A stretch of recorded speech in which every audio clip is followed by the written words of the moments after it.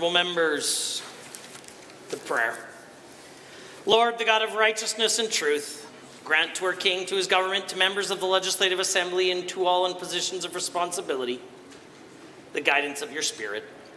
May they never lead the province wrongly through love of power, desire to please, or unworthy ideas, but laying aside all private interest and prejudice, keep in mind their responsibility to seek to improve the condition of all.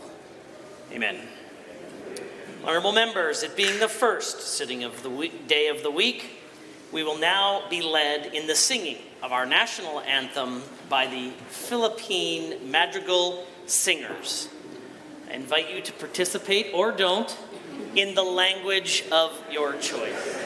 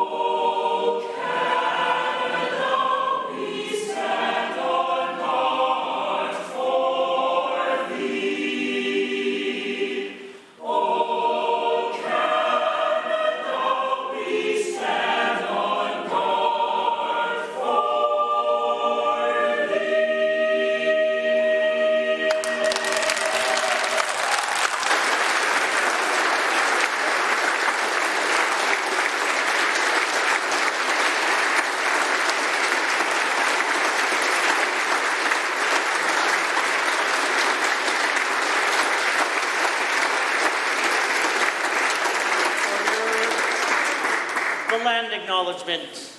The Legislative Assembly is grateful to be situated on Treaty 6 territory.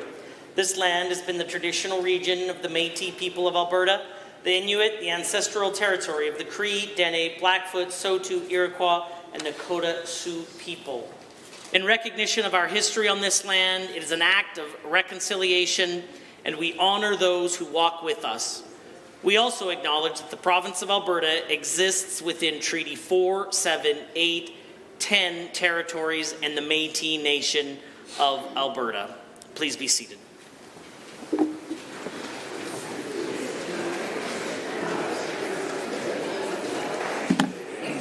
Introduction of visitors. Honourable members, it's a great pleasure to introduce a special visitor seated in the Speaker's Gallery today. The Grand Chief of Confederacy of Treaty 6, Cody Thomas, has joined us. He is joined in the Speaker's Gallery today by Kaylee, the Executive Director of the Confederacy of Treaty 6, and Josh Berger, Grand Chief Liaison. Please rise and receive the warm welcome of the Assembly.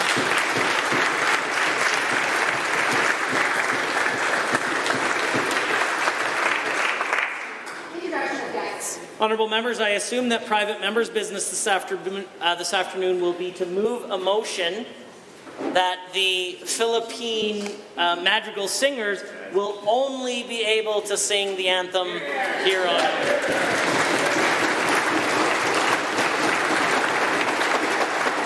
Today we were led in the singing of O Canada by the Philippine Madrigal Singers. They are visiting all the way from the Philippines and will be performing in Edmonton and Calgary this week as part of their Canada-wide tour.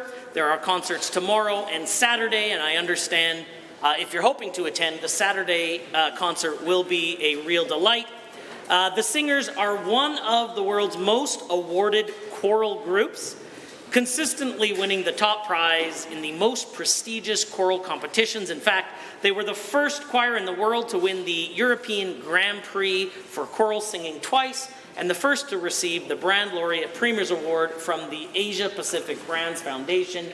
In 2009, they were declared as UNESCO Artists for Peace. Please rise and receive the warm welcome of the Assembly.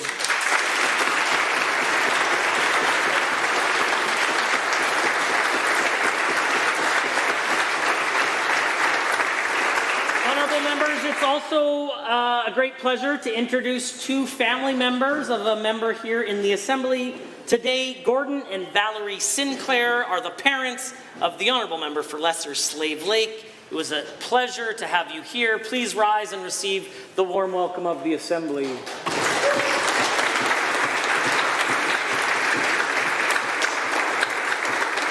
And lastly, from me today, the Bangla-speaking diaspora throughout the globe are celebrating Poihala Boisak, Bengali New Year. The Bengali language is among the 6th most spoken language in the globe and plays a key role in building rich cultural heritage. Today we have community leaders representing 6 different nonprofits from across Alberta commemorating the occasion. They are the Edmonton Bengali Association, the Bangladesh Canada Association of Edmonton, the Bonga Society of Alberta, the Kirsti Bengali Cultural Society of Edmonton, the Ethnic Society Synergy Association, the Bangladesh Heritage and Ethnic Society of Alberta. Please rise and receive the warm welcome of the Assembly.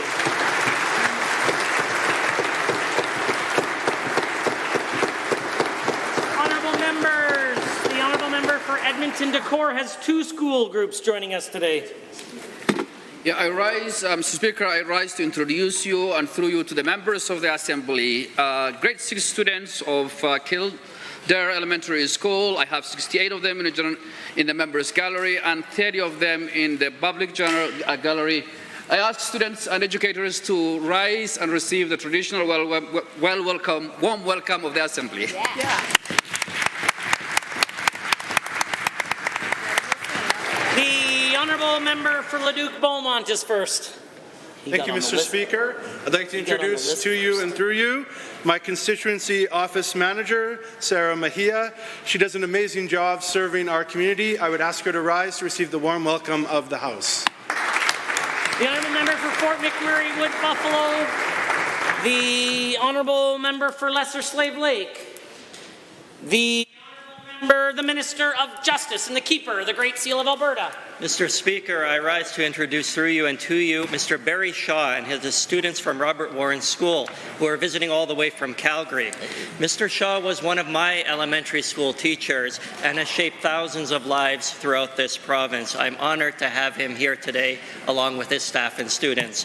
Please rise and receive the warm welcome of this Assembly. For Edmonton Southwest. Did you have an introduction? Go ahead.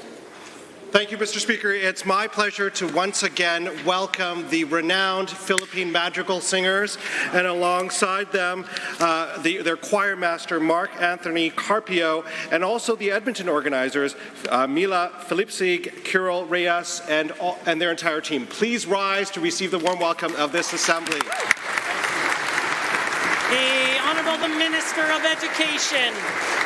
Mr. Speaker, I'm honored to introduce Marilyn Dennis. Marilyn is a board trustee with the Calgary Board of Education and also chair of the Alberta School Boards Association. She's joined today by Dr. Vivian Aboud, Executive Director of the Alberta School Boards Association. I want to thank them immensely for their advocacy and their partnership with government. I ask that they rise and be recognized, Mr. Speaker. The Honourable Minister of Indigenous Relations. Thank you, Mr. Speaker. It's my pleasure to introduce to you and through you 3 amazing guests here today, Elder Charlie Fox, Elder Teresa Strawberry, and Kayla Coleman. We all attended the Honouring Spirit Indigenous Students Award ceremony this morning. Thank you for being here, and please rise and receive the warm welcome. The Honourable Member for Edmonton Decor. Thank you, Mr. Speaker. I rise to introduce you and through you to the members of the Assembly, grade 6 students of Princeton School. I ask the students and the teacher to rise up and receive the traditional warm welcome of the Assembly. The Honourable Member for Fort McMurray Wood Buffalo. Thank you, Mr. Speaker. It's my pleasure to introduce to you and through you to all members of the Assembly, Annalee Nutter. She's the superintendent of the Fort McMurray Public School District. Thank you for your more than 2 decades of experience and service to the public schools. Thank you, and please receive the warm welcome of the Assembly. The Honourable Member for Calgary Falconridge. Mr. Speaker, I rise to introduce to you and through you to all members of the Assembly 4 individuals whose contributions are invaluable to the community. First, Mr. Syed Sarfraz Hussain Naqvi, President of the Seniors Multicultural Association of Alberta. We also have Imran Hamid, Muhammad Rizwan, and Hassan Ali Bukhari for incredible volunteers and community advocates. Please rise and receive the warm welcome of the Assembly. Are there others? The Honourable Member for Calgary East. Introduce to you and through you 2 of my guests who have come all the way from Calgary to be part of Pohila Boishek Bengali New Year. Rosina Mina helps with newcomer settlement in Calgary, and his son Mazur is a student at the university. I ask them to rise and receive the traditional warm welcome of the House. Thank you, Mr. Speaker. Are there others? Seeing none, the clerk. Oh, the Honourable Member for Lesser Slave Lake. Mr. Speaker, I rise today to introduce to you and through you some people from Slave Lake and Calgary, Sean, Frankie, Jared Patterson, and Brent Elrich. And I'm also super grateful to have my parents here today, Mr. Speaker, Gordon and Valerie Sinclair, and my good friend and Nietzsche brother, Grand Chief Cody Thomas from the Treaty 6 Confederacy, both of them here to support me and hear me speak today. Thank you. Go ahead. Ministerial statements. Member statements. The Honourable Member for Red Deer South has a statement to make. Thank you, Mr. Speaker. Today is a good day for Red Deer. This morning, I joined our Justice Minister in Red Deer. We announced expansion of the Family Justice Strategy into Red Deer. That is good news, Mr. Speaker. The Family Justice Strategy is good, Mr. Speaker. Mr. Speaker, our laws can be confusing. The legal system is daunting for Albertans seeking to resolve family matters.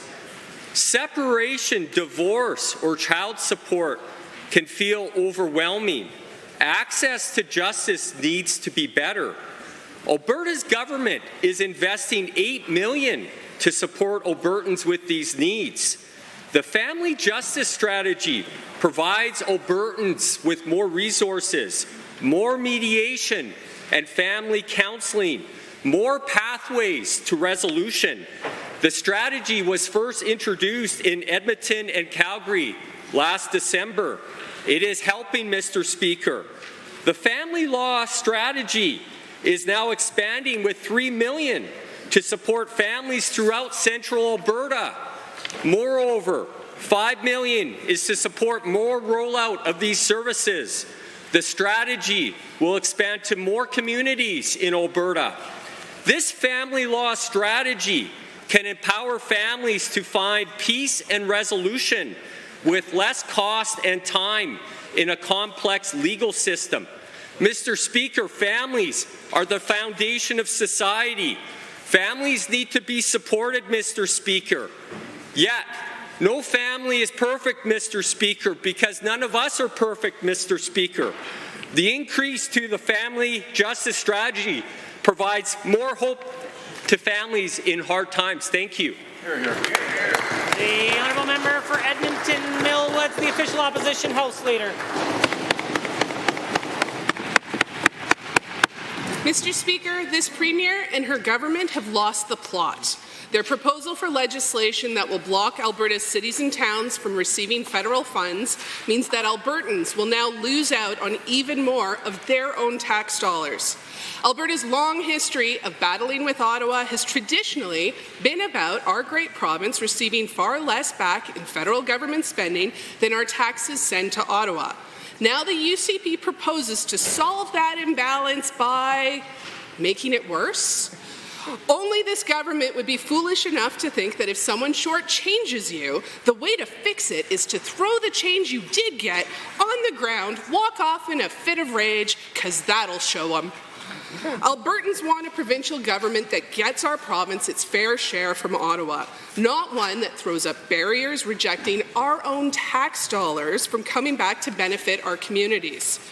When the UCP broke their key election promise of an income tax cut, they were telling Albertans that this government is not interested in helping out with family budgets during this cost of living crisis. Now the UCP's plan is to make the crisis even worse. By needlessly blocking federal program funding from reaching Alberta's cities and towns, the Premier and her UCP team will have forced municipalities to raise Albertans' property taxes to make up for that gap. Making Albertans pay twice for municipal programs is no way to stick it to Ottawa. With this new plan, the only ones the UCP are sticking it to are the Alberta taxpayers. Erecting barriers to federal government spending in Alberta shows that when it comes down to helping struggling Albertan families, this Premier and her government have completely lost the plot. The honourable member for Lesser Slave Lake has a statement to make.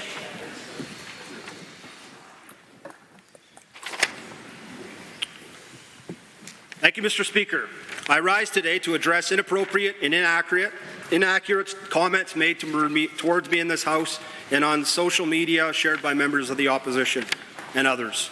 Mr. Speaker, the past few days have been extremely stressful. As a result of these inaccurate comments and posts, I've received threats of violence, racist insults, attempts to assassinate my character, and even worse, question my ancestry. This has triggered me and opened old wounds of trauma that I thought I'd left behind. One post stated that he may be Indigenous on the outside, but his actions, the fact he is a Conservative, has a white wife, seems like an Uncle Tom. One even said, I'm going to get scalped.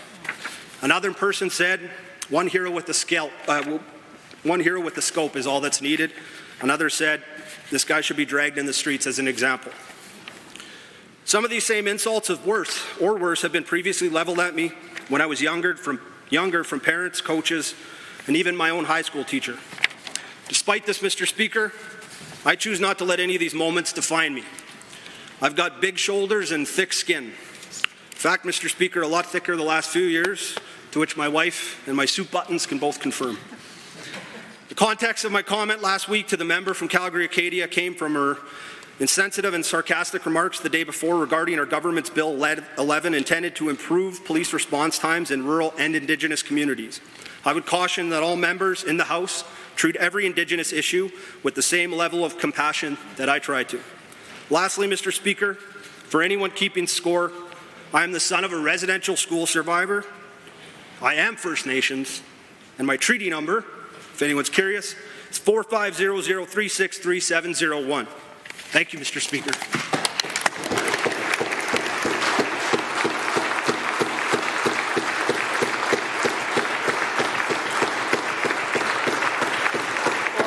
The honourable member for Calgary Elbow has a statement tonight.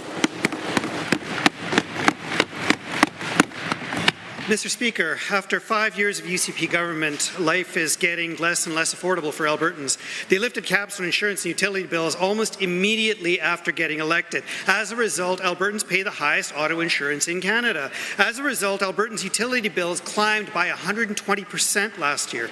This government took hundreds of millions from Albertans by de-indexing the tax code. They took millions from ACE recipients and seniors by de-indexing their benefits. They refused to act to address skyrocketing rent, and instead of cutting taxes like they promised in their election, the UCP chose instead to hike taxes and fees on Albertans.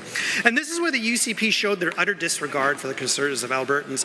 At a time when it is getting hard for Albertans to afford a home, when people are living with their parents or grandparents because they can't afford to purchase their first homes, at a time when we hear this worry from so many families, the UCP decided to increase fees on housing by 160%. That's right, Mr. Speaker. During an affordability crisis, during a housing crisis, the UCP decided to increase taxes on housing. Over the next 2 years, the UCP's dream-killing housing tax will take $136 million out of Albertans trying to buy a home. The UCP was elected promising to cut taxes, make life more affordable, and to listen to Albertans.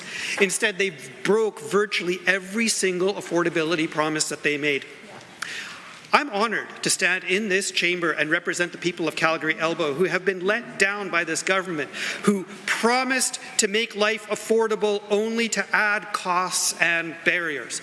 My constituents and all Albertans deserve better. Honourable members, the time is now 1:50, and that makes it oral question period. And the Leader of His Majesty's Loyal Opposition has question 1. Mr. Speaker, this Premier seems to have forgotten that Albertans democratically elected their local leadership to run their municipalities. They may be statutory creatures of the province, but they still represent the priorities of the constituents who elected them. She's also forgetting it's her cuts and downloading that have municipalities looking for money. So to the Premier, we know that historically she doesn't do well on locally elected boards, so can she tell us why she's now acting like she was elected Mayor-in-Chief? Did we miss an election somewhere where that happened? The Honourable the Premier. Thank you, Mr. Speaker. The point I was raising last week is that the Prime Minister has a big job to do, which is running the country, and he should stop trying to do the job of premiers. Right. Premier's job is to make sure that every municipality is treated fairly. That has not happened. We have 8 municipalities who managed to use their connections to be able to get grants, and good for them, but the conditions attached to it are causing big problems in their backyard. Just ask anyone who's gone to the blanket rezoning meetings. I can tell you they didn't ask for that from Quebec when they signed a deal, and that's what we're looking for, the same treatment as Quebec. The Honourable, point of order is noted. The Honourable, the Leader of the Opposition. Mr. Speaker, Albertans don't actually care about jurisdiction when it comes to getting the help that they need. Mr. Speaker, Alberta's housing crisis is worsening. Municipalities and the people who need homes will take the help from wherever they can get it, even from the feds. But the Premier thinks if she doesn't get the credit, Albertans shouldn't get a home. To the Premier, why won't she just get out of the way, or better yet, match the federal funding with real money instead of press releases about something that may or may not happen 10 years from now? The Honourable the Premier. Thank you, Mr. Speaker. The member of the opposition seems to have forgotten there's more than 8 municipalities in Alberta. In fact, there's over 350. And if they each had to work to sign a bilateral agreement with the federal government, fingers crossed they were going to get money, there would be a lot that would be left out, as is the case right now. In Quebec, in British Columbia, the federal government came to the table as adults, negotiated an arrangement so that the provinces and the federal government would go out together in announcing support. We are absolutely open to doing the same thing. The Honourable Leader of the Opposition. Well, Mr. Speaker, you know, it's not just municipalities the Premier is going after with her bill. Leslie Thompson lives with type 1 diabetes and is the co-funder of Pump for Life Alberta. She knows what she's talking about when she says this bill threatens free access to otherwise costly diabetes medications and supplies. With her gatekeeper-in-chief bill, the Premier would be blocking access to free essential health care. So to the Premier, after sparking outrage with their cancellation of the insulin pump therapy program in 22, why is the UCP going after these very same Albertans once again? The Honourable the Premier. Mr. Speaker, I look at it the other way, that if the federal government comes to the table dealing with us in good faith, we can actually end up with more dollars going into the vital programs. They know how to do this. They came to the table on the healthcare deal. We negotiated a 10-year deal plus 4 additional bilateral deals. It would have been absurd if they had tried to do a workaround and go to each individual hospital to cut a separate deal. They wouldn't have done that. Why is it that they're doing it on housing? It's because it's political. We're not going to stand for it. We want to make sure that every municipality is treated fairly, and that's why they have to negotiate with us. The Honourable the Leader of the Opposition for her second set of questions. Well, Mr. Speaker, here's the deal. The Premier's gatekeeper-in-chief bill is going to make it harder to get federal dollars, taxes Albertans pay, back into Alberta. The world-class researchers at Alberta universities are another group she's specifically targeted. She clearly doesn't know how any of this works. So to the Premier, there's no evidence that the arm's-length expert researchers who approve federal grants are ideologically driven. So will she admit the only ideological imposition she's really concerned with is her own? The Honourable the Premier. Well, Mr. Speaker, it just so happens David Staples wrote a column on the 12th saying, mega intellectual PR machine, Professor blasts gigantic funding of Trudeau Liberals' climate narrative. In fact, what he says is you do have to wonder why the federal government... Order. The Honourable the Premier is the one with the call. This is Sylvain Charlebois, a professor in agricultural economics. You do have to wonder why the federal government has poured so much money into these institutions. What are we getting out of it? Are we getting debate? Are we getting information? Are we getting good science? Or are we just getting research to support the government's agenda? That's the reason we're concerned. The Honourable the Leader of the Opposition.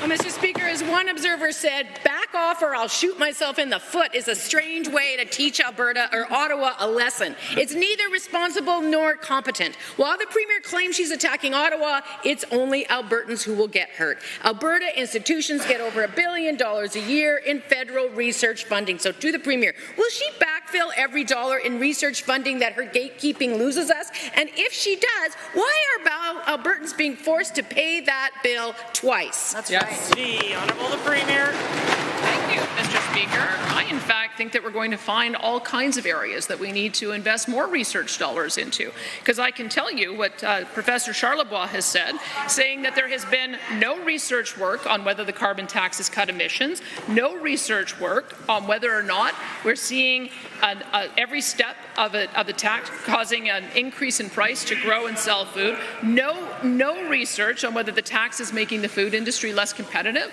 These are the kinds of things that you expect academic institutes to study, and if they don't, we have to find out why. The Leader of the Opposition. Well, Mr. Speaker, this UCP government just doesn't know what they're even trying to do here. The Advanced Education Minister says none of the current academic funding would be problematic, but the Premier claimed on the weekend that they're all driven by federal ideology, so she's going to step in. Neither of them ran on a policy of interfering with academic freedom in the province of Alberta. So to the Premier, how can she not understand that this ill-informed power trip is going to drive both money and some of our best minds out of the province for generations to come? The order. The Honourable the Premier. Thank you, Mr. Speaker. We absolutely ran on making sure there was robust, free debate at universities. We passed a policy saying that we expect the Chicago principles at universities to be followed. And as a result, we expect that there's going to be robust discussion. Is everything okay? Robust discussion on all sides of the debate. And if we're not seeing that, then we have to step in and make sure that there's balance. Absolutely, we're going to make sure that research is funded in a fair way and that all perspectives are heard. Good job. Order. The Honourable Member for Edmonton Manning, the official opposition Deputy House Leader. Thank you, Mr. Speaker. Today is April the 15th, the day the UCP promised Albertan would be fully staffed with wildland firefighters. Alberta is now under a wildfire advisory. A report setting drought is gripping our province, and we need action. The government has been fully aware of what wildfire season could bring for months. So they do not have one excuse for understaffing or undertraining wildland firefighters. To the Premier, has Alberta reached full staffing capacity like the government promised, and how many of these firefighters have been deployed? The Honourable the Minister of Forestry and Parks. Thank you very much, Mr. Speaker. And yes, we can say that our wildfire team is in place and working hard right now. This year to date, we have had over 200 wildfires. There's only, I think, a dozen of them still on books right now. And so We do have our crews in place, and they've been working all winter, Mr. Speaker. So for the opposition to suggest that our wildfire crews haven't been working is very disingenuous, and they're trying to create alarm with Albertans. We're trying to create calm, and we're not here spreading fear like the NDP are. We're here doing the job that we're paid to do, and our wildfire fighters are doing their job. The order. The honourable member for Edmonton Manning. Thank you, Mr. Speaker. And given the promise by the government was April 15th, fully staffed up and fully deployed, and yet this minister can't respond to that question, and 53 is the number of active wildfires currently burning in Alberta today. And just last week, the first evacuation happened in Enoch. However, municipalities and Indigenous communities have made it clear that they feel there's a lack of information sharing about fire preparedness and safety from this government. This is unacceptable.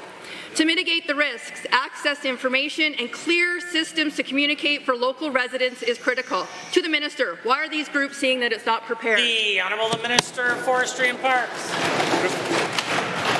Mr. Speaker, we are prepared. The wildfire teams are actively working right now on the fires.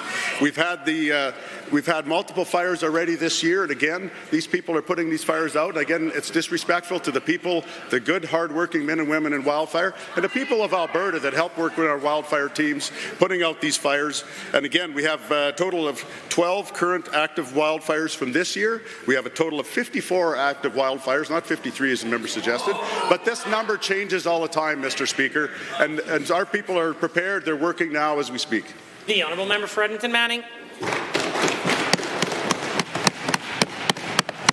Banff National Park, Bashaw, Camrose, Leduc, Spruce Grove, Clearwater, Brazeau, Cypress County, Fort Saskatchewan, Lethbridge, Pincher Creek, Ponoka, Strathcona County, Sturgeon County, Morinville, Drayton Valley, Cochrane, Redwater, Rimbey, Tabor, Waterton Lake National Park.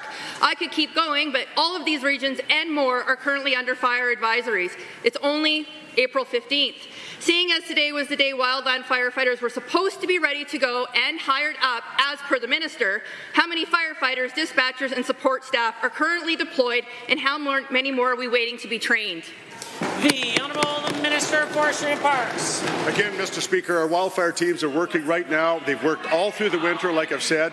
There's a training that's been going on all through the winter. Order. I had no problem hearing the question. I'm having some challenge hearing the answer. The Honourable Minister of Forestry and Parks. Thanks, Mr. Speaker. Yes. So our teams have been getting prepared all winter long. They've been working all winter long, and they continue to do the good work they're doing. We'll be bringing more teams on track as we go. Last year we had 35 Indigenous teams. This year we have 40 Indigenous teams. We brought on an extra 100 firefighters on our contracts, and Mr. Speaker, we brought on more teams working full-time, and they're doing the job that they need to do. The Honourable Member for Edmonton South has a question. Mr. Speaker, my constituents in Edmonton South are waiting longer and longer for essential medical care because of this government's broken promise to build the South Edmonton Hospital. Despite campaigning on building it, this government now has a litany of excuses to justify their broken promise. They claim there was no business case, equal false. They claim that there was no need in the South. Also false. Will the Minister of Health explain why this government is failing the people of South Edmonton? The Honourable Minister of Health has risen. Thank you, Mr. Speaker. I know I've said this over and over again, but I'm happy to repeat it.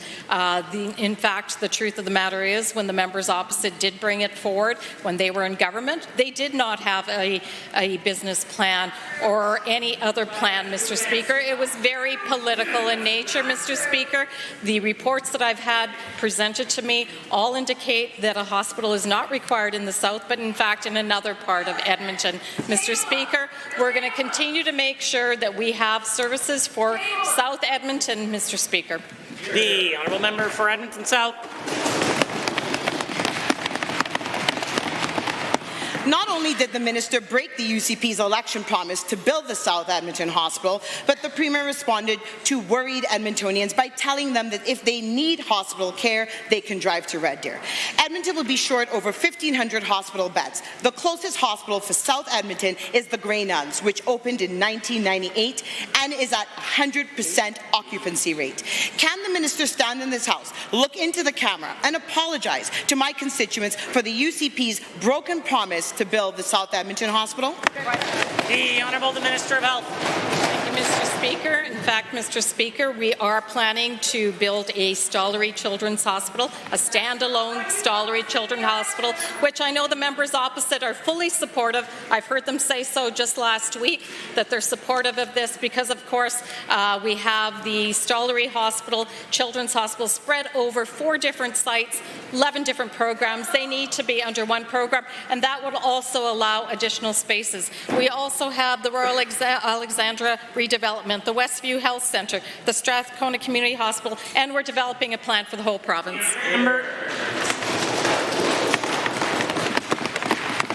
The last new hospital in Edmonton opened in 1998. The NDP took action to address this in 2017. The UCP committed to getting it done until the election. South Edmonton is one of the fastest growing areas, and because of the UCP's delays and denials, there are many struggling to access health care. A resident in South Edmonton with a sick child in an emergency can't drive to Red Deer to get care. But that seems to be the only solution this government has. Did this government consider any other options to address this critical health care needs of my constituents in Edmonton South? The Honourable the Minister of Health. Thank you, Mr. Speaker. Soon that member with the sick child will be able to go to a standalone Stollery Hospital, Mr. Speaker. We're committed to getting it done and done quickly. Mr. Speaker, the other item that the members opposite continue to fail to state is that the cost for a South Edmonton hospital had ballooned to over $4.9 billion, Mr. Speaker. The most Order. The Minister of Health has the call. Mr. Speaker, that would actually be the most expensive hospital in all of Canada and would take over a decade to build, Mr. Speaker. We are committed to making sure that Albertans, particularly Edmontonians, get the facilities they need. The member for St. Albert is next. There are 183 families waiting for repayment of over $60 million from Greg Christensen Group of Companies. The members of the Alberta Life Lease Protection Society have been extremely critical of Bill 12, saying it will not help those already impacted. The ministers met with longtime UCP donor and supporter Greg Christensen 9 times, and with those impacted by these actions only once. On her radio show, the Premier finally agreed to meet with this group on Thursday after sustained public pressure. Will the Premier update the House on the outcome of the meeting and details of next steps? The Honourable the Premier. Thank you, Mr. Speaker. We're working on getting a meeting date this Thursday, and I'd be happy to update the member when we have that meeting. The Honourable Member for St. Albert.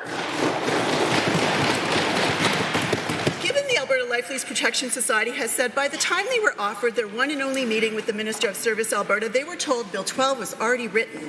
Given they were told that there would be no retroactive support for the seniors owed their life savings, and given that many are worried that Greg Christensen had more influence in drafting Bill 12 than those seniors that actually need help and protection, can the Minister tell us, in Alberta seniors, how many of his 9 meetings with Greg Christensen took place before Bill 12 was drafted? The Honourable the Minister of Service Alberta and Red Tape Reduction. Mr. Speaker, listen, we are empathetic to the hardship and the financial pressure that these individuals are facing. It's absolutely just horrible, Mr. Speaker, that seniors can't get back their life savings from this developer. That's why my department and myself have met since being sworn into Cabinet, Mr. Speaker, 12 times. I was personally at 9 of those meetings. Mr. Speaker, I committed in this House that I will continue to meet with that developer, and I will continue to put pressure on until every single person has been made whole. The order. The Honourable Member for St. Albert.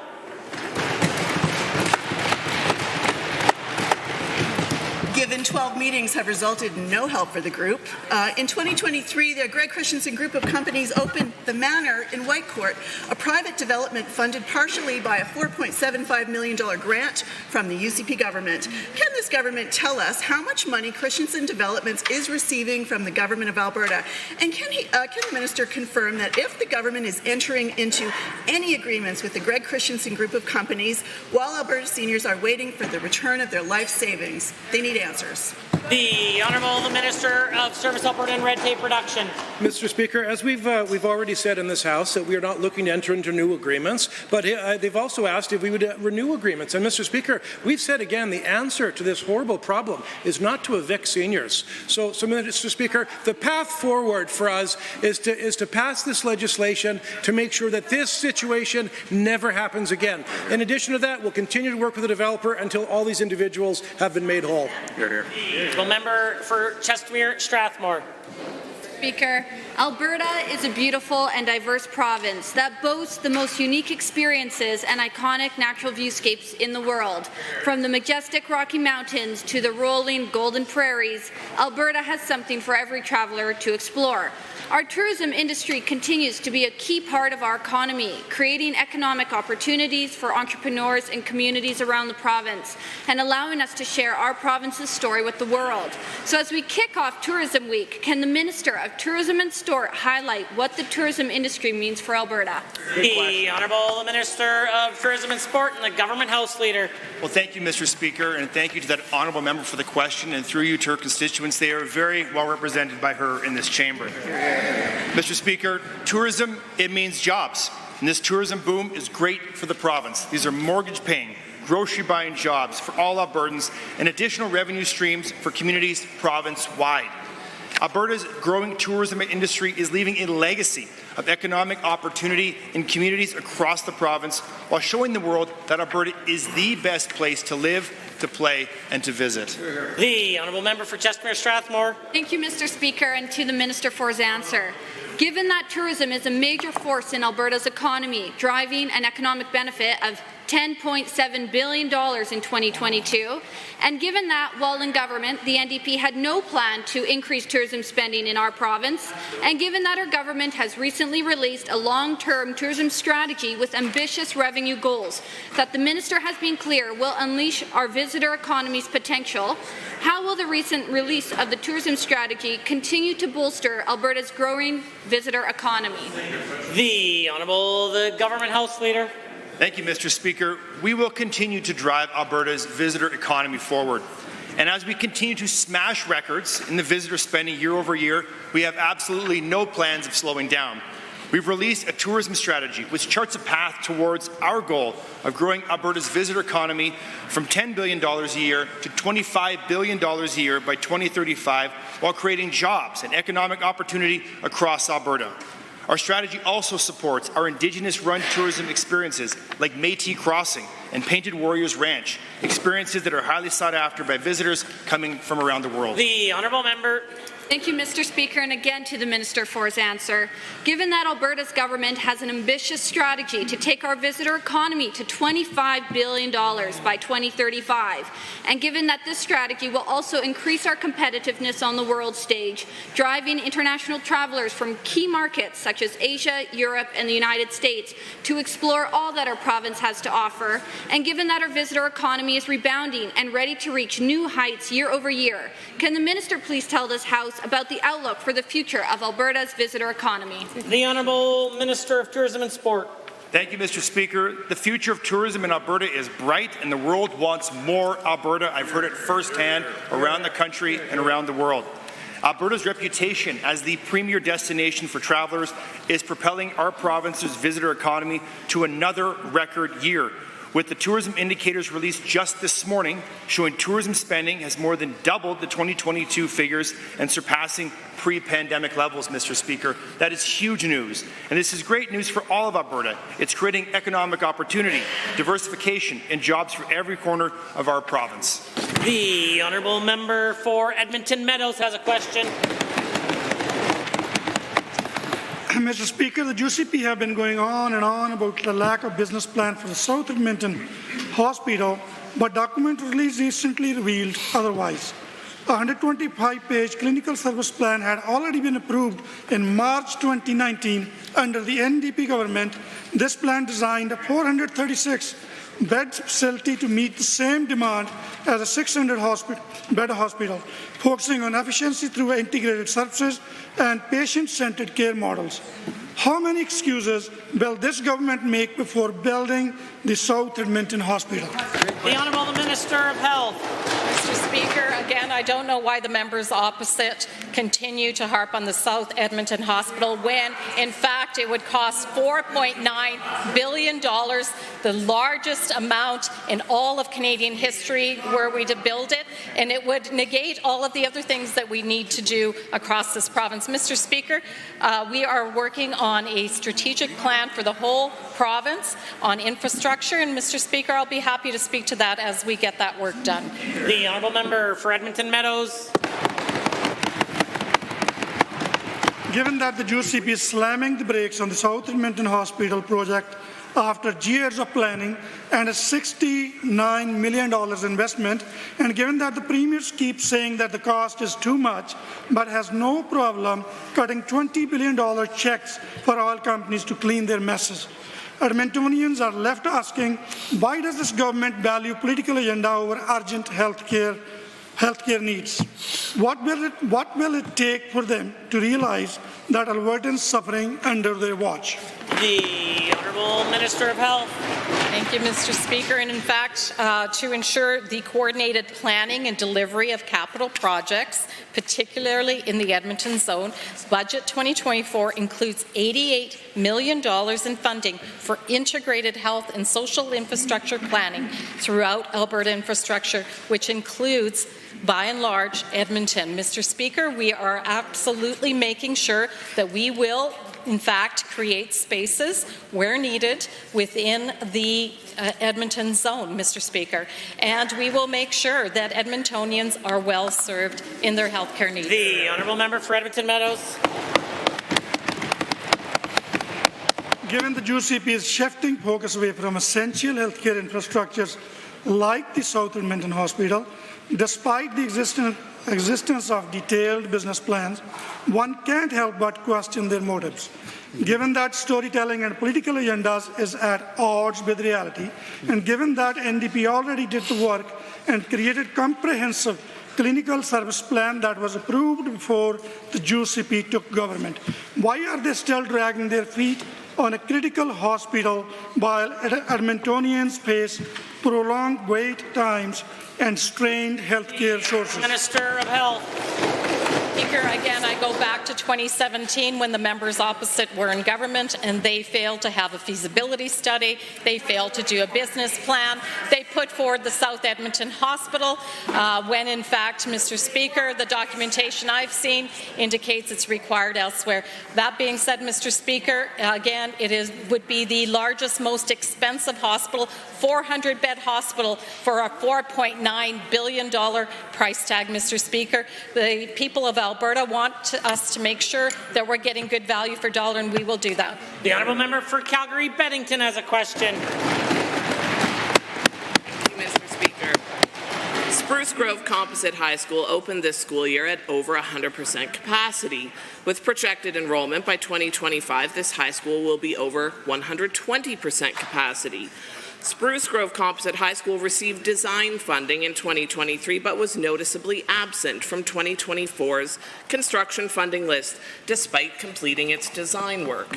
This project has been the top priority for the school division for 5 years now. Why are families in Spruce Grove still waiting for a new high school to be constructed, and how long will it take to actually build? The Honourable the Minister of Education has risen. Thank you, Mr. Speaker. Every year, of course, our school boards submit to us their capital requests and needs, and we collect all of those responses and we evaluate them to determine need, of course, and where best to allocate resources and how best to be able to move these projects forward. I'm proud to announce that we do have 98 projects currently in the pipeline, and with Budget 24, we were able to move 43 of those projects forward. Of course, we'll continue to evaluate all of the projects and move them forward when we have the opportunity to do so to make sure that all Albertans enjoy. The honourable member for Calgary-Beddington. Given that high schools across the province have run out of space, and given that students can't attend classes in a building design, what is this minister's plan for Calgary Board of Education high schools? given that Sir Winston Churchill High School is at 121% capacity, given that Robert Thirsk is at 102% capacity, given that Diefenbaker is at 117% capacity, given that Nelson Mandela is at 109% capacity, given that Centennial High School is at 107% capacity, given that Joan Cardinal Schubert is 100% capacity, given that Western Canada is The Honourable 104%. Minister of Education. Mr. Speaker, let me just start by saying that the Alberta Advantage is back and booming, and we see that as being demonstrated by the fact that people are once again flocking to our province. When the NDP was in power, they drove people out of the province. More so, Mr. Speaker, they actually told Albertans to go to BC and look for jobs there.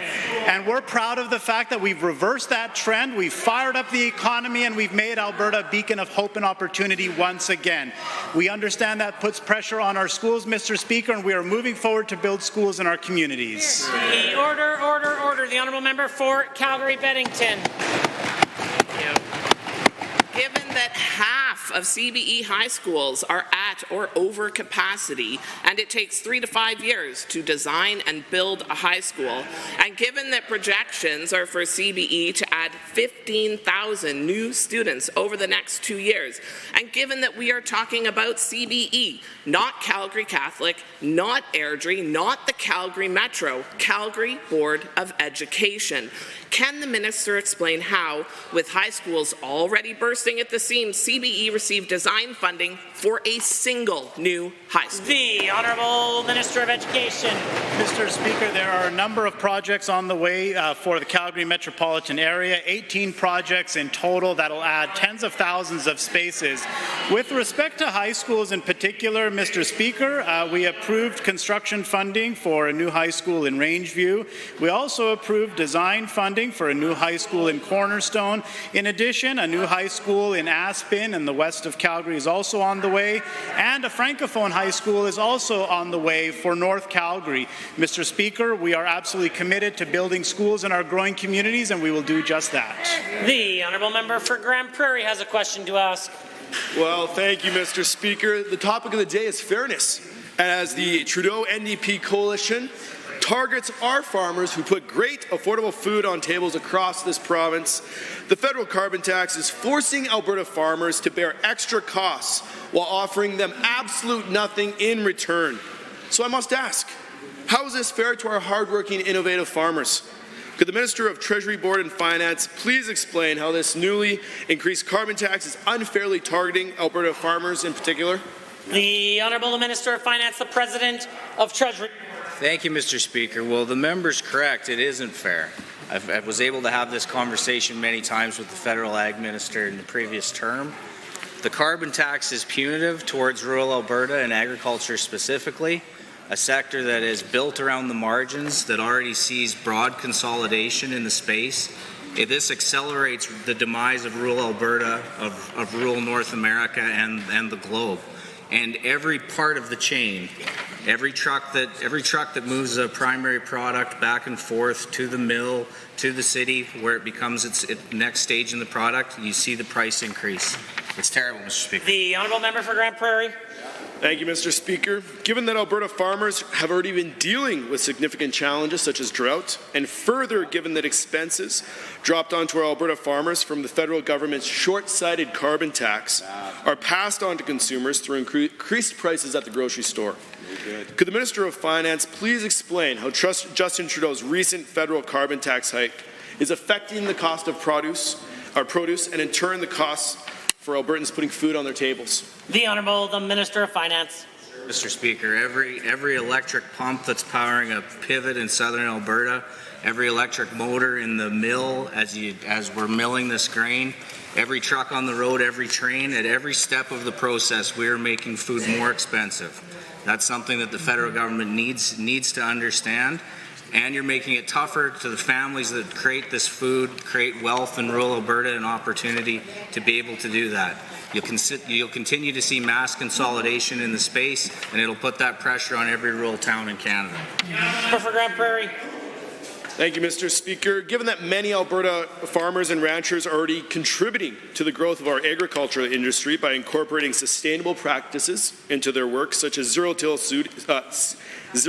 seeding and adaptive grazing for cattle, and given the importance of our vibrant local agricultural industry in both our economy and worldwide, could the Minister of Agriculture and Irrigation please explain how our government is supporting Alberta's agricultural industry to contribute to the goal of a sustainable food supply for Albertans to put food on their tables? The Honourable the Minister of Agriculture and Irrigation. Well, thank you, Mr. Speaker. Our government supports producers to enhance the sustainability of their operations through the Resilient Agricultural Landscape Program and its 4 funding categories: pasture management funds, riparian management and rotational grazing; cropland conversions funds, intercropping; tree establishment funds, shelter belts and pollinator strips; and the wetland category funds the restoration or creation of wetlands. Mr. Speaker, our producers here in Alberta already lead the world in sustainability, and this program aids them to continue the great work that they do every year. The Honourable Member for Calgary Foothills has a question. Mr. Speaker, the critical need for CBE schools in North Calgary is being ignored by this UCP government. The CBE school capacity by resident school population in North Calgary is as high as 192%. We are in desperate need of schools. This government goes on and on about their plans, and they are just that, plans. But plans do not mean anything if there is no follow-through. We needed shovels in the ground yesterday, Mr. Speaker.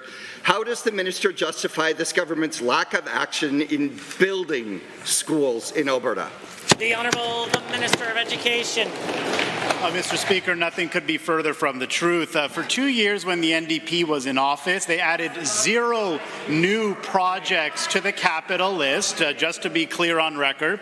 And in addition, Mr. Speaker, in Budget 24, we have approved construction funding for the highest number of schools in over 7 years. Mr. Speaker, we recognize and we understand that Albertans are flocking to Alberta, or that folks are flocking to Alberta once again. This is a strong sign of encouragement, and we understand that creates pressure on our school divisions, and we will expedite the construction of new schools, Mr. Speaker. The Honourable Member for Calgary Foothills.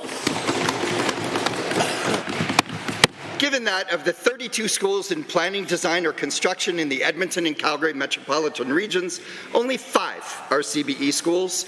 Given that only 1 of those 32 schools is budgeted for construction of a CBE school.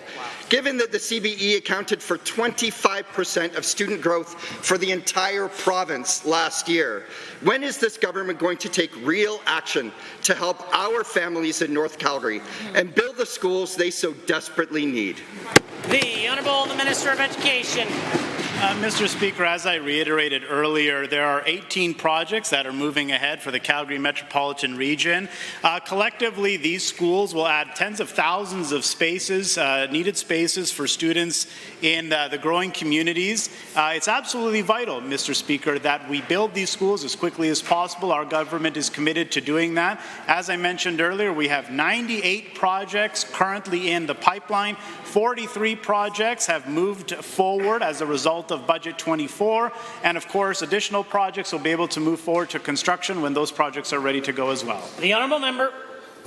Given the UCP loves to get on their soapbox and talk endlessly with no real action, given that the budget doesn't include a single CBE school in planning, design, or construction for Calgary Foothills, given that the CBE made it clear that every school in their capital plan was a priority, given that overcrowded schools means lower quality education, supply shortages, and overworked, underappreciated teachers, how much worse do things have to get for the UCP to take these concerns seriously and actually get these schools built? The Minister of Education. Mr. Speaker, we're moving forward with a K-4 school in Evanston. We're moving forward with a high school in Rangeview. Another high school in Cornerstone is also on the way. 2 elementary schools in Redstone are also being planned. We're modernizing the Annie Gale School. A new high school in Aspen is also on the way. In addition, an elementary school, a Francophone elementary school in North Calgary is being planned, a junior high school in Saddle Ridge, and 2 additional Francophone schools, 1 a high school and 1 an elementary school, both in North Calgary are also on the way for Calgary, Mr. Speaker. The honourable member for Camrose has a question to ask. Thank you, Mr. Speaker. Our government is focused on investing key industries which support the future of Alberta. Budget 2024 allocates more than $37 million to the expansion of the University of Calgary Faculty of Veterinary Medicine. This investment is part of the nearly $70 million being spent over 3 years, beginning in 2022, on this project. Veterinarians don't just take care of our pets, but also play a key role in keeping livestock healthy. Their service is essential to ensure the safety and quality of Alberta's meat, poultry, and more. Could the Minister of Advanced Education please explain how this investment will address growing shortage? The Honourable Minister of Advanced Education. Thank you to the member for that question. Mr. Speaker, on December 1st, I was proud to join the University of Calgary to celebrate the groundbreaking on their new veterinary learning commons. We know that veterinarians play a critical role in our agricultural sector and rural economy. That is why we are making a targeted investment of nearly $70 million to train more veterinarians here in Alberta. The Veterinary Learning Commons is expected to be complete in the 2025-26 academic year, and we will double the medicine training seats from 50 to 100. Honourable member for Camrose. Thank you, Mr. Speaker, and thank you to the Minister for the answer. Given that the investment in the University of Calgary Faculty of Veterinary Medicine will double the amount of veterinarians graduating in Alberta from 50 to 100, and given that Calgary is seeing an increased demand for housing, which is outpacing the supply of homes available and driving prices higher, and further given that a shortage of accommodation may cause prospective students to struggle with cost of living expenses should they choose the University of Calgary for their studies, could the Minister of Seniors and Housing, Community and Social Services explain what is being done to expand housing supply for students in Calgary? The Honourable Minister of Seniors, Community and Social Services. Thank you, Mr. Speaker. The Honourable Member is right. The most important thing we can do is be able to create more homes for people to be able to live in. Mr. Speaker, I'm happy to report that residential construction is up in our province by 57%, Mr. Speaker, and we're on track to double our residential construction capacity this year, Mr. Speaker, in Alberta. And on top of that, mostly importantly for students, Mr. Speaker, is we're increasing purpose-built rentals. Almost a third of all residential construction taking place in our province right now is purpose-built rentals, Mr. Speaker.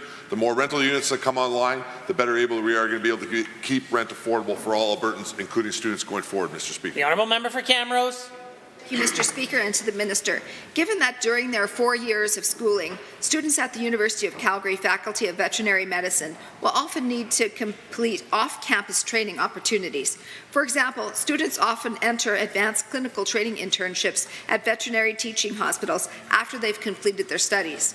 And given that students will need to find accommodation that meets their needs and budgets during these periods, wherever that internship or training may take place, could the same minister please tell the Chamber how this government is ensuring these students can find housing where and when the off-campus work happens? The Honourable Minister of Seniors, Community and Social Services. Well, Mr. Speaker, we're working very closely with the Minister of Advanced Education as well as with post-secondary institutions to be able to make sure that we can help those leaving post-secondary properties, Mr. Speaker, going on to things like practicums, to be able to have a place to be able to live while they work in all of our communities across the province. The number one way we can do that, though, Mr. Speaker, again, is to increase purpose-built rentals. In the past, Mr. Speaker, about 10% of all residential construction was purpose-built rentals. Now in Alberta, it's about a third of all residential construction, Mr. Speaker, as a result of some of the work that we've done around removing red tape and working with municipalities to increase construction capacity. The Honourable Member for Calgary Varsity has a question to ask. Every day, healthcare workers risk their own health to care for others. Yet the UCP seem committed to making their lives increasingly unbearable. Now, nurses and other healthcare workers face yet another blow from this government, an increase in staff parking costs. Not only are they required to pay more to be able to work, but they're also risk receiving higher parking tickets if they're unable to renew their parking when they take an overtime shift. How does the minister justify this cash grab on healthcare workers who are already stretched thin? The Honourable Minister of Health. Thank you, Mr. Speaker. Speaker, and thank you to the member for the question. In fact, the truth of the matter is, Mr. Speaker, that Alberta Health Services collects those parking fees to upgrade the facilities that they have and build new facilities. They're supposed to operate that at a cost neutral. In fact, in previous years, they were actually at a loss. So, Mr. Speaker, it's Alberta Health Services increasing the costs so that they can, in fact, recoup what they are spending and continue to clean those parking lots and maintain those parking lots. A point of order was noted at 2:32. The honourable member for Calgary Varsity. Given that the minister is justifying a parking cost hike of over 3% due to rising expenses and inflation, while nurses are offered a wage increase of less than 2%, and given that the minister is ignoring the fact that employee parking rates have soared multiple times in the last decade, Mr. Speaker, is it not just about the expense? It's really about the absurdity of it all. With waitlists for staff parking spots already stretching over several years in some cases, why is the government heaping yet another burden on our healthcare workers? The Honourable Minister of Health. Thank you, Mr. Speaker. And again, I want to go back to the fact that AHS, in fact, is in charge of making sure that they maintain the parkades that they have and continue to build new ones, Mr. Speaker. They have to recoup their costs. Thus, the increases have had to be added. Mr. Speaker, there has not been an increase in, I believe, 8 years, Mr. Speaker, on parkades. So, Mr. Speaker, Alberta Health Services needs to make sure that they are operating at cost neutral. Thus, they have increased those costs recently. The honourable member for Calgary Varsity. Given that this blatant cash grab exploits Alberta's already exhausted and under-resourced healthcare workforce, and given that the cost of living crisis, this government should not add to the hardships of frontline workers and must prioritize workers over profits. Will the minister commit to revoking the parking increase and finding sustainable ways to maintain infrastructure without putting the burden on healthcare workers who are already struggling? Good question. The Minister of Health. Speaker, Alberta Health Services approached me with the increases because they needed to recoup costs. They need to build new infrastructure. They need to maintain the current infrastructure. All costs have gone up. There has not been an increase in, I believe, 8 years. Mr. Speaker, Alberta Health Services, in fact, needs those dollars so that they can maintain parking and build new parkades for infrastructure as we move forward. They need to be cost neutral, and that's what they're doing, Mr. Speaker. So I maintain that AHS will continue to provide services. The honourable member for Banff-Kananaskis has a question. The mandate of the Alberta Energy Regulator, or AER, is to provide for the efficient, safe, orderly, and environmentally responsible development of energy and mineral resources in Alberta through regulatory activities. It is 100% funded by industry and designed to be an independent body from government, distanced from the politics of the day. Yet the AER fails time and time again to do its job. From the Curl Tailings Pond to road reclamation on the eastern slopes, they fail to actually regulate anything. Can the minister explain to Albertans how he will hold the AER accountable for doing their jobs? The Honourable the Minister of Energy and Minerals. I appreciate the question from the member, Mr. Speaker, and it's true the AER is doing its job. It's doing the job of a #1 energy regulator in the world right now, and that's what most of the world believes, and that's what I believe, Mr. Speaker. Now, it's true, everything can be better, Mr. Speaker, but we are trying to achieve greatness, and in that, Mr. Speaker, we are actually bringing the opportunity of eliminating energy poverty to the world. And we're doing that, Mr. Speaker, by having the best regulator regulating for the people of Alberta. And we're not going to apologize for making sure that Albertans are always #1 on our mind. The honourable member for Banff-Kananaskis. The minister and I have different definitions of the best, I think. Given the controversy surrounding the exploration for coal on Grassy Mountain and the existing moratorium on coal development on the eastern slopes, It would have appeared the AER had everything they needed to reject this exploration application, given that coal exploration created hundreds of kilometres of new roads that the AER is supposed to ensure are decommissioned but still sit on the landscape, and given that the AER isn't focusing on regulating road decommissioning or enforcing the denial of the Grassy Mountain mine, can the minister still attest that the AER is even a regulator at all when all evidence suggests The Honourable Minister of Energy and Minerals. Mr. Speaker, I can attest that the regulator is actually focused on the business of arm's length dealing with the interests of Albertans, not the personal and private interests of NDP appointees during the last reign of the AER, Mr. Speaker. I'm embarrassed to say that there was a quasi-criminal situation going on with the management where they were trying to take advantage of the situation of working for the people of Alberta. We have got rid of those people, Mr. Speaker. We are not going to allow that to happen again. The bad management of the NDP shouldn't be the reputation of the AER. There are good people working in that environment, Mr. Speaker, some of the best in the world, and we're proud of them. The Honourable Member for Banff Kananaskis.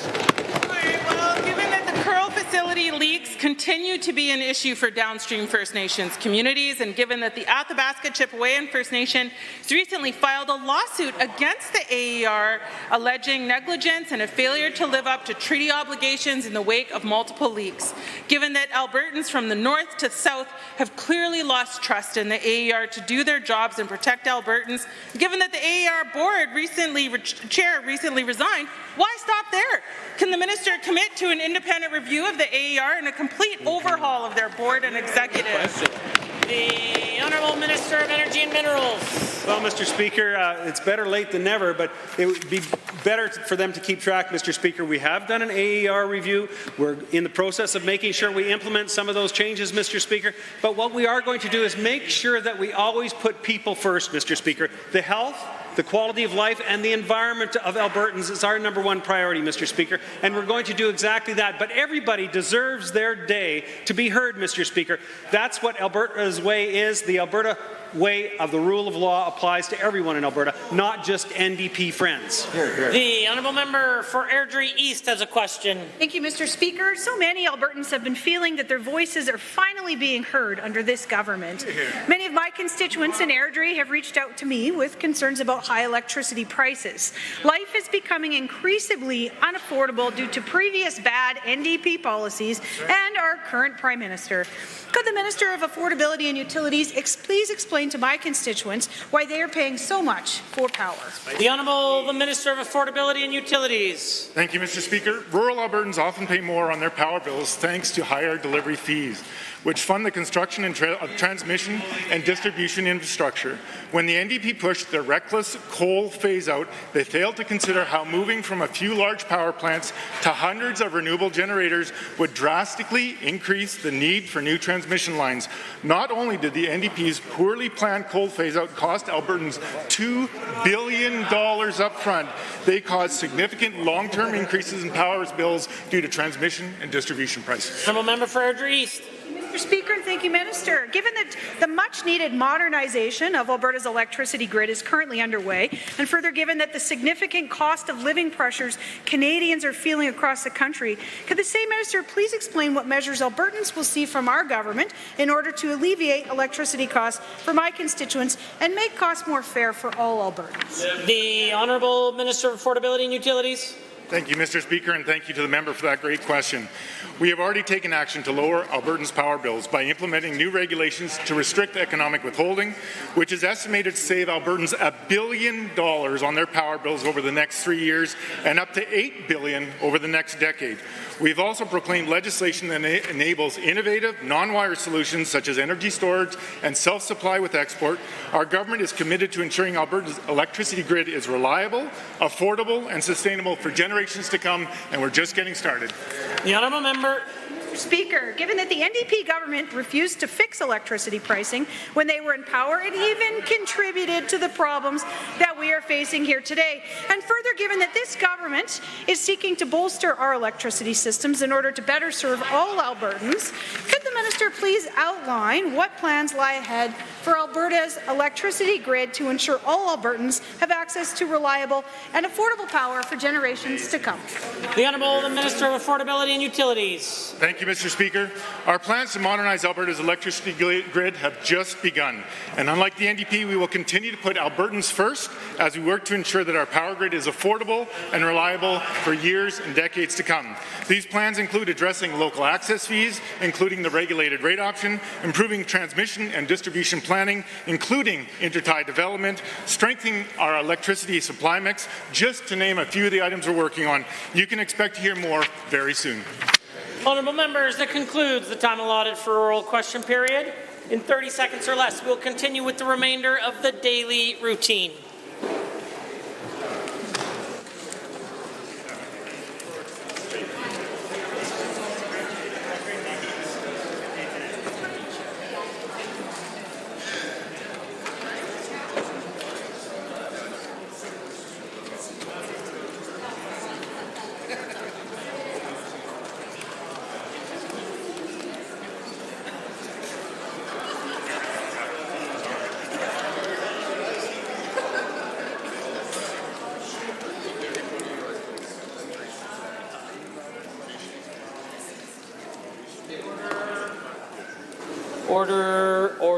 Order. The Honourable Member for Camrose has a statement to make. Thank you, Mr. Speaker. Today I rise to speak perhaps for the first time in the House about the New Year celebration in Southeast Asia known as Pohi La Boishak. Pohi La Boishak, or Bangla New Year, is the day of Bengali calendar. It is celebrated all over the globe on April 14th and 15th. This is a national holiday in Bangladesh and is a regional holiday in the Indian states of West Bengal, Tripura, and parts of Assam. The festival is celebrated by the people of Bengali heritage, irrespective of their religious faith. Mr. Speaker, the Bengali language is amongst the most spoken languages in the world, and Bengali Albertans have played a key role in strengthening the rich cultural makeup of Alberta and promoting the spirit of multiculturalism. The Solar New Year festival is also known by many other names. Vaisakhi in Punjab and central India, Vishu in Kerala, Ugadi in Karnataka, Putagnu in Tamil Nadu, Ugadi in Andhra Pradesh, and Teli Anga. Pardon my Alberta accent. Vaisakhi is a historical and religious festival in Sikhism and Hinduism and is observed across Punjab and northern India.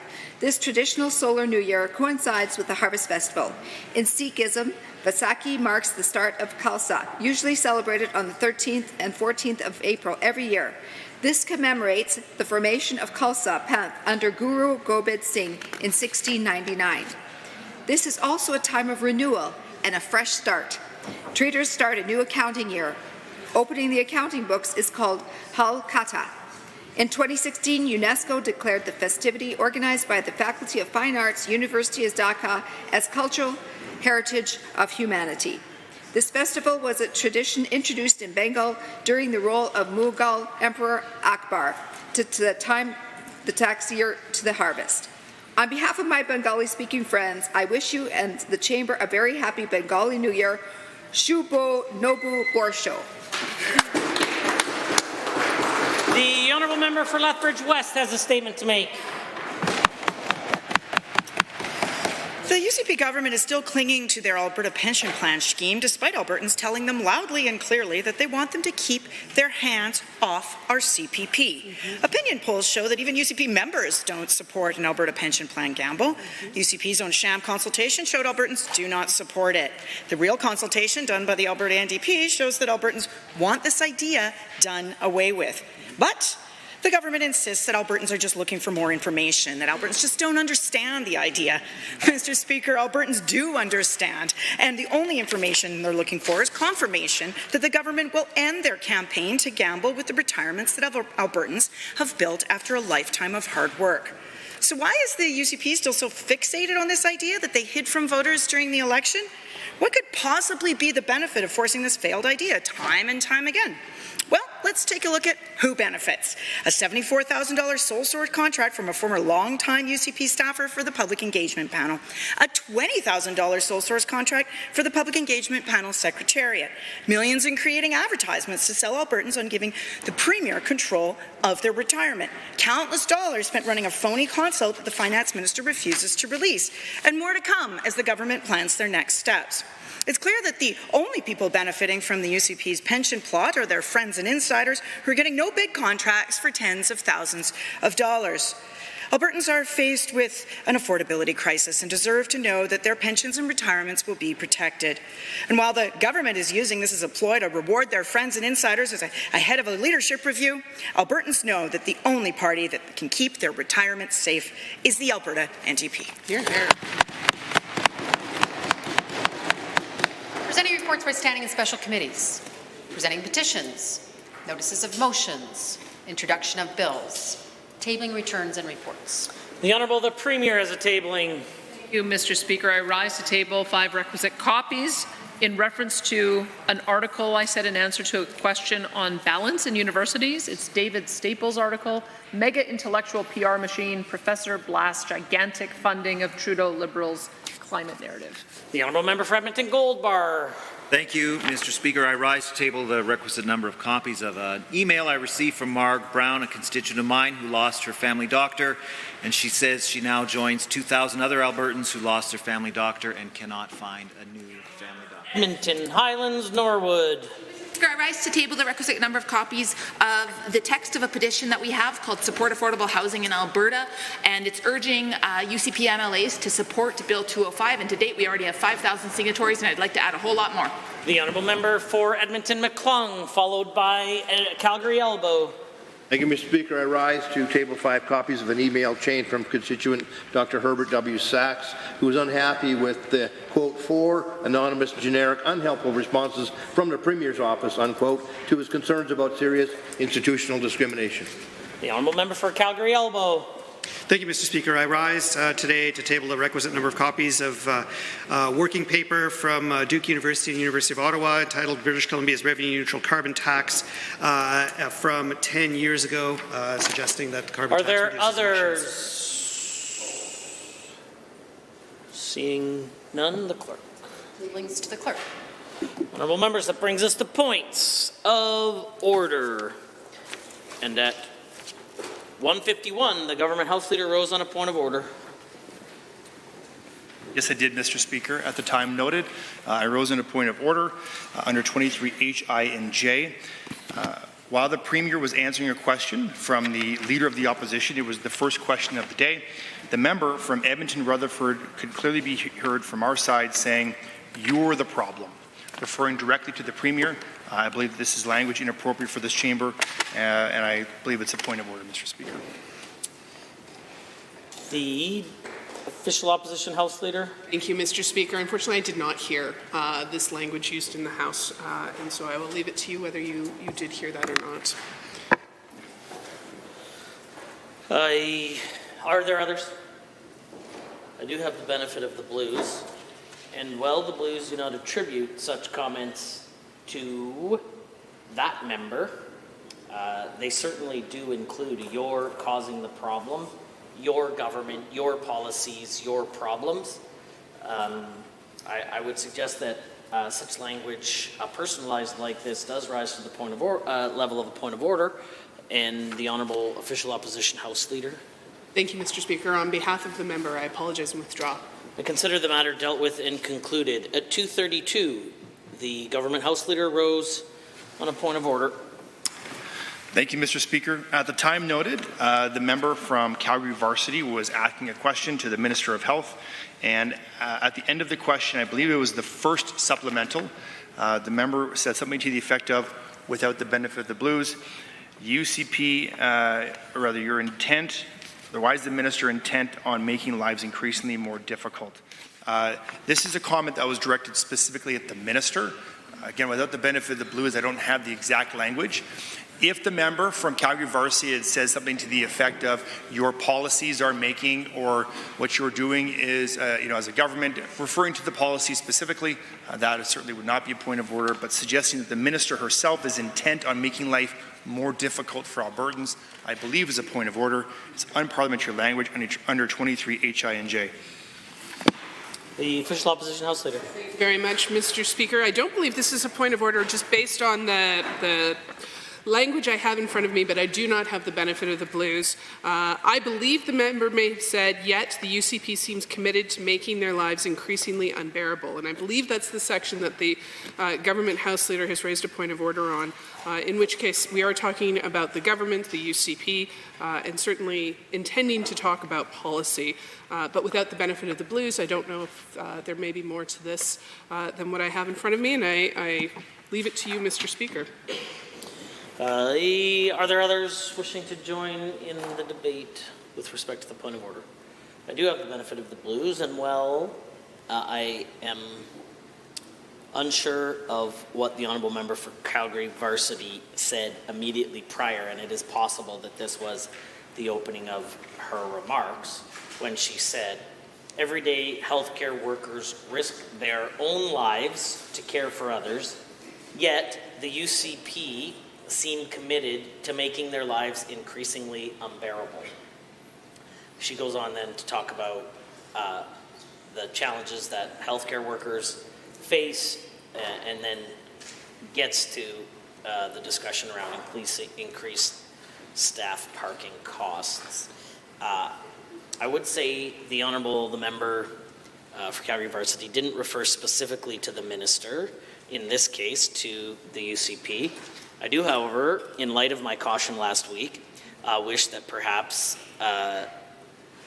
she could choose other language more specific to policy as opposed to broad strokes of what one group does or doesn't want to do, and tie this much more to a discussion around policy. And I'm convinced that the level of decorum would continue to increase if that is the case. Having said that, this is not a point of order. I consider the matter dealt with and concluded with the cautionary note. Honourable members, that concludes points of orders, and that brings us to orders of the day, orders du jour.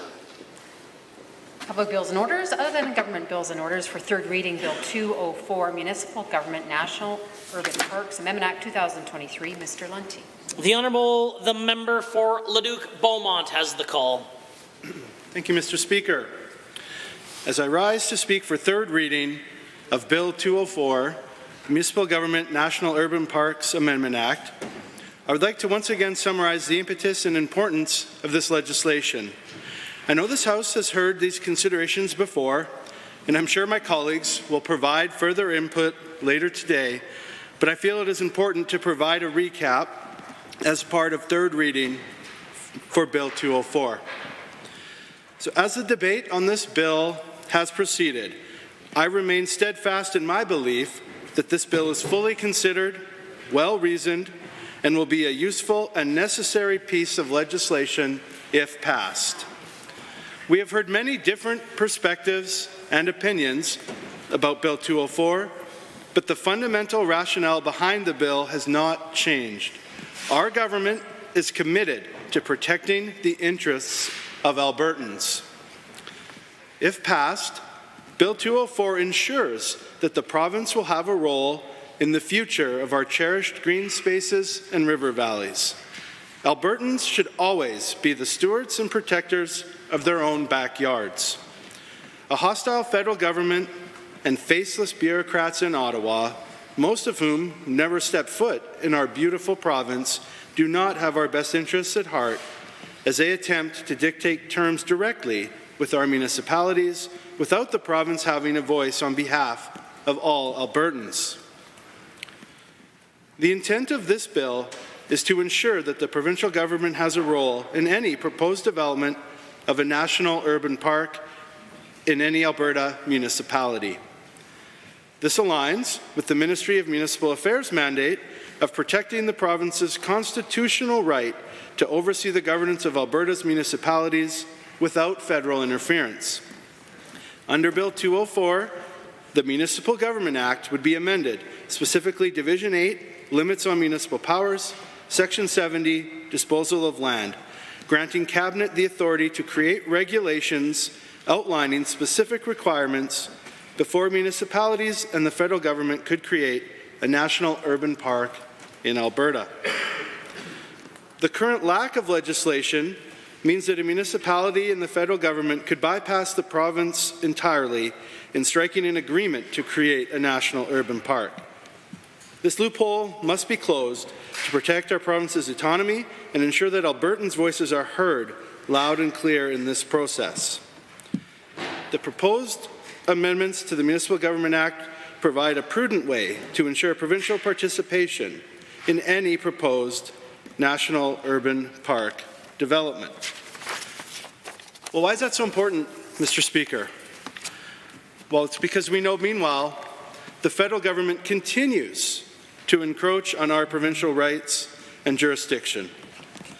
Bill 204 will ensure that Albertans' voices will be the ones who make decisions about our river valleys and green spaces. Albertans have seen this federal government's egregious overreach and policies negatively impact their family and livelihoods, from continuing to jack up the carbon tax, which is, of course, a tax on everything. Shameful. Electricity regulations that would literally leave Albertans cold and in the dark. Disgusting. Or a punitive emissions policy that is a de facto production cap. This federal cabinet has continued to make decisions that make life harder for Albertans. They have earned no license, social or otherwise, to make decisions on behalf of Albertans about their land. I'm also happy to continue to speak to some of the ongoing considerations related to Bill 204. First off, Bill 204 is not about controlling the conservation process. Stewardship and environmental considerations will remain top of mind for green spaces and river valleys across the province. I would also like to reiterate the importance of collaboration with our Indigenous partners. Working closely with our Indigenous partners is, of course, a key priority for our government and will continue if Bill 204 is passed. Additionally, this bill is not about exerting unilateral control over municipalities. Rather, it is about fostering dialogue and partnerships, ensuring that decisions are made collaboratively and in the best interest of all stakeholders involved. This is not about provincial control, but rather about ensuring a provincial voice on behalf of all Albertans. Now, Mr. Speaker, the opposition has claimed that Bill 204 is not needed because there is other federal legislation in place that speaks to consultation with the provinces. But looking at the Liberal NDP coalition's policies on energy, their past ridiculous claims of building no new roads and net zero in under a decade, can Albertans trust the federal government to do what's best for them? Could we even trust the federal government to follow their own legislation? Of course not. The opposition might take this disastrous federal government on their word, but we know better. Besides, the existing federal legislation is not clear how provincial input will be captured. If anything, Bill 204 would help the federal government ensure that provincial consultation is valid. Additionally, as stated numerous times, it is important to highlight that this bill is not just about Edmonton. Although clearly Edmonton is the municipality that has had the most relevant conversations with the federal government on a potential national urban park, but I can't help but think about the numerous and varied urban areas across the province where federal intrusion would be unwelcome, including, of course, in my riding of Leduc-Beaumont. Finally, there is nothing about Bill 04 that would prevent federal funding from being made available for use in Alberta's green spaces and river valleys. Unless, of course, any potential federal funding would be withheld out of spite by the federal government because Alberta is unwilling to give control over to them. Well, I guess that could happen, but we will not be bribed by a federal government as corrupt and hostile as this one, and one who keep trying to impose their destructive agenda and assert control over provincial matters. Mr. Speaker, I was recently at a community event and was given the opportunity to answer a question about why I put Bill 204 forward. I didn't provide a lengthy list of strong reasons that the bill was important, nor did I unpack the many benefits that Albertans can expect to see under Bill 204. Rather, I asked the audience a simple question. What right does Justin Trudeau and Stephen Guilbeault have to tell any of you what you can and can't do in your river valleys, or how you can enjoy the outdoors in your communities? Of course, there was no answer from the audience because, Mr. Speaker, there is no good reason that Albertans should accept that kind of control from this federal government. In fact, the last two people on earth that I would want telling me how I could enjoy my time outside in nature would be Justin Trudeau and Stephen Guilbeault. Dangerous green ideology and eco-radicalism have no place in Alberta's green spaces, and Bill 204 will help keep it that way. As I come to the end of my remarks, I think it is most pertinent to once again reflect on the urban outdoor area in my home community that I spend the most time in, Lake Telford in Leduc. Whether it's biking, jogging, or just walking around the lake with my wife and friends, it is a special place in the community that truly brings out the best in everyone.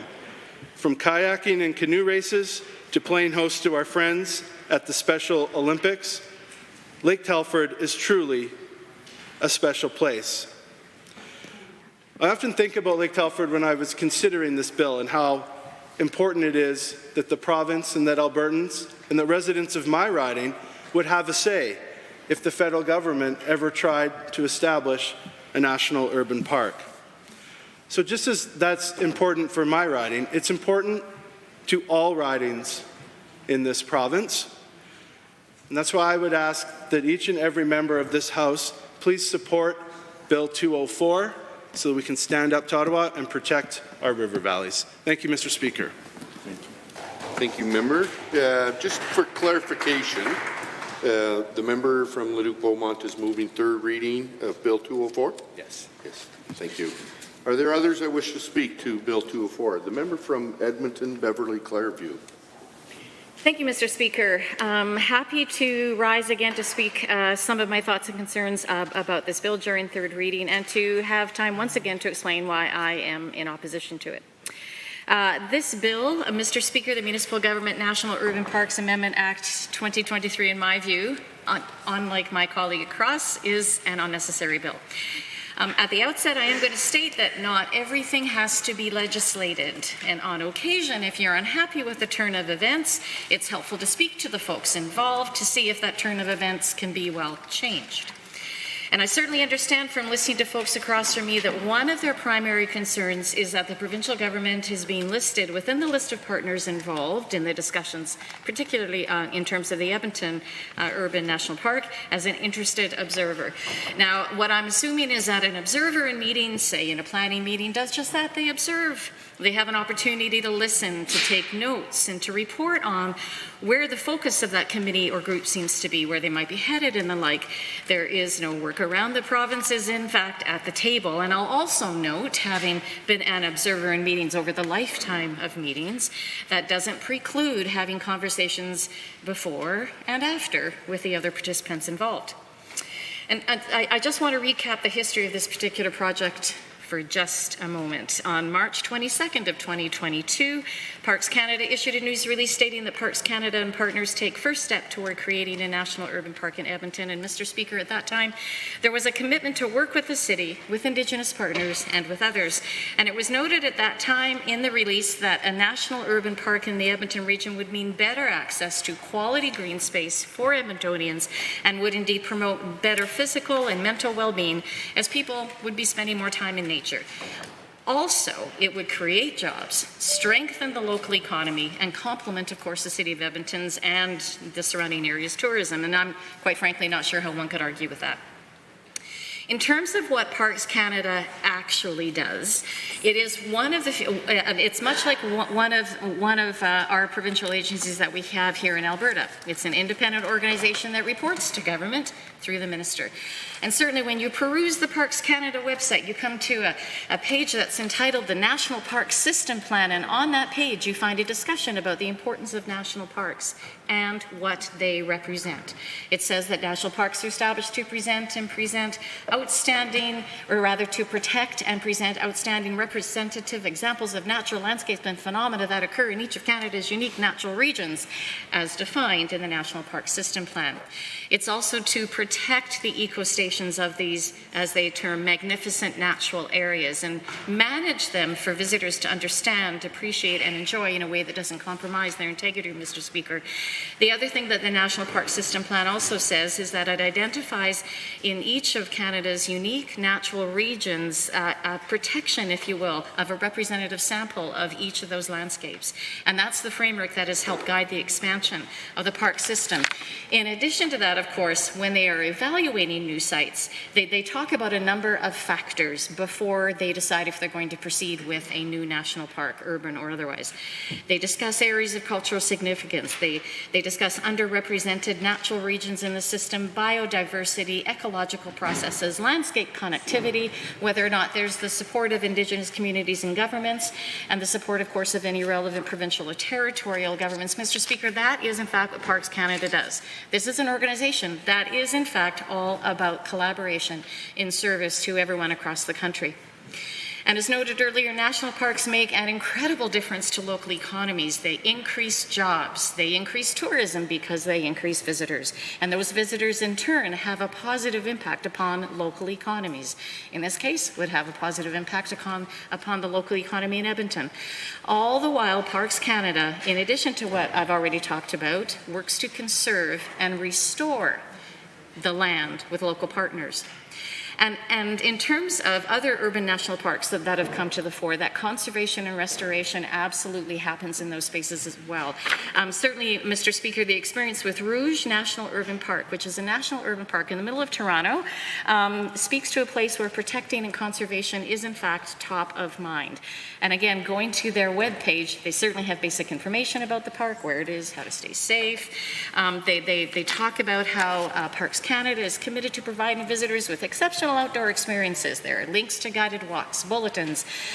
There's also information about the park itself, the nature of it, the background nature, the science of it, the culture, the history, but also they speak a great deal about stewardship and management and how important that is, in addition, Mr. Speaker, to Indigenous connections. And quite frankly, that's absolutely fabulous. And I'm excited that should the planning progress in the manner in which it should, it's exciting to think that Edmonton would be home to such a place. And at this point, I do need to say that if or when Edmonton is in fact home, or any other place in Alberta is in fact home to a national urban park, that doesn't mean the federal government will be in charge. And we can see this simply through the pattern of engagement and collaboration that Parks Canada works within, as not only part of its mandate, but also its stated values as well. And in the case of Rouge National Park, they've created a really wonderful partnership. They do indeed manage the park, but they also manage that park with all of the partners that they have accumulated over the last decade or so. And that includes municipalities, a number of municipalities, Indigenous partners, schools, environmental groups, local farmers, and even the Toronto Zoo. Mr. Speaker, this is an organization which in fact values collaboration, and that's because that's what the partners agreed to. And Edmonton isn't the only place in the country where Parks Canada is looking at communities. Parks Canada is looking at Halifax, Montreal, Saskatoon, Victoria, Windsor, and Winnipeg. They're all at various stages in the process. And in fact, in Windsor, folks have agreed upon something different. And they've agreed upon that because they've actually been collaborating with each other. And that collaboration has created a different sort of governance structure. Just last month, the Caldwell First Nation and Parks Canada reached an agreement to explore shared governance of the proposed National Urban Park in Windsor. And Mr. Speaker, this is a massively important thing. That memorandum of understanding, they say, is a result of over a year and a half of discussions between Caldwell First Nation and Parks Canada. And as they note, it's a significant achievement for the members of that nation who were once forced off their lands, and it gives Caldwell First Nation an opportunity to have a voice in the protection and management of the cultural and natural heritage in that proposed natural urban park in the Windsor area. And certainly, I think that tells us that there is indeed a pattern of collaboration and engagement within Parks Canada, kind of in the bowels of what Parks Canada actually is. Together, they decide if and how a place will join the Parks Canada family and become a national urban park. And if so, they join a legacy of protection, of conservation, of rehabilitation.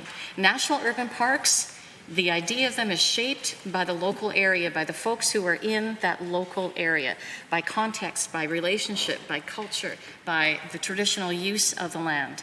And Parks Canada and its partners do indeed work together to develop a shared vision. And quite frankly, I really appreciate that idea of a shared vision.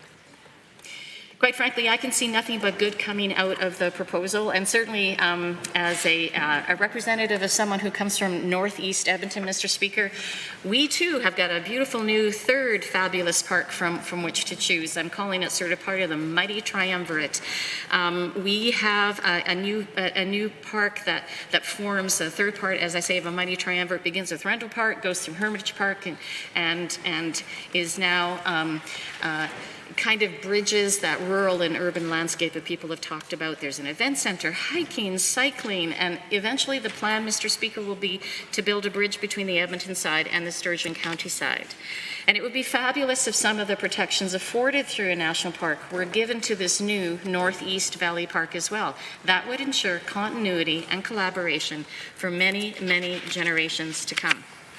I do need to add, Mr. Speaker, and this has come up both in debate and in conversation, the city won't be handing over the River Valley to the feds, the federal government in this case. Neither Parks Canada nor the federal government will be, in fact, in charge of the park.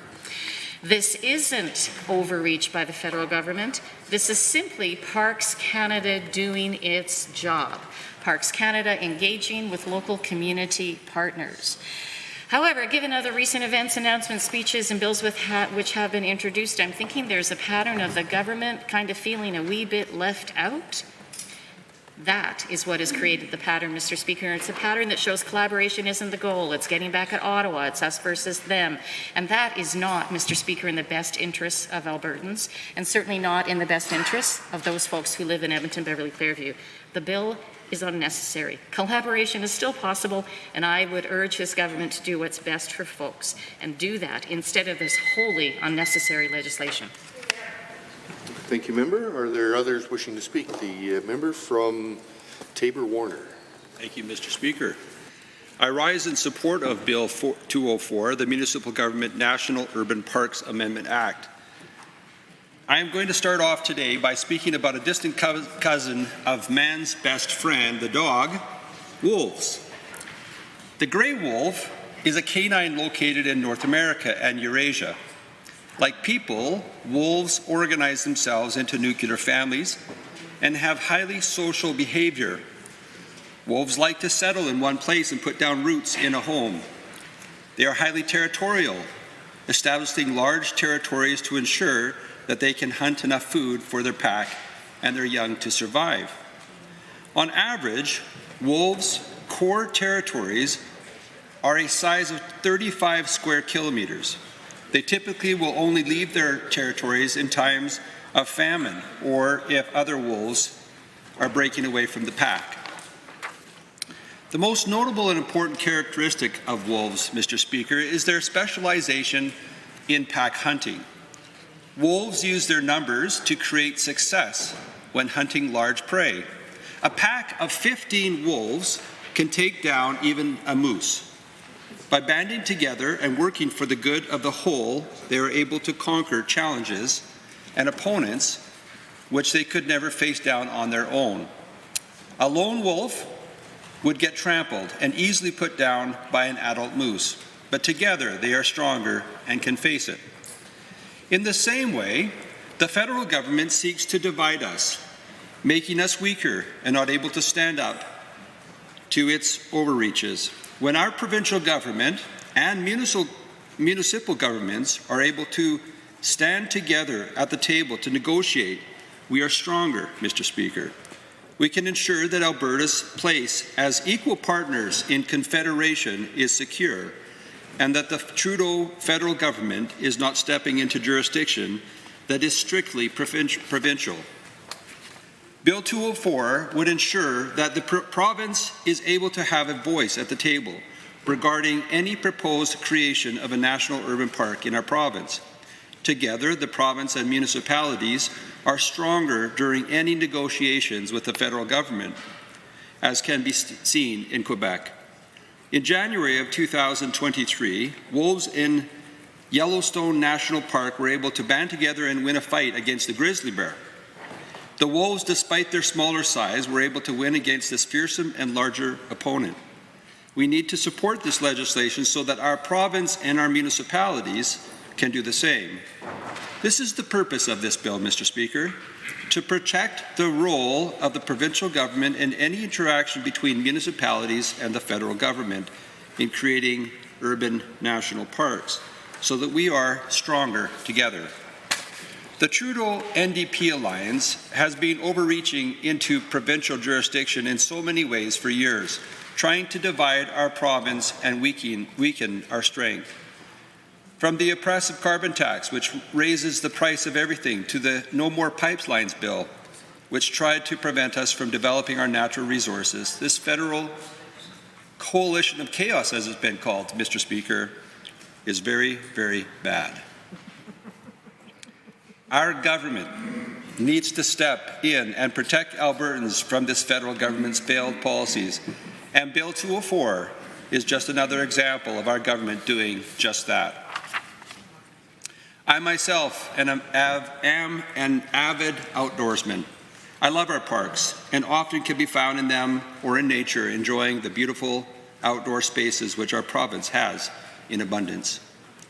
This bill does not look to take full control of the process of creating national parks, nor does it seek to prevent their creation. What Bill 204 would do is ensure that the province has a seat at the table to defend the interests of Albertans and prevent federal overreach into something which so many Albertans, including myself, enjoy, our parks. Think about it, Mr. Speaker. Who would you rather have making these decisions? Some bureaucrats from Ottawa who may never have set foot in Alberta, or the Albertans who live here, understand the needs of fellow Albertans, and know what is best for this great province. Bill 204, the Municipal Government National Urban Parks Amendment Act, is an example of us fulfilling the mandate which Albertans elected us for. It is a rejection of federal overreach into Alberta. Together, like wolves, we can stand strong against overreach into our province, ensuring that the well-being of Alberta and Albertans are always the highest priority in any decisions made surrounding the creation and development of a potential national urban park in Alberta. That is why I will be voting in favour of this bill, and I would ask all the members of this House to do the same. Thank you, Mr. Speaker. Good, thank you. I recognize the member from Calgary Edgemont. Thank you very much. Thank you, Mr. Speaker. I rise to speak to Bill 204, the Municipal Government Amendment Act 2023. I will say matter-of-factly that I oppose this bill, and I hope that my colleagues on this side of the aisle and across do the same. It's disappointing to see a paternalistic response from the provincial government in introducing Bill 204. This bill undermines the participation and input of the Treaty 6 and the Métis Nations. The River Valley has historical importance, and it is defined with its lifestyles and traditional practices for Indigenous people who lived in the area long before the beginning of colonization and long after. It played a key role in farming, harvesting, fishing, and hunting of food, and in the collecting of medicine. Archaeological evidence of Indigenous people along with the North Saskatchewan River goes back thousands of years. The importance of this land and its protection now cannot be understated. I'd love to know when the member of Leduc-Beaumont consulted with the Treaty 6 and the Métis Nations, and if he did, when did those consultations take place? In the post-war era, as urban growth and subsequent planning of the city grew, one particular area of the River Valley came under threat. One of my favorite parts of the research when I was looking up at this bill was that primarily women's land protection activists took up the sustained protests and petitioned to save the ravine. The most well-known was the organized activism of the Save Our Park Association. This group included Ann Parker and Margaret Chappelle. It was the activism of women in Edmonton who protected the River Valley so many people now can continue to love it today. Their activism principally took two forms, protesting and petitioning. Protests typically took place in what were perceived as vulnerable areas such as the McKinnon Ravine, but they targeted the broader freeway plan with protesters' signs, which I just love was treeways, not freeways. These activists gathered enough signatures to force a plebiscite in 1965 City's Council decision to proceed with the construction of Capilano Bridge, which was the stretch across the North Saskatchewan River within Capilano Ravine to the east of the city centre. Save Our Parks Association also coordinated a petition against the plan to put a freeway down Mill Creek Ravine, recording some 14,000 signatures. I love that this group of women acknowledged that engineers may be qualified to plan the building of freeways at the lowest possible cost, but they argued that engineers are not professionally qualified to assess the human values that cannot be measured by means of a slide ruler and a calculator. It was these human values that should be guiding us right now, and we decide many decisions with bills and motions here in the House. The emphasis on recreation and leisure connects it to a broader urban reform movement emerging this period that was characterized by middle-class efforts to protect favorite areas within an urban landscape. Coverage of the group tended to dismiss the activists as housewives and homeowners. Whether or not they included as many men as women, this group operating norms shared much The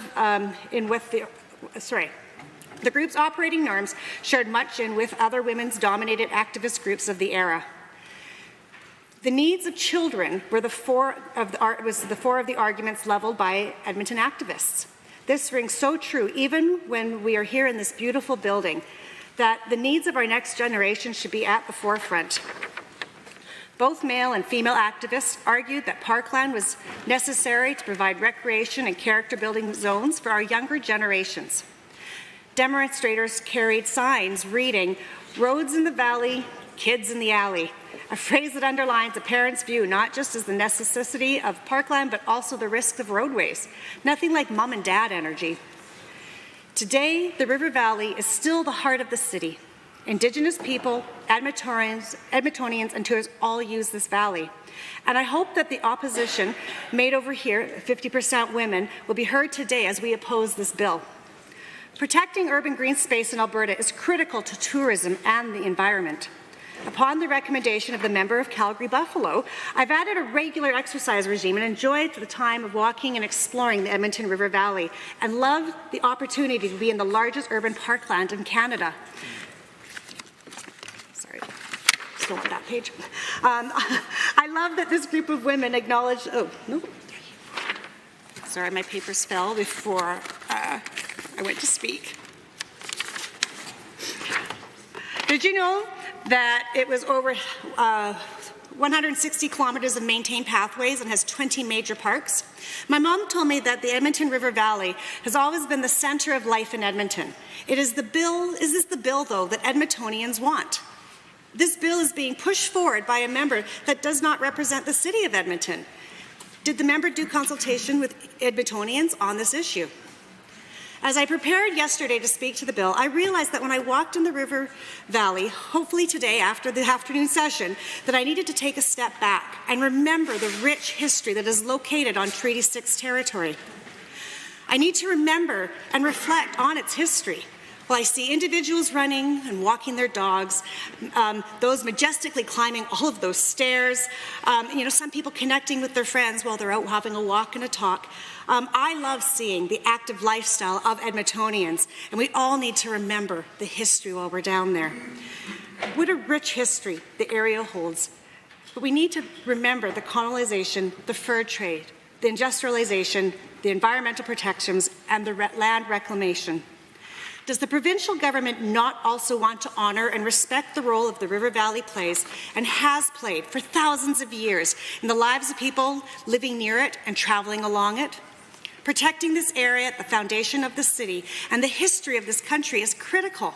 Did you know that on this land there was a trading fort just below the Alberta Legislative Grounds, just down the stairs from this chamber? I am proud that the Alberta NDP supports the City of Edmonton's work to designate this land and their efforts to work with Indigenous partners about the best governance models and practices for the National Urban Park.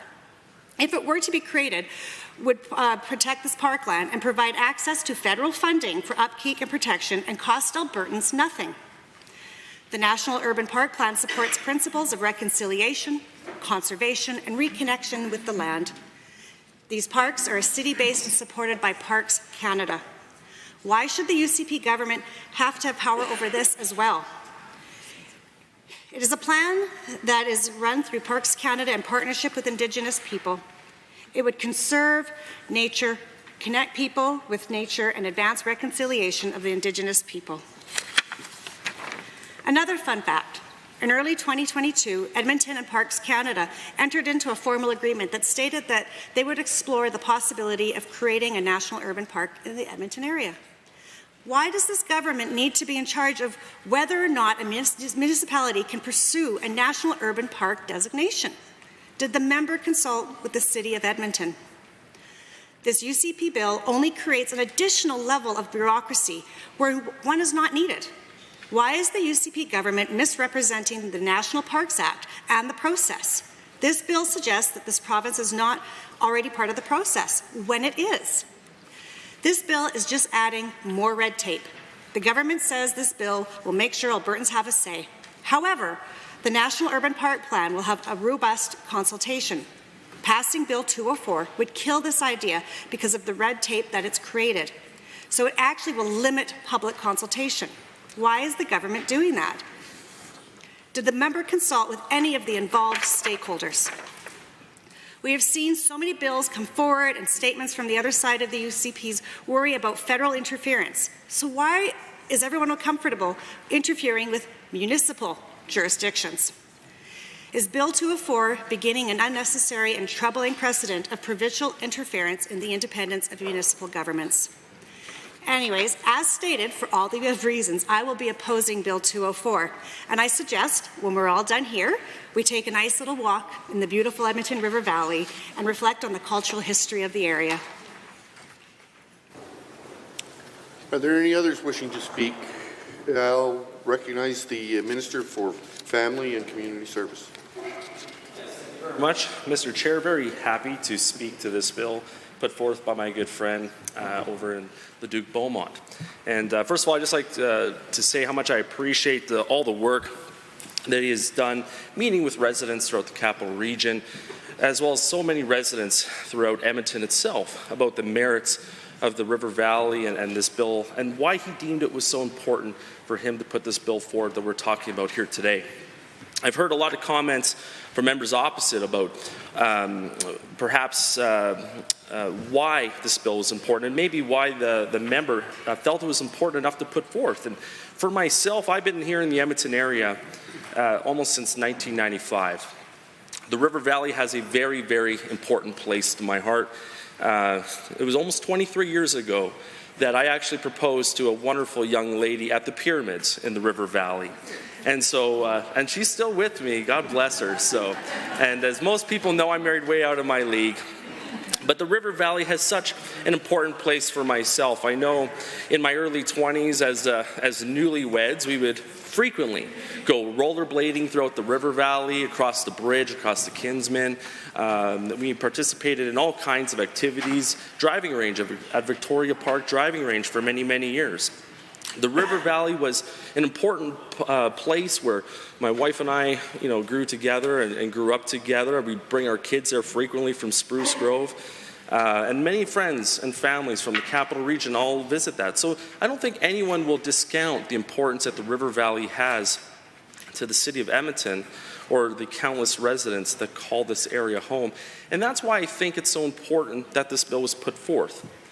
Because as many of us stand here in this chamber, we talk about our personal experiences, about what brought us here. A key part and reason why I came to this chamber, why I decided it was important to represent my home of Spruce Grove and Stony Plain, has to do with local government. The power for local decision makers to be able to make the decisions within the respective communities without interference from other levels of government. And 14 years ago, I made another important decision, where I decided to run for city council in Spruce Grove, because I thought it was important, as someone that was raising my family in that community, I wanted to have a say. I wanted to have a say that would help make my community a better place to live. And that's why, after door knocking that entire area and the blessing of my family and my young son, who was 4 at the time, I decided to actually run myself.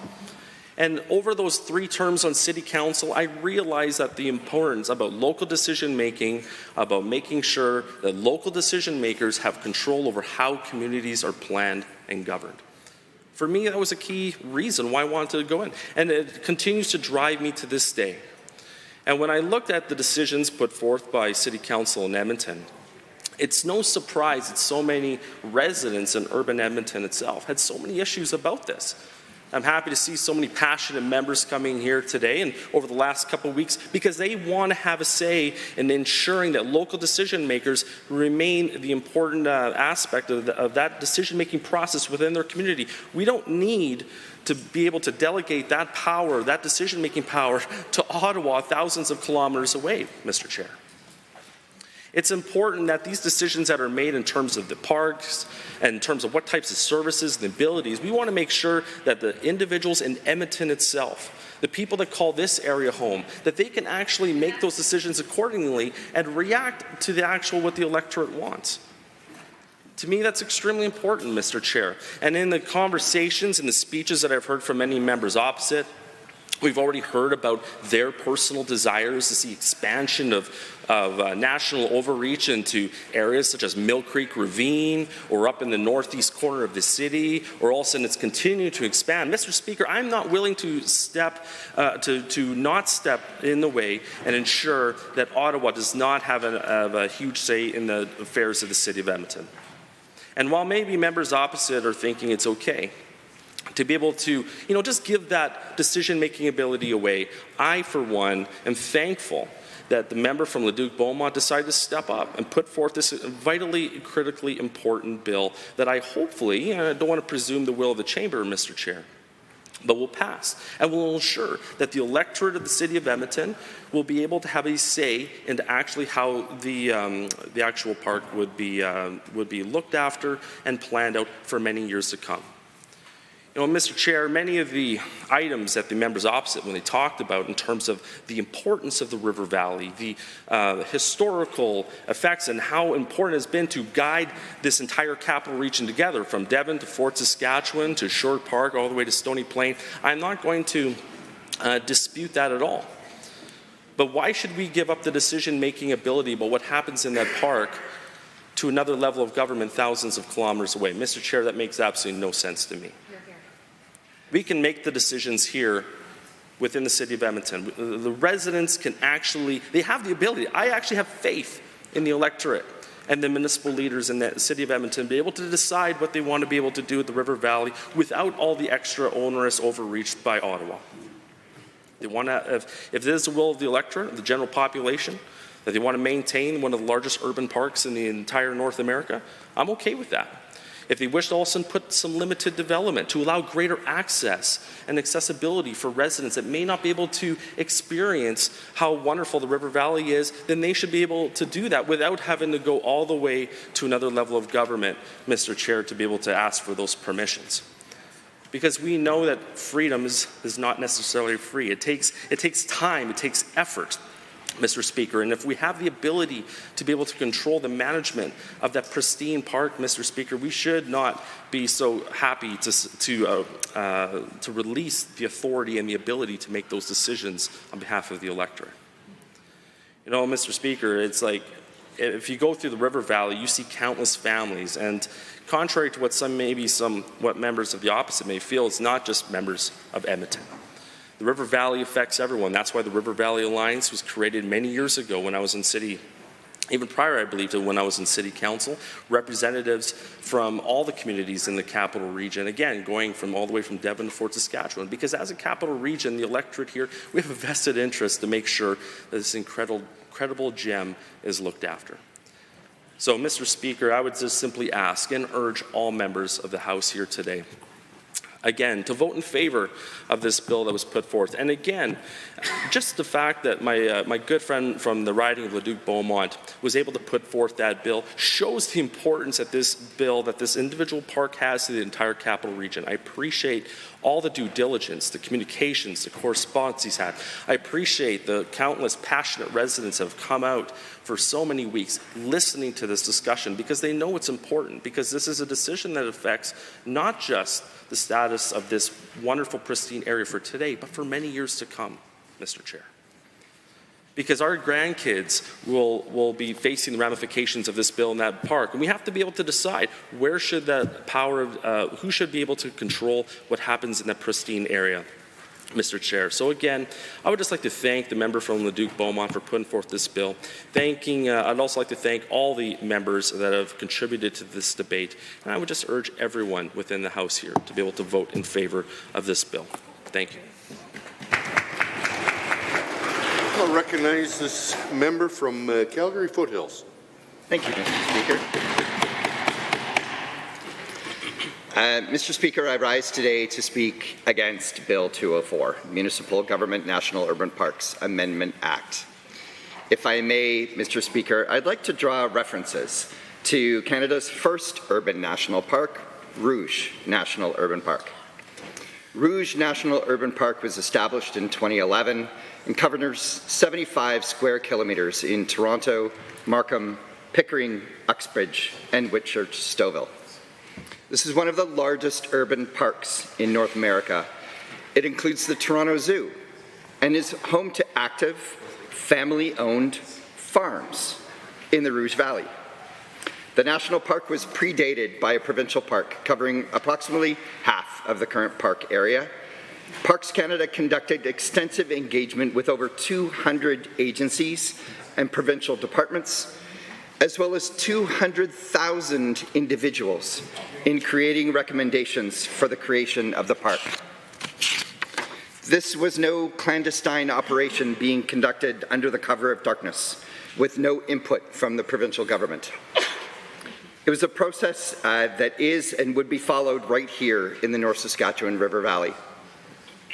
I raise these points, Mr. Speaker, to talk about the history and process in place in establishing urban national parks.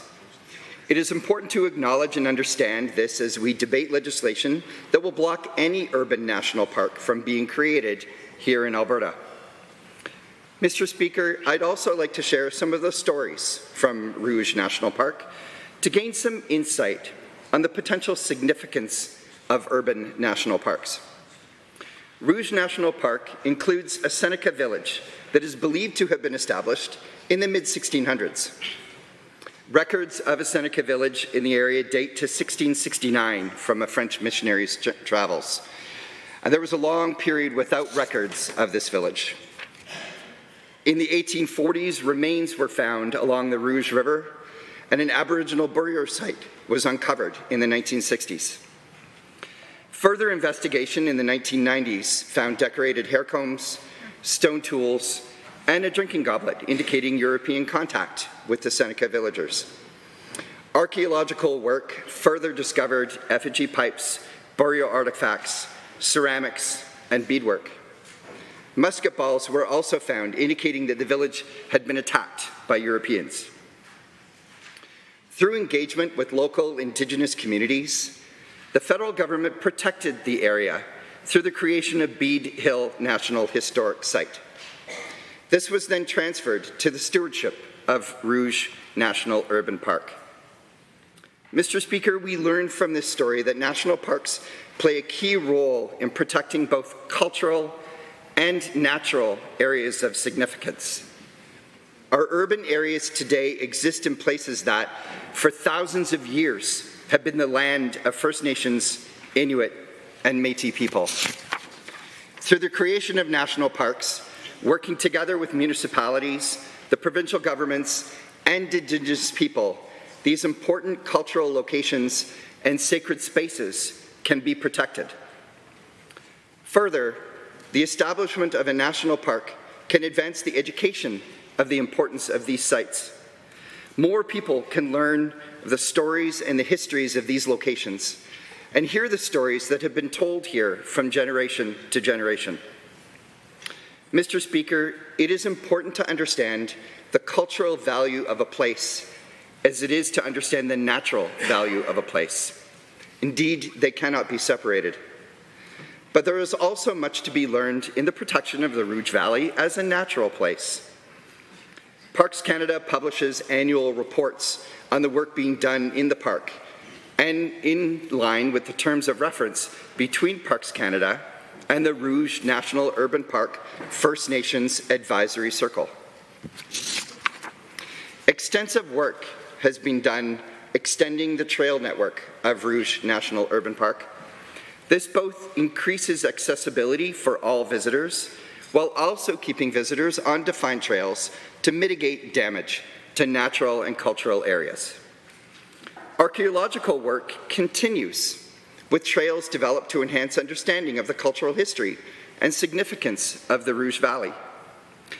Public engagement continues each year to further understand how people use the park and how we can enhance accessibility to the park. Blending turtles have been released into the park, bringing back and stabilizing the populations of this threatened species. Research into the protection of bat species is being conducted in the park. 3 species found in the park are endangered. Bats are often referred to as a canary in the coal mine species, with declining bat population being a signal to the potential for the decline of other species. 7 of the 8 bat species in Ontario are found in Rouge National Urban Park. Barn swallow habitat has been constructed in the park, with staff logging the successful nesting of barn swallows in reconstructed habitat. The population of barn swallows has declined 80% in the last 50 years in Canada. Rouge National Urban Park is home to over 2,000 species of plants and animals, with 45 that have been categorized as at risk. The park actively works to reconstruct habitat, monitor invasive species, and make roads and trails safer for wildlife. Mr. Speaker, I share these references, stories, and programming updates from Rouge National Urban Park so that we might, through the course of this debate, reflect on the ability of national parks to promote engagement and understanding of the cultural and significant natural significance of this place, the North Saskatchewan River Valley. Bill 204 prevents us from realizing this. It will mute future generations' understanding of this place. It will prevent these opportunities from being explored in municipalities across this great province. Mr. Speaker, Parks Canada is here to work with Canadians across this country to enhance access to the incredible natural and cultural sites in this country, not to prevent us from accessing those sites. Parks Canada has proven time and again across this country how they're willing to work with provinces and citizens in those places to increase access and increase our understanding of the natural and cultural significance of this place. Parks Canada isn't working against us, they're working with us. By bringing forward Bill 204, if it were to pass, we're restricting our ability to enhance our understanding of this place and gain the supports of Parks Canada in doing so. Mr. Speaker, we should be working for the preservation of history, culture, and natural spaces, not against it. We can talk about how the citizens of Edmonton can work on enhancing the park spaces in the River Valley, and I think we've seen municipalities working together. But I think what we're hearing now from Edmontonians and from people across the region is that they would like additional help and support in enhancing the work that they are doing. They haven't seen these supports from the province, but they are seeing supports from Parks Canada.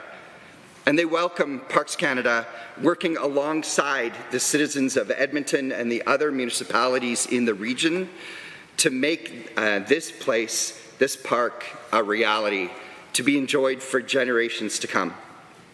Mr. Speaker, I encourage everyone in this House to reflect on what this bill means for our future here and across Alberta. I encourage the members of this House to vote against this bill and for the significance of the culture and the history of the North Saskatchewan River Valley. Thank you, Mr. Speaker. Member from Bonnyville, Cold Lake, St. Paul, and we have approximately 2 minutes left. Thank you, Mr. Speaker. I am proud to rise today in this chamber to support my good friend and colleague, the member from Leduc-Beaumont, in his private member Bill 204, the Municipal Government National Urban Parks Amendment Act. It isn't a surprise for me or any of my constituents in Bonnyville, Cold Lake, St. Paul that the NDP Liberal Alliance in Ottawa, led by Justin Trudeau and the leader of the opposition's boss, Jagmeet Singh, have once again attempted to bypass the province and infringe on areas that are completely within our jurisdiction of this province. When you hear the opposition right now, they're saying that by simply saying we want to be involved in the process, that it's going to end all park access throughout the entire province.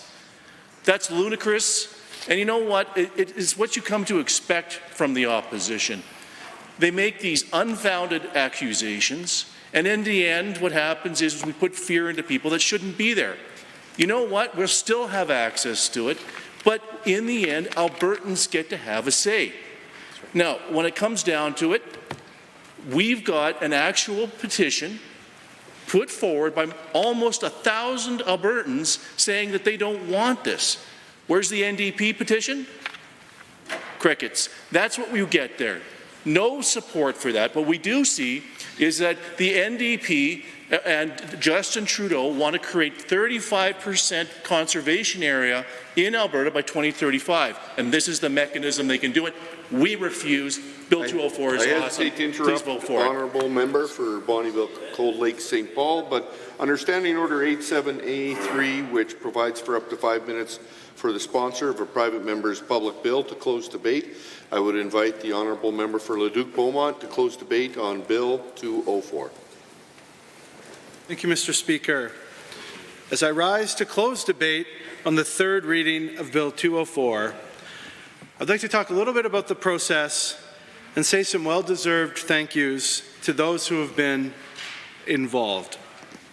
So I'll start with a confession that I've shared outside of this House, but maybe not in here. As a first-time MLA, I actually was not aware the private member bill was a lottery. So that was one of my many learnings as a rookie MLA. And so, of course, I was told that I had Bill 204. And my first reaction was, well, that's a long way from 0 or 1. What does that matter? And then came to know how important that drawing actually was. And as I began to unpack that process, I couldn't have have done this without the support of our tremendous caucus staff. So they deserve the first thank you. Yeah, absolutely. In particular, I would like to thank Alina Pashon, Alicia Wishoff, Ella Rausch, and OG Okori. Their work behind the scenes was invaluable. Research, working with the Parliamentary Council to draft the bill, and just make sure that I had the support I needed to go through the process of tabling the legislation.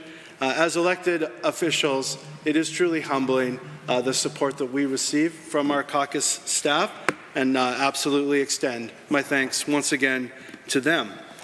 Now, Mr. Speaker, you may have noticed it's become a bit of a tradition here on Mondays for the gallery to include a group of local citizens led and organized by Sheila Feister.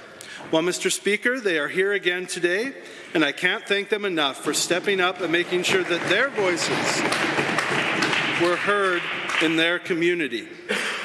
This group has been vocal about the concerns that they saw with the potential establishment of national urban parks in Alberta, and were able to collect over 1,000 signatures in a petition to voice these concerns. Thank you for stepping up. And it just goes to show that citizens can get involved, and it's important to talk to your elected officials, to go out in your community and to make a difference. Hear, hear. So thank you. I also would like to thank my constituency office staff, Sarah Miha and Spandy Reimer, whose tremendous work serving our community in Leduc-Beaumont has allowed me the time and attention to commit the effort required to put forward a private member's bill. Now, Mr. Speaker, there's often a good-natured debate in this House about whose riding across the province is the most beautiful. Now, Leduc-Beaumont is not without its charms or picturesque views, but I might be willing to cede on that debate at the risk of starting another. That being that my riding has the best constituency office staff in the entire province. Thank you, Sarah and Spandy, for all that you do.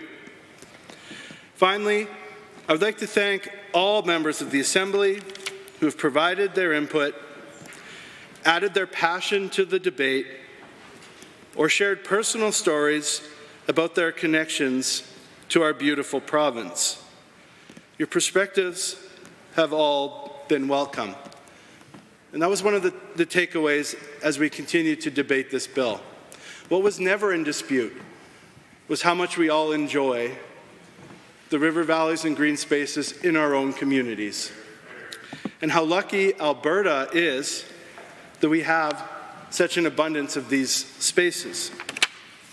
Which is why, again, I'm so happy and proud that we are putting Bill 204 forward, because it's going to play such an important role in protecting those spaces.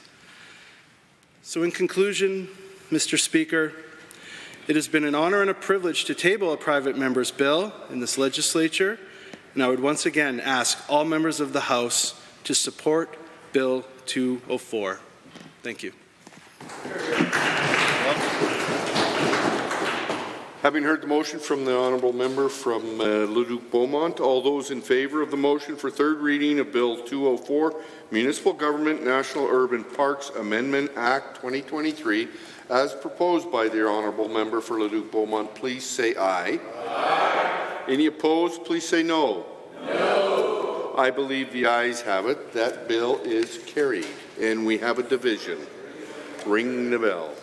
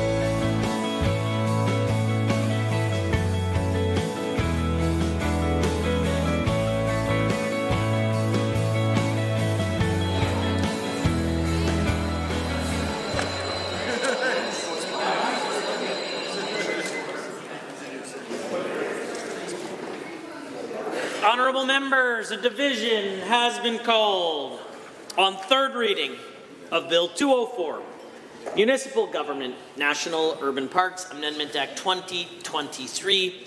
All those in favour of the motion, please rise.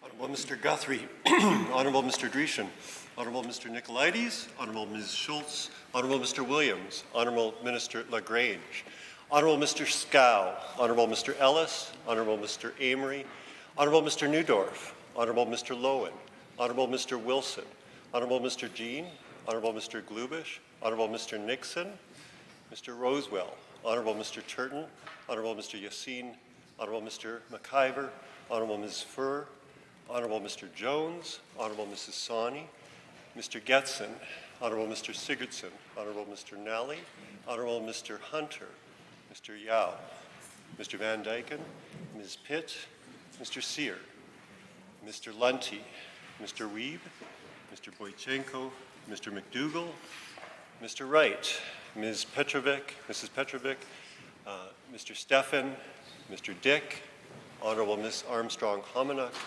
Mr. Young, Mr. Sinclair, Mr. Bouchard, Mr. Singh, Ms. Lovely, and Mrs. Johnson.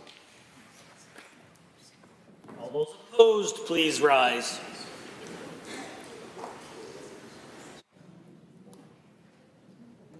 Ms. Algenade, Member Arkan Paul, Ms. Wright, Member Hoyle, Honourable Member Phillips, Honourable Member Ceci, Honourable Ms. Sigurdsson, Ms. Sweet, Mr. Haji, Member Tejada, Member Irwin, Mr. Ip, Member Kayandi, Ms. Hayter, Mr. Ellingson, Member Eremenko, Member Batten. Mr. Speaker, total for the motion 45, total against 17. Motion is carried and so ordered.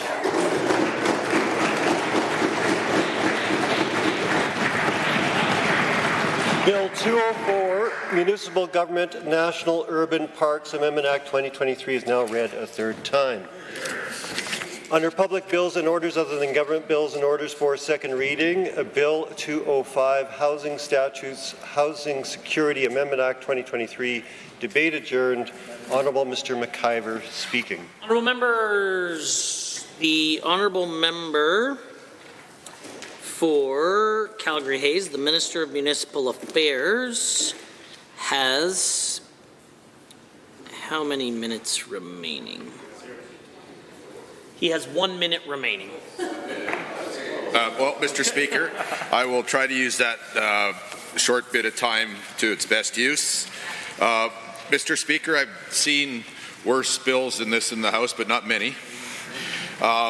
This is, honestly, it's rent control is a pathway towards having less affordable rent, not more. The two cities with the worst problem with affordable rent in Canada are called Vancouver and Toronto, and both ascribe to this failed policy. It's proven and failed for a long period of time. And Mr. Speaker, some folks across the way may rather have people in a tent under the control of a gang member on the street, but on this side of the House, we want more. Point of order is noted. The Honourable Member for Edmonton Manning. Thank you, Mr. Speaker, and I believe I stand on 23J. Nature likely to create disorder. My understanding is, Mr. Speaker, is that this point of order has already been ruled on historically about the members opposite, speaking about the members on this side of the House, wanting people to live in tents. My understanding is, Mr. Speaker, is that you've already ruled this as a point of order and it's asked the government side to refrain from continuing to do that. So I would just ask that the government house respect that decision. Honourable Minister of Municipal Affairs. Has that been your ruling in the past, Mr. Speaker? Well, in that event, I shall save this House some time and apologize and retract for the previously determined unparliamentary phrase that I used. Consider matter dealt with and concluded. The Honourable Member. You can say they want to keep them in camp. Okay, indeed. Anyways, Mr. Speaker, it's a bad policy. It's a bad piece of legislature. legislation, and the folks on this side of the House want to look after those that need affordable housing, and this bill is exactly the opposite of looking after those that need affordable housing. Consequently, I will be voting against this, and I counsel other members to do the same. Are there others? The honourable member for Calgary-Klein has the call. Yeah. Thank you, Mr. Speaker. I rise today to speak in favour of Bill 205, the Housing Security Act. I am proud to stand today in favour of the work done by my colleague from Edmonton Highlands Norwood, and I know that this work is done after much consultation with community serving organizations and the folks that are impacted by the housing crisis. We heard from settlement organizations helping newcomers, renter advocates, nonprofits struggling with increased demands, and many generations of renters, from students to seniors. I was honoured to attend and hear the stories of everyday Albertans who are struggling to make rent on top of all of the challenges they face with higher utility bills, grocery bills, and everything else that is costing them more on a daily basis. So one of the things that I hold sacred is the fact that my constituents trust me with their stories. I know that these are also shared with the government caucus, and for that reason, I urge them to listen, to understand, to listen with empathy and with the knowledge that it is within their power to advocate for Albertans in a very material way, to provide relief and to receive Bill 205 in the spirit in which it is presented, which is to say, to serve Albertans and to heed their call for relief in this housing crisis. In the last few weeks, I've heard of several situations where my constituents are feeling the squeeze, are gripped with anxiety at an uncertain future where their rents could suddenly spike out of reach, and somewhere that is already happening. One constituent was priced out of his unit and is now couch surfing. A 30% increase made this person go from being housed to being unhoused. He is one of 115,000 Calgarians at risk of homelessness and is already part of a vulnerable population. In the same building, one of our seniors in Tuxedo is on a fixed income at 86 years of age. She's a valued member of her community who is adored by her neighbours. She takes care of her neighbours, and as her mobility wanes, they take care of her. She would love to age in place, but that is becoming increasingly unlikely due to climbing rents and rent evictions. Last week, I met with Shan. She lives with type 1 diabetes and is disabled on a fixed income. She now lives in a province where her government wants to put her CPP at risk. She's 62. Wants to fight the feds on how affordable housing will be funded, and also wants to fight the feds on how medications will get funded. Medications that would have helped her have another 25 years in the workforce if she had had them sooner. This government has failed her on multiple fronts, and what's worse, it's all in the service of picking more fights with Ottawa instead of fighting for the dignity of Albertans. Yeah. A mother in Greenview told me about how both parents in her household were working to help pay bills and enroll the kids in extracurriculars so that they could fit into their Canadian community. Now, with a 27% rent increase, the kids are out of their after-school programs, and the multiple jobs they work barely help them cover the rent and utilities. And now, on top of all that, they don't get to see their kids as much as they would like. Her desperation and frustration were so palpable. She broke down as we spoke, and my tears soon followed. This is unacceptable. Another single parent told me of the nightly nightmares he has as he awaited word on his rental situation in case the homeowner sold the house he lived in. He did daily scans of rents in the area and quickly realized that he would be paying more than 50% of his income just for rent if he had to move. For the record, 30% of your income is what is considered affordable for an affordable rent. All the while, Schools in my area are reporting that in addition to breakfast and lunch programs, they need to stock little free pantries before the weekends so that the kids won't go hungry on the days that they're not at school. This is also unacceptable. We live in one of the richest jurisdictions in the country. How is it that affordable housing is not higher on the list of priorities for this government? When the NDP was in government, we invested an initial $1 billion in affordable housing in 2017. It was a priority. We accomplished this during a recession. Imagine what a government boasting surpluses could do if they had the political will to do it. Right. The UCP claims that it's building more homes than ever. Huge investments into housing, more starts. Well, my question is always going to be, how many of those homes are affordable? Yeah. And when will they commit to affordable housing as part of a long-term plan? We know that in my home city of Calgary, we have some of the highest rent increases in the country, with Edmonton not far behind. We know that rents for many Albertans are going up anywhere from 20 to 50%, and often in multiple hits from one year to the next. Our wages haven't gone up, however. A living wage in Calgary would be $23.50, nowhere near our current minimum wage of $15 an hour. And while they feel this squeeze, we are the only province without protections for renters. And now they must survive at the whims of the market. There's currently no limit to how much a landlord can increase rent, only how often they raise it. Yeah. And this is cold comfort to most of the people that I've spoken to. They need help from this government, and they need it now. Firstly, we need more housing of every type. There's no argument there. We need to plan for that. We need short-term, mid-term, and long-term planning. So what does Bill 205 propose? Far from the usual UCP bluster, this is not a socialist scheme. We're not batting for Trudeau. Bill 205 is a fight for Albertans who need our help and are begging for it. This shouldn't be ideological. This makes sense. So we're calling for a temporary rent increase cap. The Housing Security Act would feature a 2% rental increase cap for the first 2 years for folks to catch their breath. And then for the following 2 years, the rent increases would be tied to inflation. We would also be looking at vacancy control.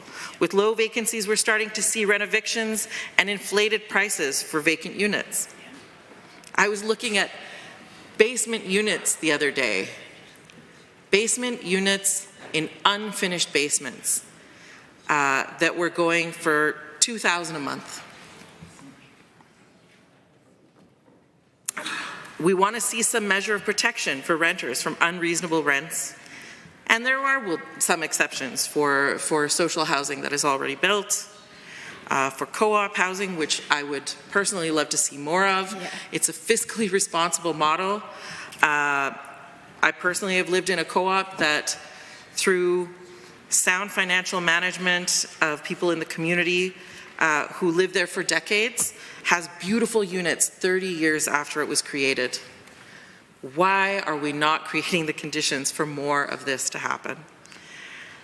The second part of Bill 205 is housing targets. We'd like to see more transparency on what this government is doing to address the housing crisis. A problem well defined is a problem half solved. We'd like to see the government set targets for affordable units. Yeah. And I'm just going to say it again, affordable units. Not all units, affordable units, because that is what people are screaming for. Yeah. We want to see them define the kinds of units that they are supporting, that they are building, that they are maintaining, and report back on the results on a yearly basis, including the units that are lost, as well as rent supplement numbers. So what is the UCP plan currently?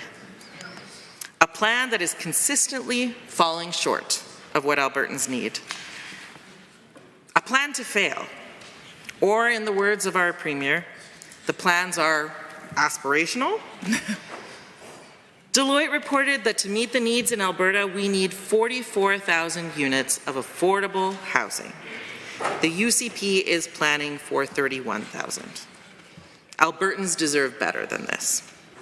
They deserve a government that sets goals to ensure that everyone is housed and lives in dignity, that provides protections for renters, and gets to work on making sure that all Albertans are housed.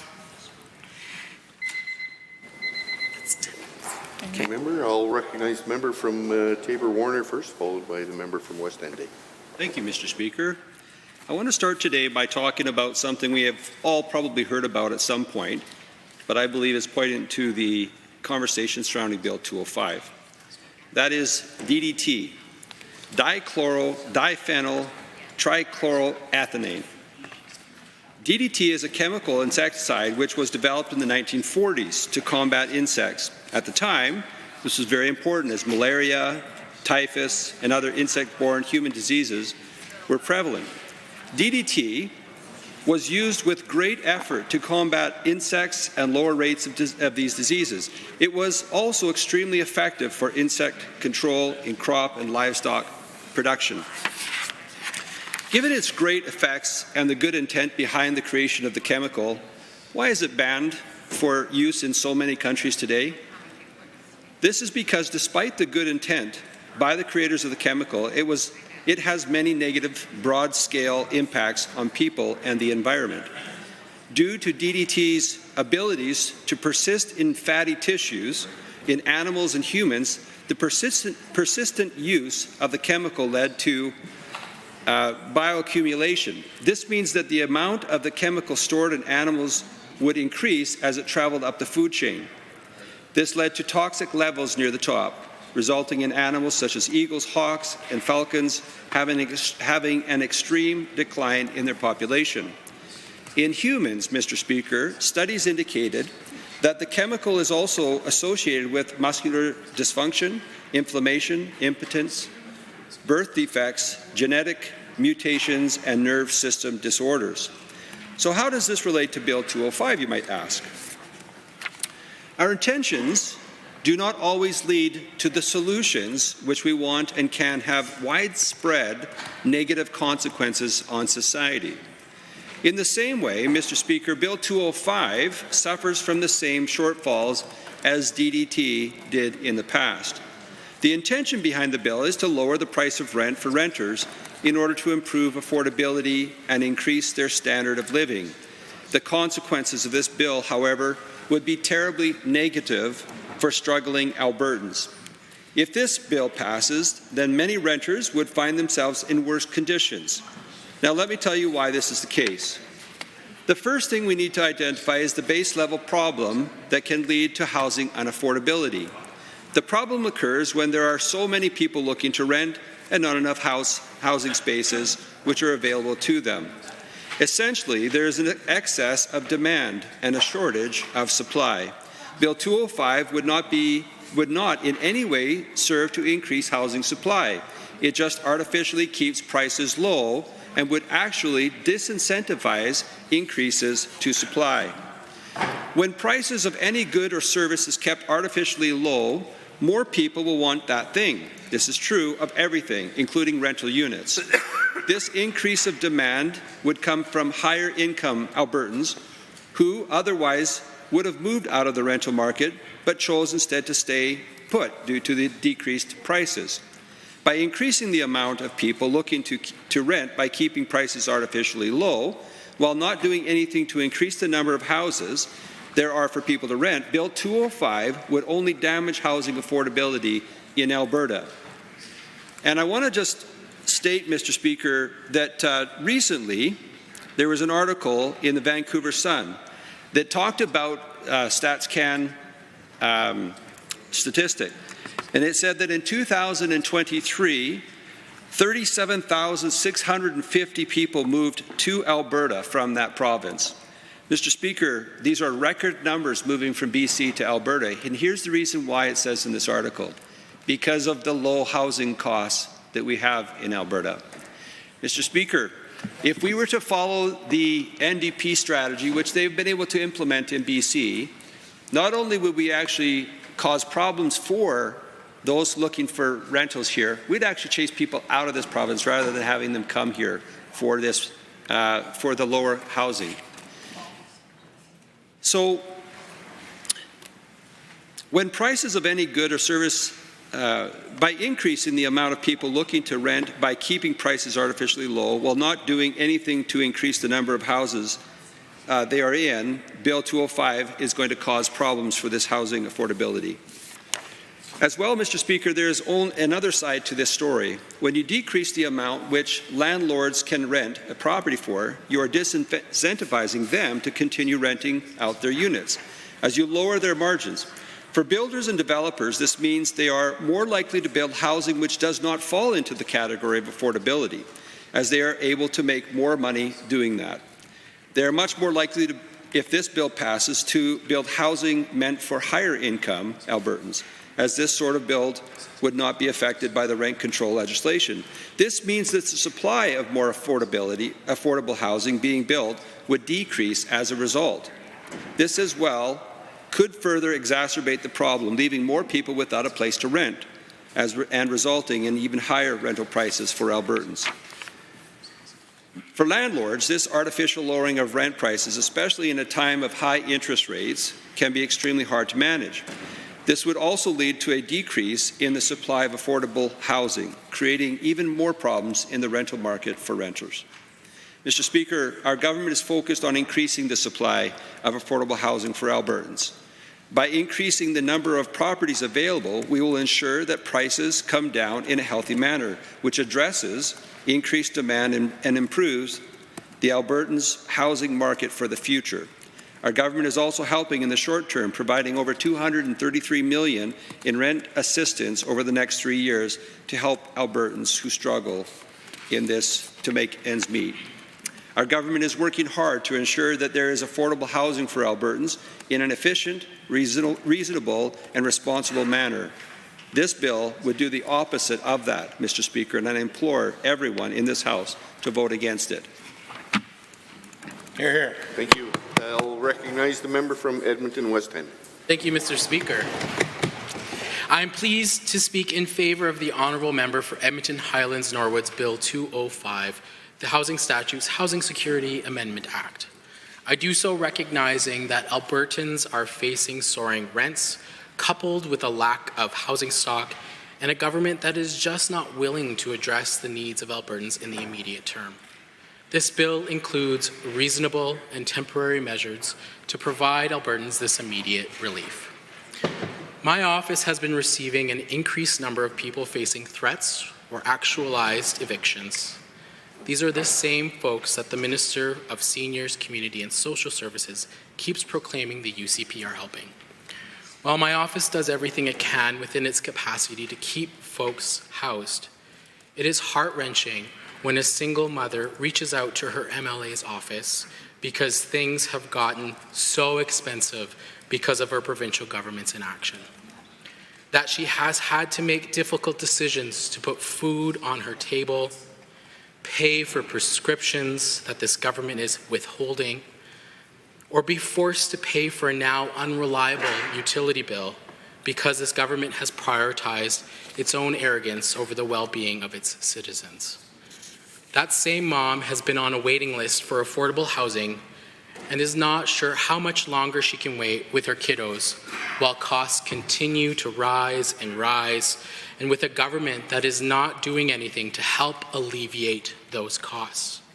With that same government instead allowing their corporate buddies to take advantage of Albertans. We have a chance now to provide some relief to Albertans through the introduction of Bill 205, the Housing Statutes Housing Security Amendment Act, put forward by my wonderful colleague, the Honourable Member for Edmonton Highlands Norwood. While we know that the housing crisis has many moving parts to it, and that surely rent caps will not bring an end to this crisis, it will provide immediate relief to renters in the current market while the province continues to build more housing. It will also ensure that the government has benchmarks, both in the short and long term, while also demonstrating to Albertans that their government is hard at work to ensure every Albertan has a roof over their heads. Mr. Speaker, what we are hearing from Albertans is that, and to quote a well-known line, the rent is too darn high, because quite frankly it is. The quote has been amended to be more parliamentary, but you get the gist, Mr. Speaker. I'm one of the very few renters in this House who relies on the rental market for my primary residence. I've done so all of my adult life. My partner and I do not have parents who can support us with a mortgage down payment, so it's very unlikely that him and I will be renting for the foreseeable future. So it's very likely that we will. I'd like to think that I'm a relatively good source on the rental situation. Personally, given I know the market here in Edmonton, and let me tell you, Mr. Speaker, my rent is not reasonable in this market, but I'm not alone. Many Indigenous peoples are also subject to the rental market. We do not have the benefit, like many of the folks in this chamber, who own their homes or have rental properties or vacation properties in other parts of the world. You see, Mr. Speaker, we have been impoverished on these lands through government law and policy, and we continue to be impoverished by this government's inaction. The same goes for non-Indigenous peoples, especially folks that have intersectional identities, like being a single two-spirit mother who is a residential school survivor, whose parents have been forgotten by this government and their predecessors over and over in their time in government. For example, just the other day, I was speaking with a constituent who is a disabled trans man and athlete, who mentioned his concerns about making ends meet on AISH, a fixed income that this government has started clawing back from Albertans in his position. Not only is he worried that this government will take away benefits as a person who classifies as facing significant disability, but he is worried about how he can make the little that he does receive stretch to cover his housing costs, along with being able to put food on the table. This chamber has heard this debate before, in December of 1975. And the government of the day used the exact same arguments that this government is using today. None of the minister's comments are unique, new, or forward-looking. Namely, that the free market will magically put more rental properties on the market because somehow the members opposite really believe that corporations and landlords will always look out for the best interests of renters and not their own bottom lines. But we all know that this government does not care about renters given their opposition to this bill. In 1975, this chamber heard members talk about the average rent for a two-bedroom apartment being, in 2024 dollars, between $1,003 to $1,204.46 in Calgary and $1,089 in Edmonton.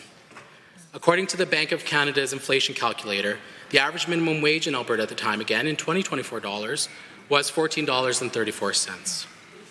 Fast forward to today, the minimum wage is at $15, and to be clear, this is not to be confused with the living wage, which, as of 2023, according to the Alberta Living Wage Network, is $23.70 for Calgarians, $22.50 for Edmontonians, $24.50 for McMurrayites, or $38.80 for Canmarites.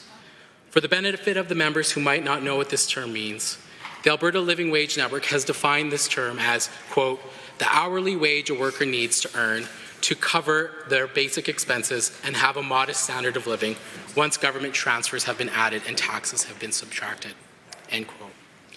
As for rent today, a two-bedroom in Edmonton sitting at around $1,637 a month, with Calgary coming in at a whopping $2,121 for the same unit per month. In 2024 dollars, Mr. Speaker, Albertans are doing worse today than they were under a progressive Conservative government in 1975, and this Amendment Act will provide them with real relief. But you see, Mr. Speaker, this debate today is no different than the debate in 1975. In particular, what we all agree on is that more housing stock is needed. Bill 205 will require the government to set housing targets and increase reporting requirements to ensure we are meeting those targets across the province. Setting those goals and sticking to them will help ensure every person who calls Alberta home can have an affordable place to live, especially as we grow over the next couple of years. These temporary measures are also intended to be temporary, with a 2-year rent cap at 2%, followed by a 2-year rental cap tied to inflation. I view this as a very measured and reasonable proposition to balance any concerns that a rent cap would have any negative effect on the rental market. What we are hearing from Albertans is that they need a government to provide real relief today, not tomorrow, now. This is the government of Alberta being given the opportunity to provide temporary assistance to Albertans during an affordability crisis. While the minister opposite lauds his government for increasing the housing stock this past year, I would challenge him with another question. Why not embrace and show Albertans the great work that they are doing by committing to Bill 205's call for publishing the government's success in meeting those housing targets? If the UCP is doing such a good job, I do not see why we can't share that information with Albertans. To me, that's a win-win. And I urge my colleagues across the aisle to really think about how they can provide low-income Albertans real relief by supporting this Bill 205. Because right now, their opposition on this bill shows that they do not want to help with this housing and affordability crisis that they have created and are exacerbating by not providing anything but buzzwords when Albertans are demanding real relief. Finally, Mr. Speaker, I would also like to raise up a concerning email that I received from a constituent named Sandy. Quote, I've been on the waiting list for low-income housing for 3 years, and I'm no closer to receiving services as I was 3 years ago. I'm 8 years old and have mental health issues and receive AISH and CPPD, totaling $1,770 a month. My current rent will be going up by $210 to $1,000 per month at the end of my lease in 6 weeks.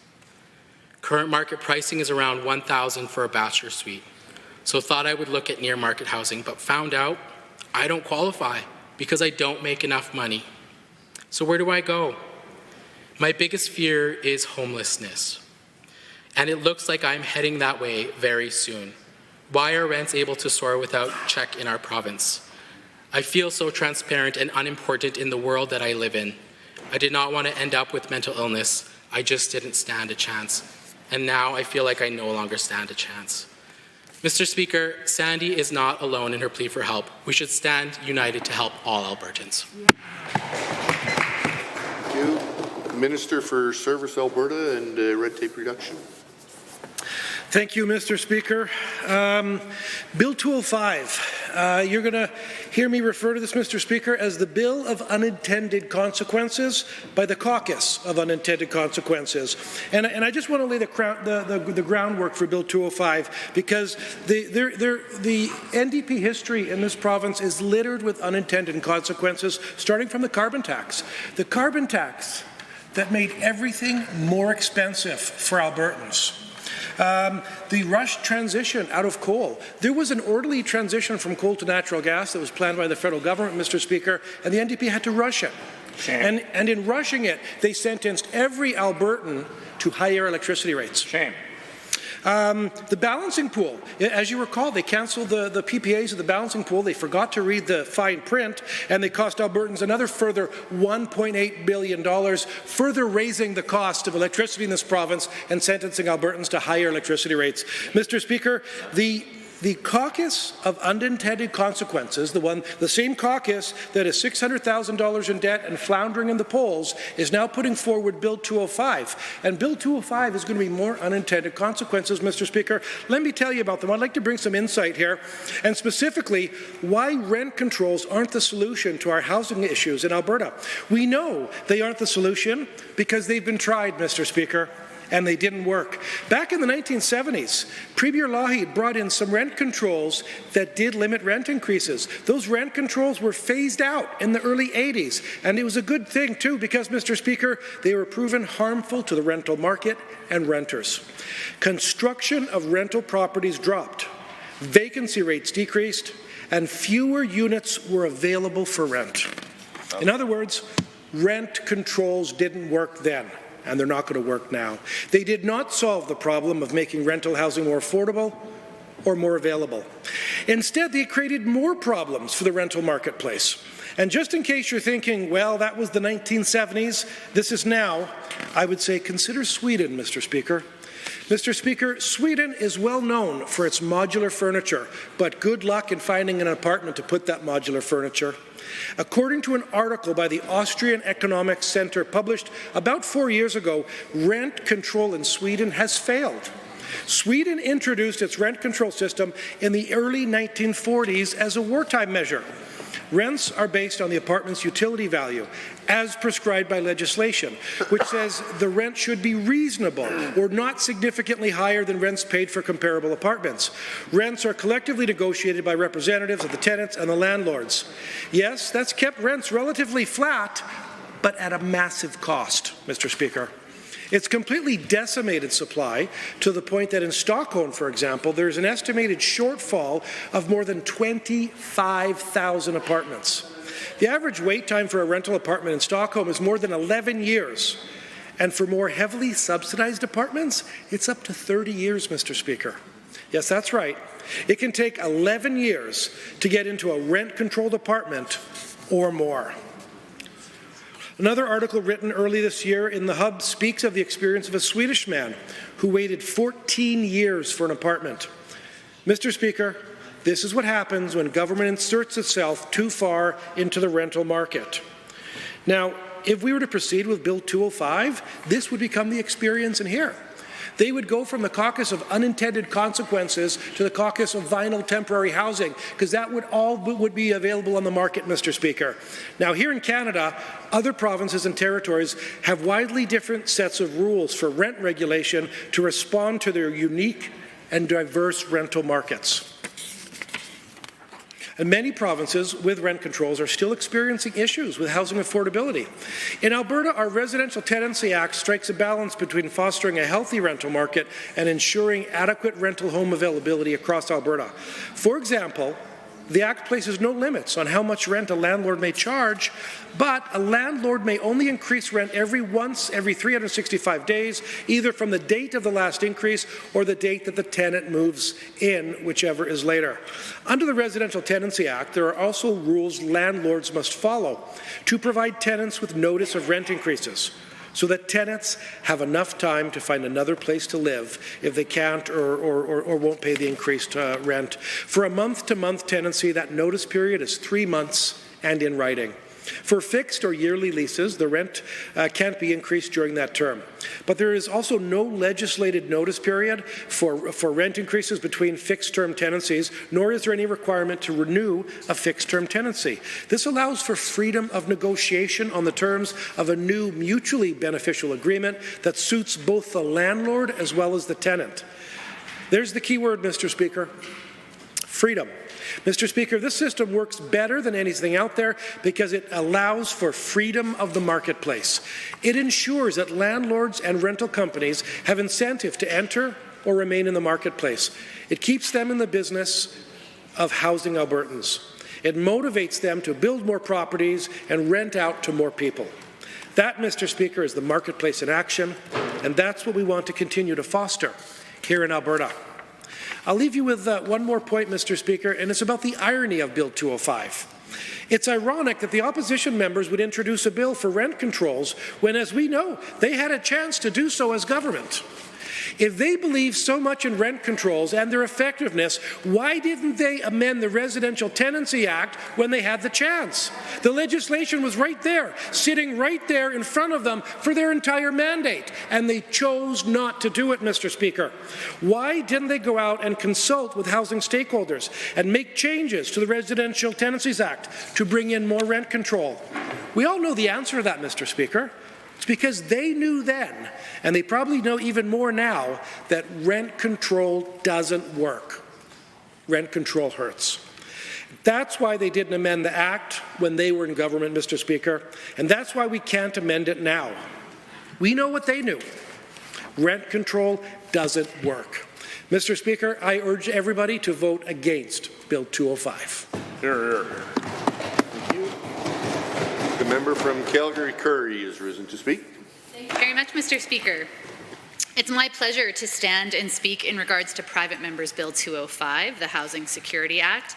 I will be proudly standing to speak in support of this private member's bill. Housing is undeniably one of the most critical challenges before us as legislators, Mr. Speaker. It's not unique to Alberta, nor does it respect jurisdictional boundaries.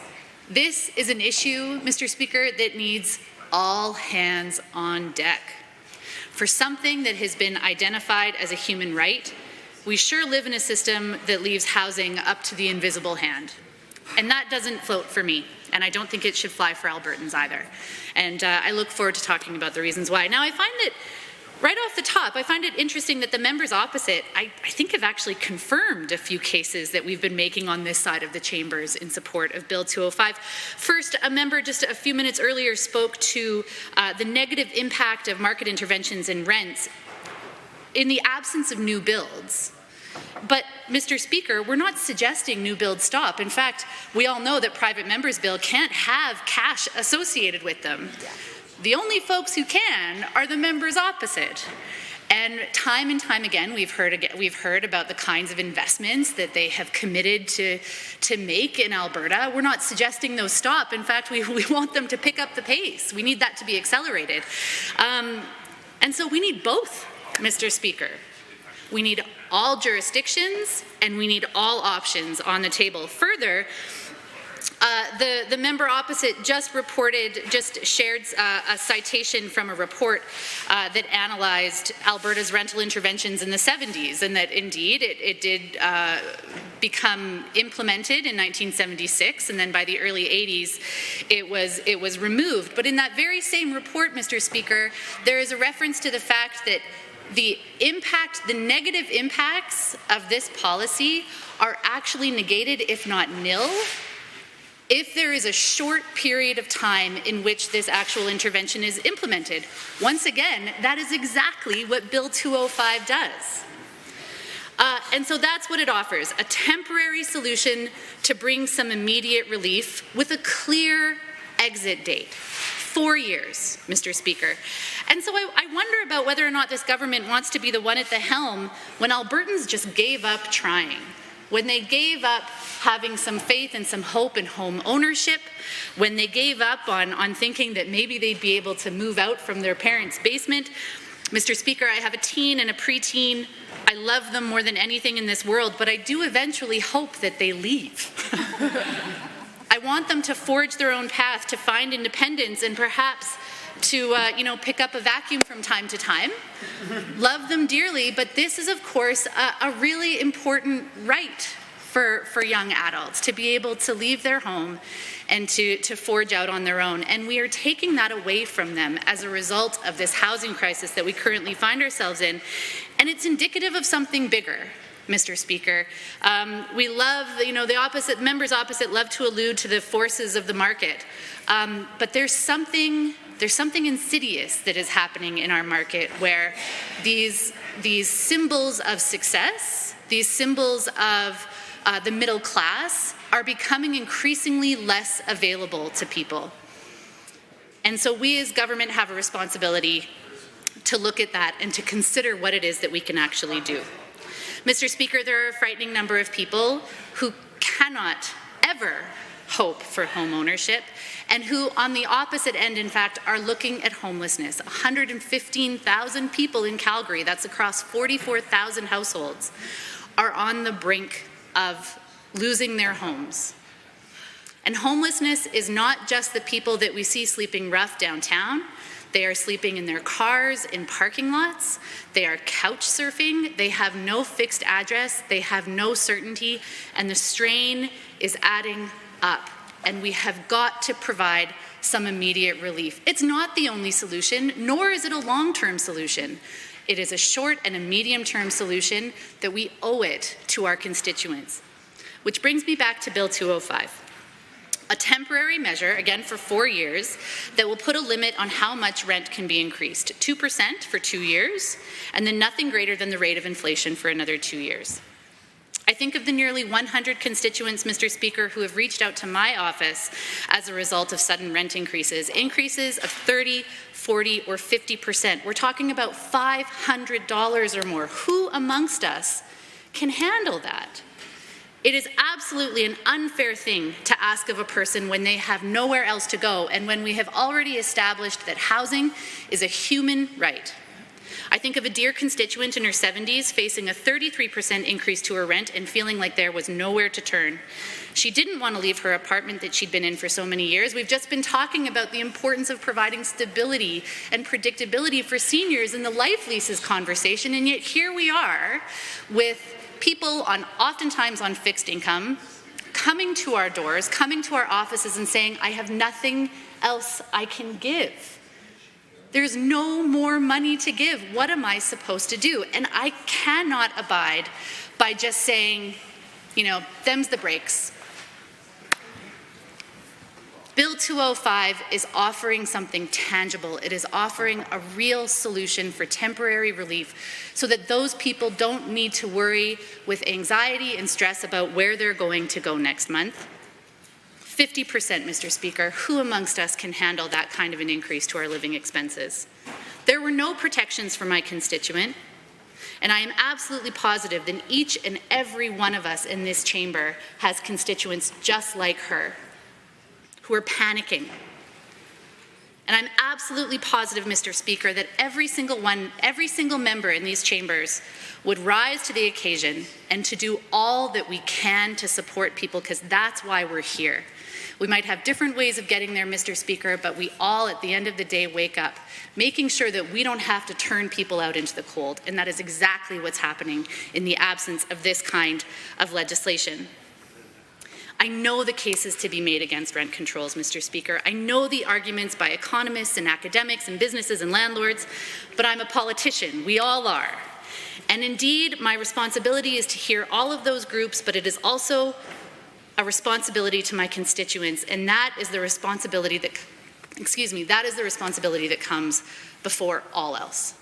We cannot look exclusively at one argument. We have to look at the social, the health, the community considerations when we fail to actually support people in staying housed appropriately and safely.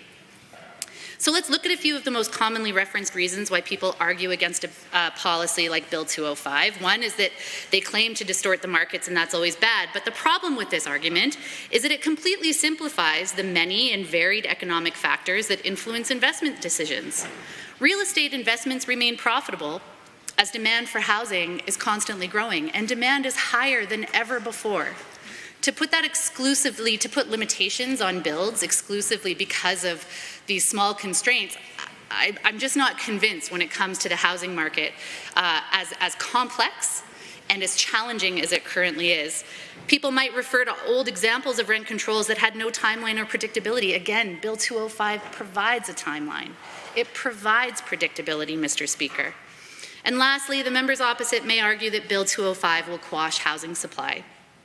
Mr. Speaker, as I've mentioned, I have constituents whose rent have gone up by 30 to 50%, and I find it baffling that a landlord, private or corporate or anybody in between, can raise rents with zero checks and balances to such an extreme.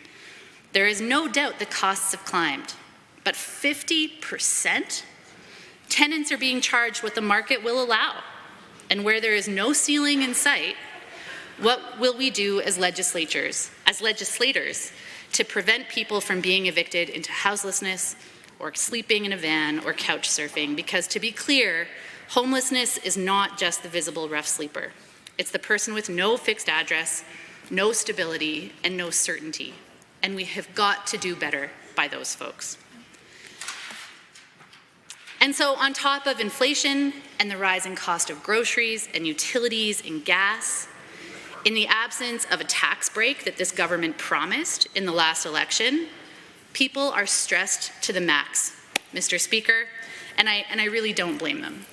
But don't take my word for it. Don't take the word of my constituents for it. There's some pretty clear report out there, again, that speaks to just how serious this housing crisis is and just exactly what we need to be doing to support it. So I reference, for example, a CMHC report from 2023 and Abacus data both, with an abundance of information that demonstrates that we have got to be doing more. I encourage the members opposite to choose to do more. Thank you. Honourable members Pursuant to Standing Order 8.3, I think, if I'm correct, the time for consideration of this legislation has concluded for this afternoon, and that brings us to 5 o'clock. Motions other than government motions. The Honourable Member for Airdrie East. Thank you, Mr. Speaker. It's an honour and a pleasure to be able to move motion 509.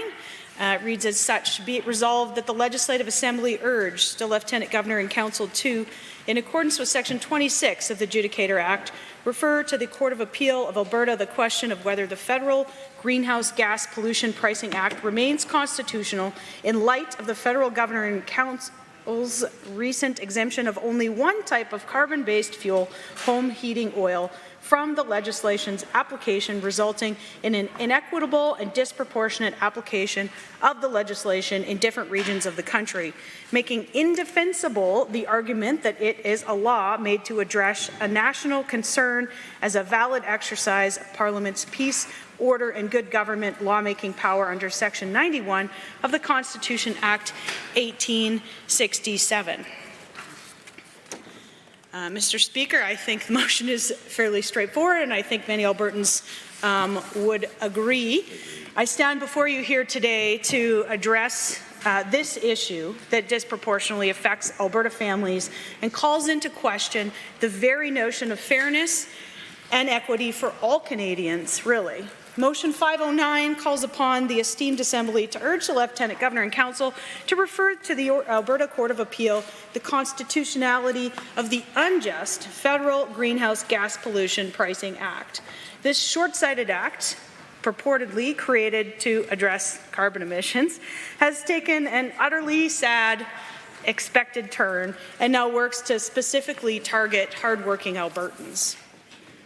The issue of constitutionality stems from exemptions made to the carbon tax. While claiming to combat climate change on a national scale, the federal government has decided on a whim to grant special treatment to one particular type of carbon-based fuel, home heating oil.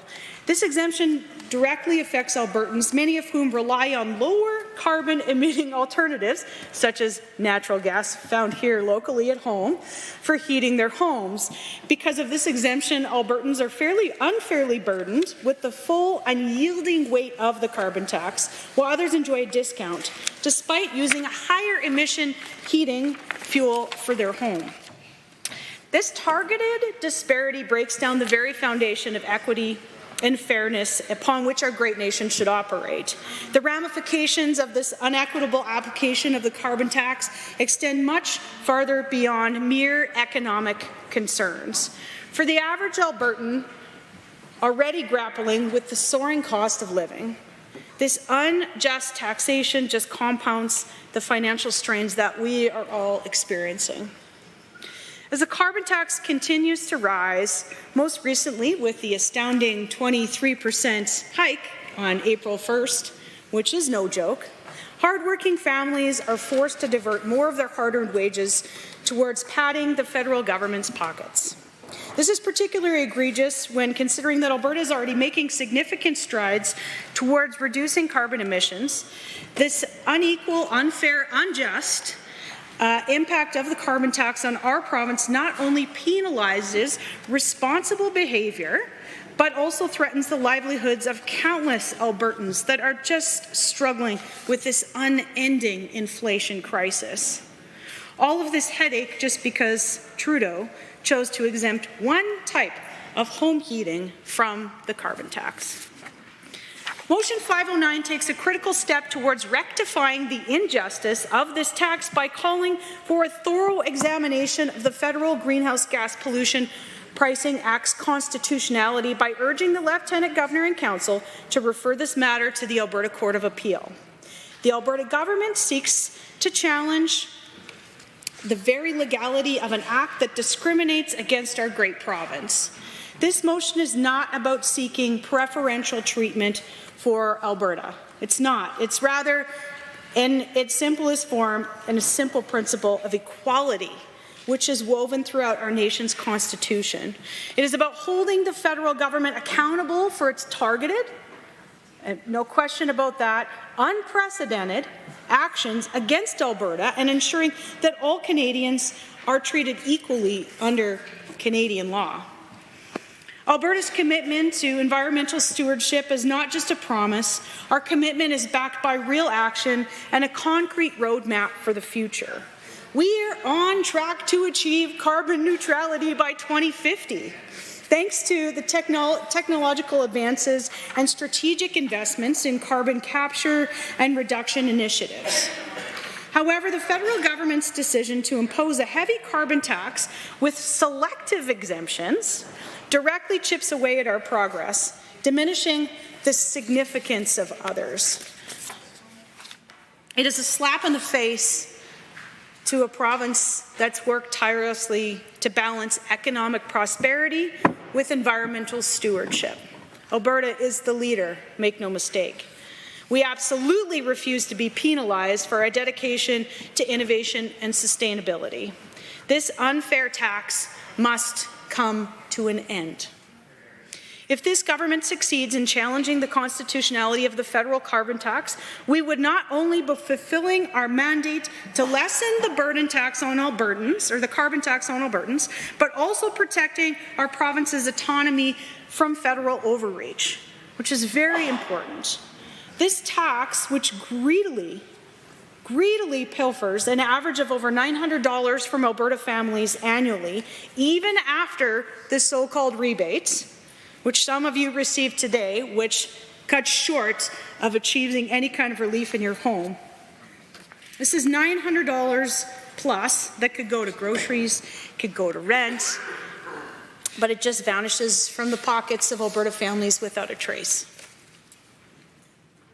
By resisting the federal government's unending reach into our affairs, we can teach Justin Trudeau to respect our provincial jurisdiction. Our mandate has never been more clear. It is our job to put more money back into the pockets of hardworking Albertans and to defend our province against the very unwelcome and constant intrusions from the Trudeau NDP coalition of chaos. It is interesting to note that other federal environmental policies have been ruled unconstitutional, meaning there is precedent to challenge the carbon tax. Last October, the Supreme Court delivered a resounding victory for Alberta, for Albertans, by ruling that the federal government's Bill C-69, also known as the No More Pipelines Act, exceeded its constitutional authority. This decision further confirmed Alberta's provincial autonomy and showed the limits of federal power in controlling resource development projects within our border. Similarly, in November, the Federal Court of Canada issued a ruling in favour of Alberta, deeming a federal order declaring plastics as toxic to be unreasonable and, you guessed it, unconstitutional. These legal victories exemplify the importance of defending provincial jurisdiction and challenging federal overreach.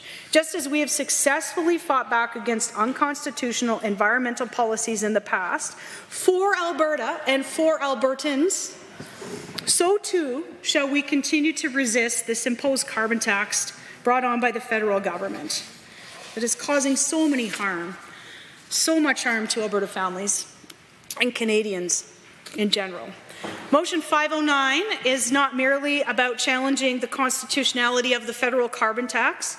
This motion shows our strong commitment to justice, to fairness, and autonomy for the people of Alberta.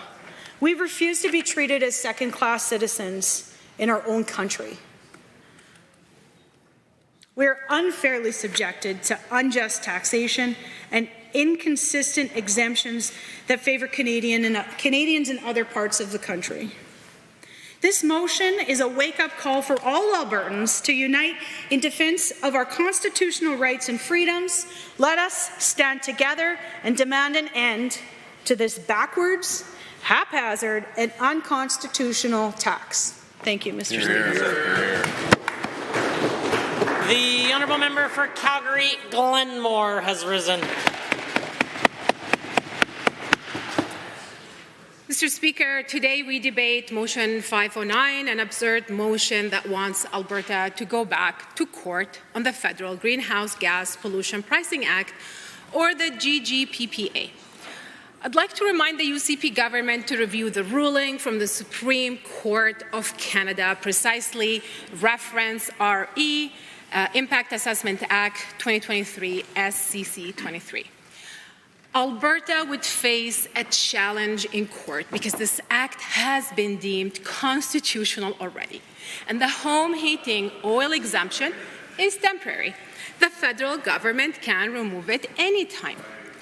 Now, it is truly unfortunate that the federal government chose to undermine its own climate policy by announcing a 3-year carbon tax exemption for home heating oil. You either have a policy that applies to all Canadians or not. That was a misguided decision by the federal government. At the same time, the UCP government is wasting our time here re-litigating what was litigated already and upheld by the highest court of Canada. It is wasting resources and taxpayer money. It is theatrics for their social media clips. What is comical here, Mr. Speaker, is that the UCP cabinet can refer these questions without a resolution of the legislature.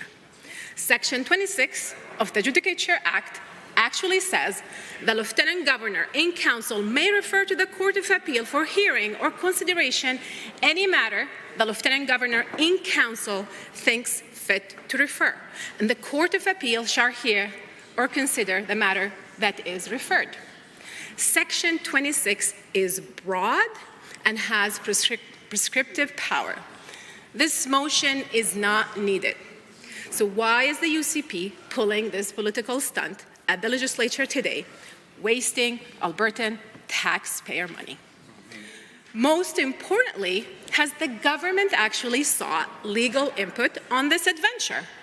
Because this motion contains an error in that there is more than one form of exemption already under the GGPPA for carbon-based fuel, like farm gas. This act exempts fuels used in tractors, trucks, and other farm machinery from the fuel charge. The UCP has clearly not sought a legal opinion before pulling the stunt today. Now, Mr. Speaker, it is really rich that the theatrics are happening this week. It is the anniversary of the UCP's so-called climate plan. Last year, prior to the May election, the UCP conveniently released an aspirational so-called climate plan with a 2050 target, with no budget and no implementation plan. It is as aspirational as the Premier's aspirational healthcare delivery. So let me get this straight. For a full year, the UCP did not put this so-called climate plan into action, yet they want to repeal the Greenhouse Gas Pollution Pricing Act that addresses climate change.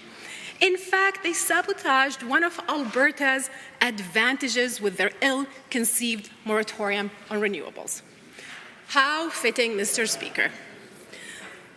A reminder to the members opposite, Alberta introduced carbon pricing in 2007, way before the GGPPA came into law in 2018.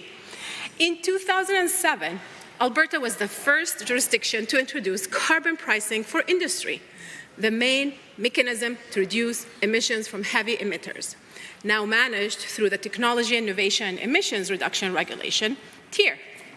So, quick history lesson for the UCP.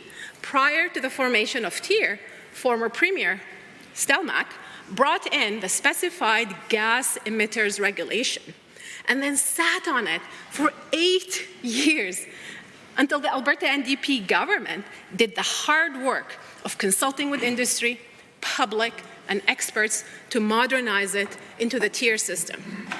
Let's not forget that the UCP also withdrew the Alberta Climate Leadership Act that actually had an exemption period for small oil and gas and crashed them into the federal carbon price, giving up Alberta's control over the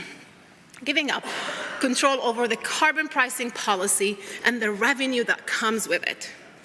To be clear, the UCP jeopardized Alberta's position by not having a plan. They jeopardized that revenue. They took a made in Alberta plan and nicely handed it all to Trudeau. Maybe we have the UCP-Trudeau alliance here, Mr. Speaker.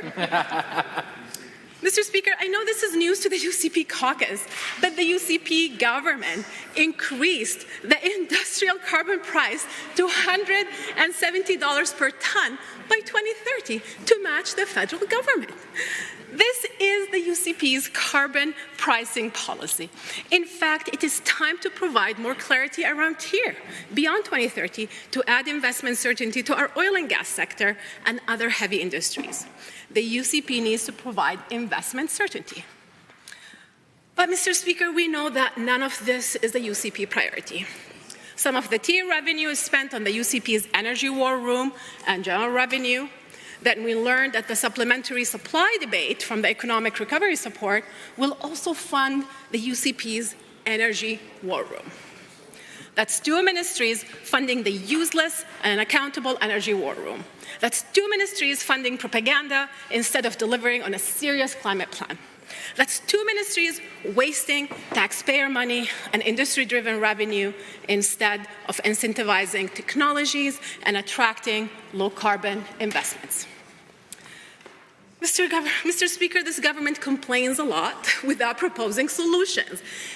This government could actually get to work and come up with a meaningful climate policy, negotiate with the federal government, and put forward a credible Alberta plan for emissions policy equivalency. I challenge this government to come up with a serious Made in Alberta climate plan. I challenge this government to stop blaming everyone, Ottawa and everything, like they blamed the sun and the wind for the UCP rolling blackouts. I challenge this government to come up with actual solutions that will help Albertans. Mr. Speaker, Alberta's families are struggling with cost of living, paying more for utilities, insurance, housing, tuition, and more. This ideologically driven government probably doesn't know this, but Albertans receive the highest federal rebates in the country. A typical family of four gets up to $386 directly in their bank accounts 4 times a year. That's $1,544 a year. Why does this government want to deny Albertans these rebates? It challenges government to come up with its own solution that will lower emissions, keep life affordable for Albertans, and address climate change. Climate change isn't going away. This summer will bring drought, record wildfires, and extreme weather, and we will probably see more damage in our infrastructures and natural environments. Mr. Speaker, one has to ask, if the UCP is going to oppose climate policies, then what do they offer? This is a waste of time and a waste of taxpayer money. We cannot support this motion as is, and we would like to propose an amendment to this motion. And I would like to move on behalf of the member for Edmonton Millwoods that motion, other than government motion 509, to be amended by adding... Just sorry to interrupt. If you can, we're just going to stop the clock here real quick for you. If you can, you presumably have a bunch of copies there. If you pass that to the page, we'll get one to the table, one to me, and one to the mover. And then as soon as those three bodies have the amendment, I'll ask you to proceed. That's okay. Go ahead. Just hang on.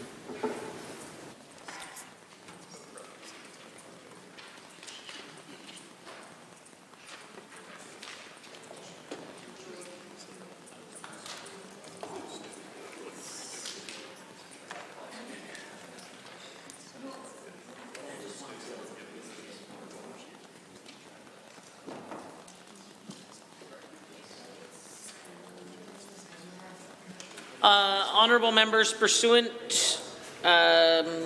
to motions other than government motions with respect to these motions being amended, standing orders require that notice be provided to the mover of the motion prior to 11 o'clock on the day of the motion being moved.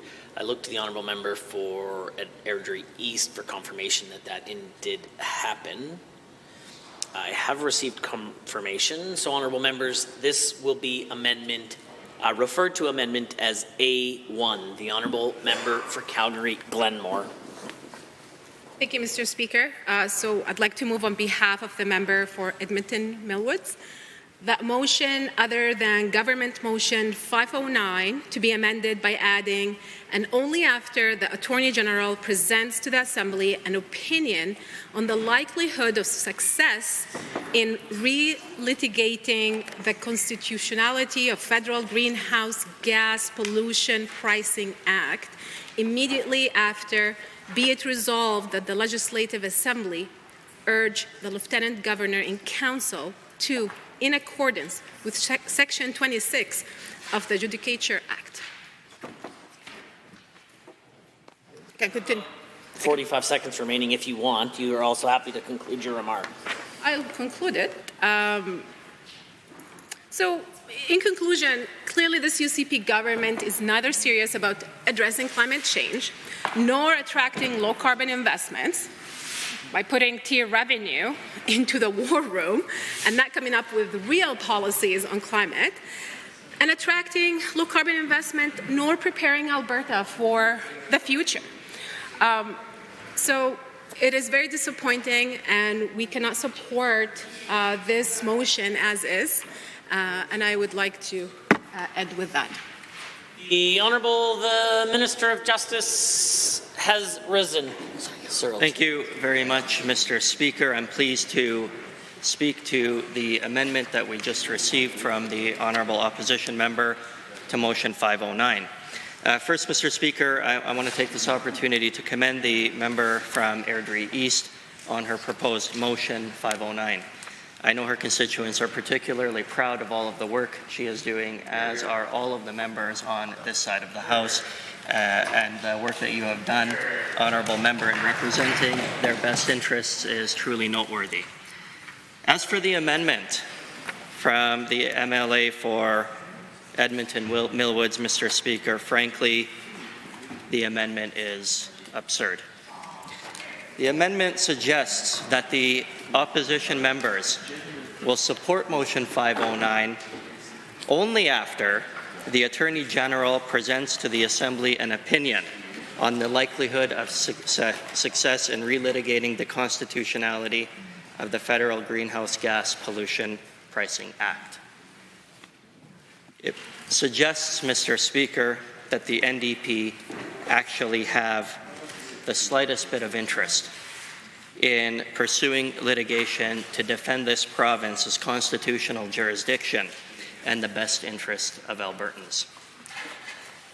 If, Mr. Speaker, the opposition gets to see a privileged legal opinion, and only if they get to see a privileged legal opinion, then they apparently will support litigation against the big bosses in Ottawa, Mr. Speaker.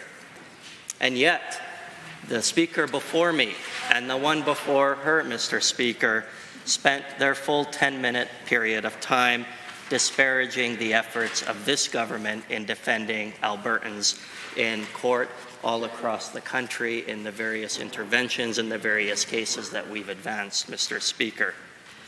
Nobody knows if the opposition is coming or going. And that's why, Mr. Speaker, they sit on that side of the House. Since when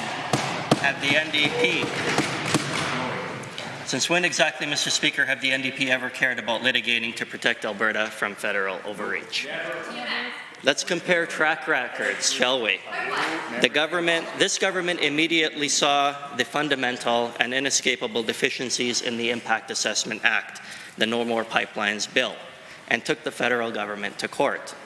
That law was fundamentally found to be unconstitutional because it improperly intruded on the provincial heads of power set out in sections 92 and 92A of the Constitution Act. Where were the NDP when we were advancing that case? Radio silence and discouragement, disparagement, and defeatist attitudes. And then when the Supreme Court of Canada agreed with us that the Impact Assessment Act's designated project scheme was unconstitutional, this was a huge win for this province. It was a huge win for Albertans, Albertan jobs, the Alberta economy, and Alberta's future. And when the federal government continued, in spite of the Supreme Court's ruling, and attempted to enforce those unconstitutional provisions on a purely provincial Ontario Highway 413 project, our government spoke out against it and immediately sought to intervene in support of provincial jurisdiction once again, Mr. Speaker. And when the single-use plastics were banned by the federal government, we saw the same story unfold yet again. The de facto leader of the members of the opposition, Mr. Speaker, Prime Minister Trudeau, yes, Chief Government Whip, Prime Minister Trudeau, decided to declare plastic manufactured items such as straws and takeout containers as harmful. Very bad. This is insanity, and anyone with a semblance of rational thought can see right through that. Somebody needed to do something to overturn this ridiculous federal cabinet order, and you would expect all members of this House to rise and to tell Ottawa that that was unacceptable, that impacting Alberta's economy, Albertan jobs, and Albertans in general was unacceptable. We immediately joined litigation against the plastics ban. And then we won, Mr. Speaker. Hear, hear. Why? It was true. Because it was simply not reasonable to say that all plastics manufactured are toxic. Plain and simple. Hear, hear. If that litigation hadn't happened, the ban would have had wide-ranging impact and consequences on Alberta's economic interests. Where were the NDP when we were advancing the toxics ban case? Wrong side of the issue. Where were the NDP when tens of thousands of jobs and $18 billion of investment capital were at stake, Mr. Speaker? Wrong side of the issue. This time it was even worse than radio silence from the dimly lit side of this chamber, Mr. Speaker. They were cheering on the plastics ban. Mr. Speaker, the NDP have been longtime supporters of a nationwide ban on single-use plastics in this country. And when the bosses in Ottawa, whether it was Trudeau or the Central Party leadership, take action, the Alberta NDP fall in line every single time. Always against Alberta. Another prime example is the federal firearm ban, Mr. Speaker. Let's not get started with the federal firearms ban, friends. When the federal government unilaterally and without notice decided to arbitrarily redesignate certain firearms as prohibited, they paved the way for countless law-abiding Albertans to suddenly become owners of illegal guns, once again with an amnesty period that expires in 2025. Now, this government, Mr. Speaker, the folks that sit on this side of the House believe that law-abiding gun owners should not be unfairly targeted and punished by our federal government. We are intervening in this litigation, and we will strongly advocate to protect Albertans from bumbling regulatory disasters. But what does the opposition say when things like this happen and impact Albertans in this way? Not a word, Mr. Speaker. They couldn't be bothered to utter a single word in support of the thousands of lawful gun owners in this province. Mr. Speaker, for the NDP to suggest that they really just want to see a legal opinion from me and then they will support this motion is absolutely absurd. I am certain that the honourable member believes in me, but I do not believe in them, Mr. Speaker. I can only presume that the only reason that the NDP could possibly want to see a legal opinion would be to oppose any such legislation, as they've always done before, Mr. Speaker. Leopards can't change their spots. They can't argue with their track record Time and again, they take Ottawa's position over Alberta's. They take Trudeau's position over Alberta's. They put radical ideology ahead of objective reality. Mr. Speaker, a visionary once said, when someone tells you who they are, believe them. And frankly, Mr. Speaker, I don't think that the NDP can help themselves. And so let's look at this amendment on a practical level. I am not the lawyer for the Legislative Assembly of Alberta. As Attorney General, I am the lawyer for the Government of Alberta. It is my practice, and it will always be the practice of every single Attorney General in this province, going back for decades, to never waive solicitor-client privilege and confidentiality of internal legal opinions. It is a bad precedent to set. That advice is solely for the eyes of government. So why, Mr. Speaker, would I ever deviate from a long-standing best practice and tradition and disclose a legal opinion to an opposition that has never supported this government's actions or the desires or wills of Albertans? They have never supported our litigation. They do not support Alberta's constitutional jurisdiction from federal overreach. And of course, Mr. Speaker, while I continue to be happy to receive the guidance and the support and the advice of the Legislative Assembly of Alberta, through the motion as it is written, I cannot consent or recommend that the members of this House support the amendment as proposed. I am firmly opposed to this amendment and ask all members to vote against it. Full members, are there others on Amendment A1? If the Honourable Member for Ardrey East would like to speak to the amendment, she's welcome to do so. I'm not sure if... Okay, are there others wishing to speak to the amendment? Seeing none, I am prepared to call the question. Honourable members, on Amendment A1, all those in favour, please say aye. Aye. Any opposed, please say no. No. In my opinion, the noes have it. That amendment is defeated. Honourable members, we are back on the main motion, motions other than government motions 509. The Honourable Member for Lethbridge West has risen. Thank you, Mr. Speaker. I rise to speak to Government Motion 509. I have watched for a number of years now the honourable members across the way, both when they were on both sides of the aisle, read rote talking points from prepared text. There does not seem to be any evidence of anyone speaking extemporaneously. They simply repeat the same claims over and over again in some sort of rehearsed recitation. We are well into reruns at this point, Mr. Speaker. This does not really qualify as debate. It barely qualifies as public speaking. It barely rises above jejune monotone incantation. At this point, the most interesting it becomes is imperious platitude.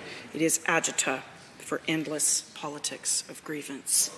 This is a great loss, in my view, Mr. Speaker. It is a great loss to the members themselves, who could learn great skills in learning to sharpen their arguments. It's disappointing that over the 9 years I have been here, there have been fewer and fewer members that have taken advantage of the opportunity they have to practice the very old arts of rhetoric and oration. This is the place to learn how to sight read the new sheet music. Instead, they play the same 3 chords on the same 4 old hits. The great literary critic Lionel Trilling once wrote that ideology is not acquired by thought, but by breathing the haunted air. Of ideologies, Trilling wrote that, quote, ideology is not the product of thought, it is the habit of the ritual of showing respect for certain formulas, to which, for various reasons, having to do with emotional safety, we have very strong ties, and of whose meaning and consequences in actuality we have no clear understanding. Let us begin then our conversation on the subject of carbon pricing by grounding ourselves in some incontrovertible facts that bring me no emotional safety whatsoever. They bring me neither pleasure nor dissatisfaction, they are simply facts. And the first one is that ideologically speaking, carbon pricing is a conservative idea and policy. The first Prime Minister to make a spirited argument in favour of carbon pricing on the international stage was one Stephen Harper in his first big speech in Germany in Berlin in 2007, in which he pledged to reduce Canada's emissions using a system of pricing, carbon offsets and trading by 20% by 2020. if we are talking about taking marching orders from Ottawa, I would have taken that marching order from Ottawa because we are not at that 20%. Mr. Harper then further pledged to reduce Canada's emissions by 60 to 70% by 2050, which is, in fact, a more ambitious goal than I believe the one that we have now. Conservative market-minded politicians have supported carbon pricing above all their other alternatives due to its low cost to the economy. Here we can cite the first jurisdictions to bring in carbon pricing at the provincial level, BC under Gordon Campbell in 2007, Ed Stelmach in Alberta in 2008. We can now take up a few of the oft-repeated claims by the other side. It's quite easy to take up these arguments because there are very few of them, and there haven't really been a whole lot of attempts to intellectually engage with the arguments. Well, the Premier did before she came here. She said it on video. There is always a video, but she's since abandoned that. One, the claim that carbon pricing does not reduce emissions. This is false. Canada's emissions have fallen, perhaps not as far as we would like them to, but they have. It is estimated that in 2030, the carbon tax will be responsible for reducing annual emissions by somewhere between 19 and 22 megatons. And in the meantime, GHGs in 21 were 8.4% lower than they were in 2005. Not Stephen Harper's goal, but a reduction nonetheless. Two, carbon pricing increases prices. We often hear this claim without evidence. According to a late 2023 study by University of Calgary economists, carbon tax accounts for 0.3% increase in food prices. That's 30 cents on a $100 grocery bill. The Bank of Canada found a 0.15% effect of carbon pricing on inflation. The Parliamentary Budget Office found 80% of households get back more than they pay in. We can note all of these things dispassionately. We don't have to engage in hyperbole. We could even conclude that carbon pricing remains politically undesirable, but we should make those conclusions in the context of a defensible, factual appraisal of the situation. Third, we hear that carbon pricing remains ultra-vires despite the Supreme Court's finding that Part 1 of the Greenhouse Gas Pollution Pricing Act does meet the national concern test, as climate change is, by necessity, the court concluded, a matter of national rather than purely local or provincial concern. And the head of power under which it operates, the Peace, Order and Good Government section of the Constitution, is appropriate and sufficiently narrow for the purpose of pricing combustion fuels. Further, nothing in the court's ruling indicates that exemptions built already into the Act, that is to say the farm fuel exemptions, which are broad, take away at all from further exemptions that could be made under the Act. And so we find ourselves with this motion, which uses the occasion of a clearly silly political move by the federal government to engage in the usual arguments and revisit the same 4 pages of argumentation, now boringly central to the discourse of this chamber. On the matter of the Atlantic province's exemption for home heating oil, well, I think that we have a rare occasion of convergence and agreement between the two sides of this House. It was not very good politics, neither too was it particularly good policy. I'm not going to indulge in too much punditry. That is a dangerous land for a politician to roam around in, but a pause on the April 1st increase for everyone and an increased Atlantic rebate modeled on the rural rebate premium would have likely headed off much of the national confusion and anger at the time. That is not where we are. They did not do that. The Liberals announced $2.5 billion last week for artificial intelligence, and one has to be at least comforted that they're trying to create at least some form of intelligence in Ottawa. That is not my joke. I absolutely stole it from a Radio-Canada comedian I heard yesterday on the radio. His timing was probably better than mine. But bad politics and even bad policy should not be met with wasteful legal misadventures. And this is where we come to this motion. There is no doubt that Executive Council can go to the Alberta Court of Appeal with a question as to whether the new facts make the previous decision irrelevant. The Alberta Court of Appeal would have to answer that question, and that could be appealed back to the Supreme Court of Canada. The Supreme Court of Canada could then decide whether to take up the matter or not. According to Eric Adams, a University of Alberta legal scholar, there would be very little appetite, quote, for the courts to do so within a handful of years of a particular judgment. And indeed, Mr. Speaker, there doesn't really serve much purpose to run to the courts when a duly elected government does something you do not like. Yeah. It actually has to be unlawful. We live in a democracy. If you don't like something, you vote the people out and replace them. And with what exactly? The question before Canadians is, of course, well, a number of things. Chiefly among them, I think, for Albertans, is whether, if there is a change of federal government, if Part 2 of the Greenhouse Gas Pollution Pricing Act is retained.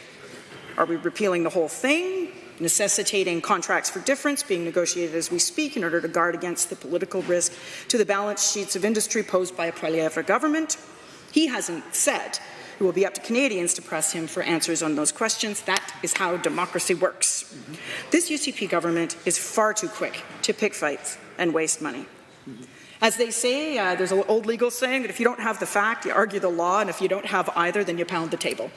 And this latest motion calls for us to waste money to pound the table, to indulge kabuki theatre of picking a fight. It is tiresome and unserious, particularly when it is paired with zero effort to regulate electricity prices, car insurance costs, jacking up taxes on buying a new home, 4 years of failure to index the personal income tax code, allowing school fees paid by parents to balloon out of control, tuition costs, and so on.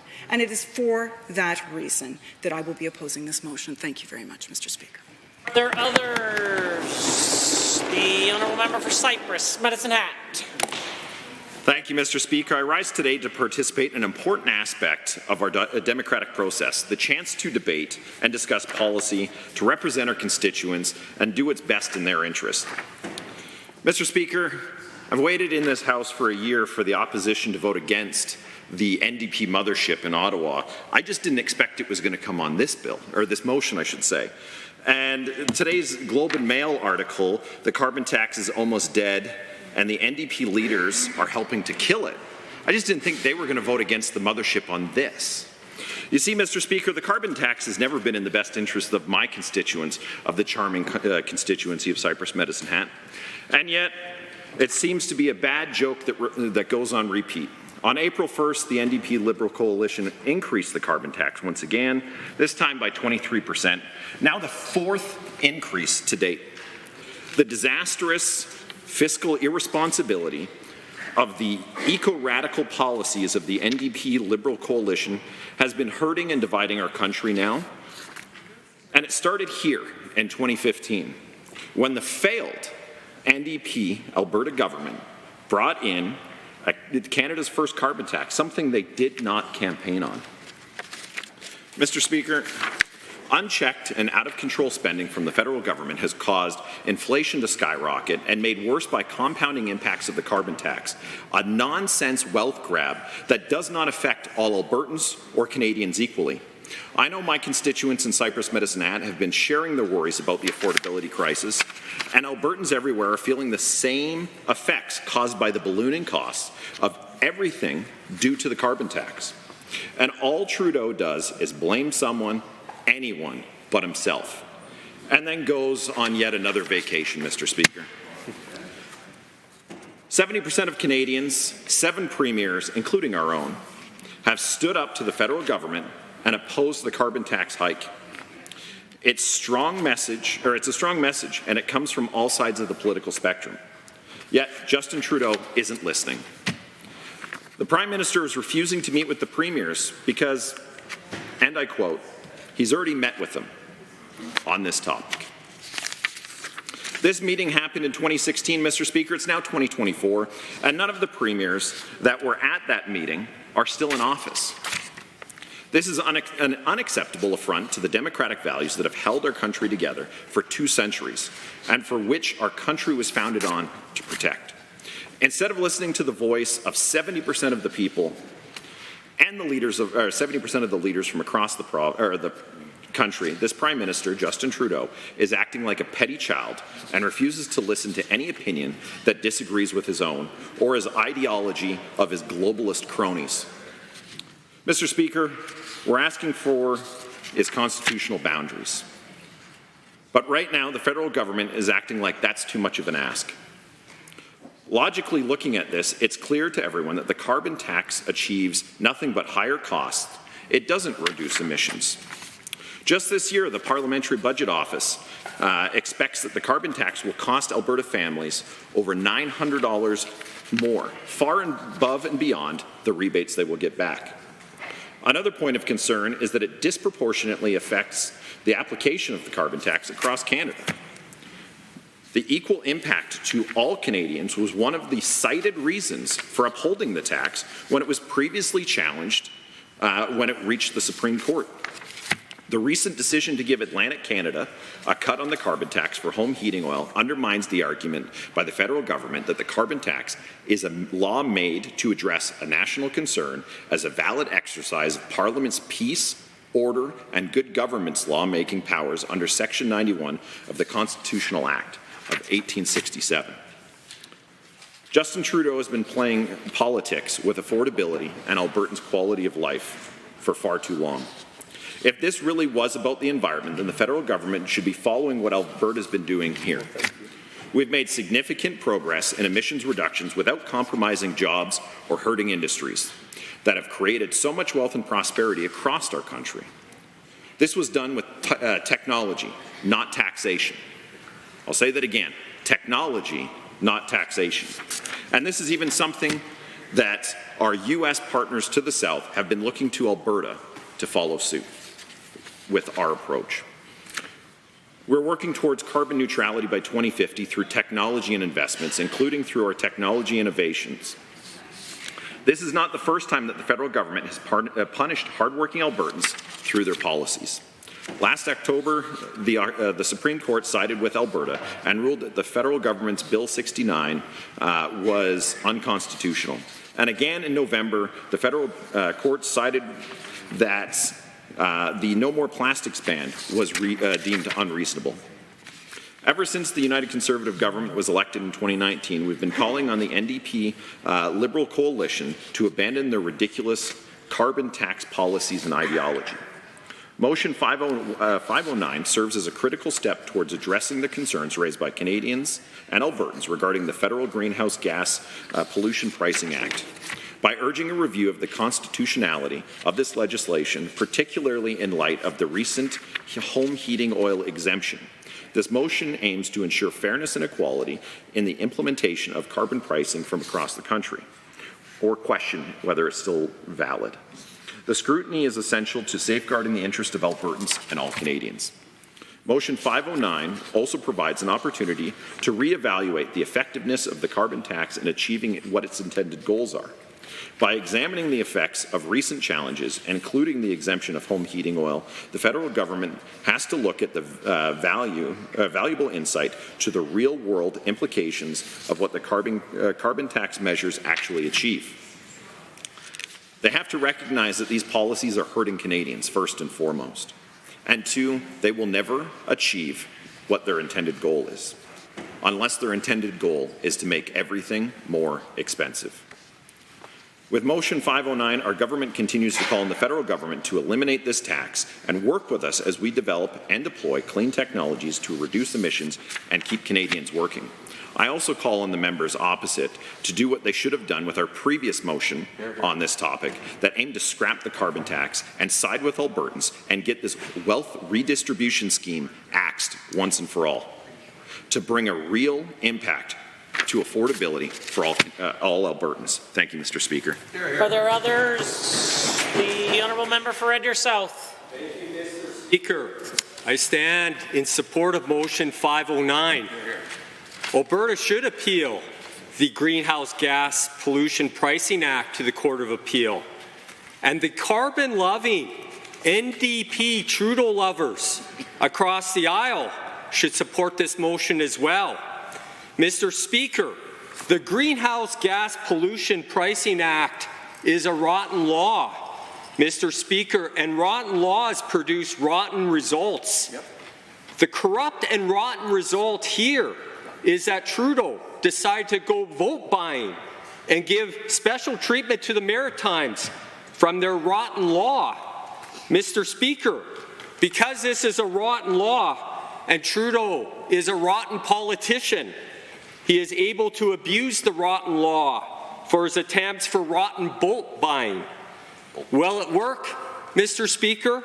I do not know. But, Mr. Speaker, he is false. And, Mr. Speaker, people do not like fake. Mr. Speaker, Alberta does not have hydro. We do not have nuclear. The Greenhouse Gas Pollution Pricing Act hurts Alberta more than any other province. Trudeau knows this. And if this hurt Quebec, there would be no carbon tax, and we would not have this rotten law. Mr. Speaker, the Alberta Court of Appeal ruled that the Greenhouse Gas Pollution Pricing Act was constitutional. Here's a quote. Conspicuous for its breadth, the Act allows the federal government to intrude further into more and different aspects of lawful daily life, both personal and business. Nor is there anything in the Act limiting what the federal government can choose to levy in the future, both on people and industry. The minimums of today are not the maximums of tomorrow.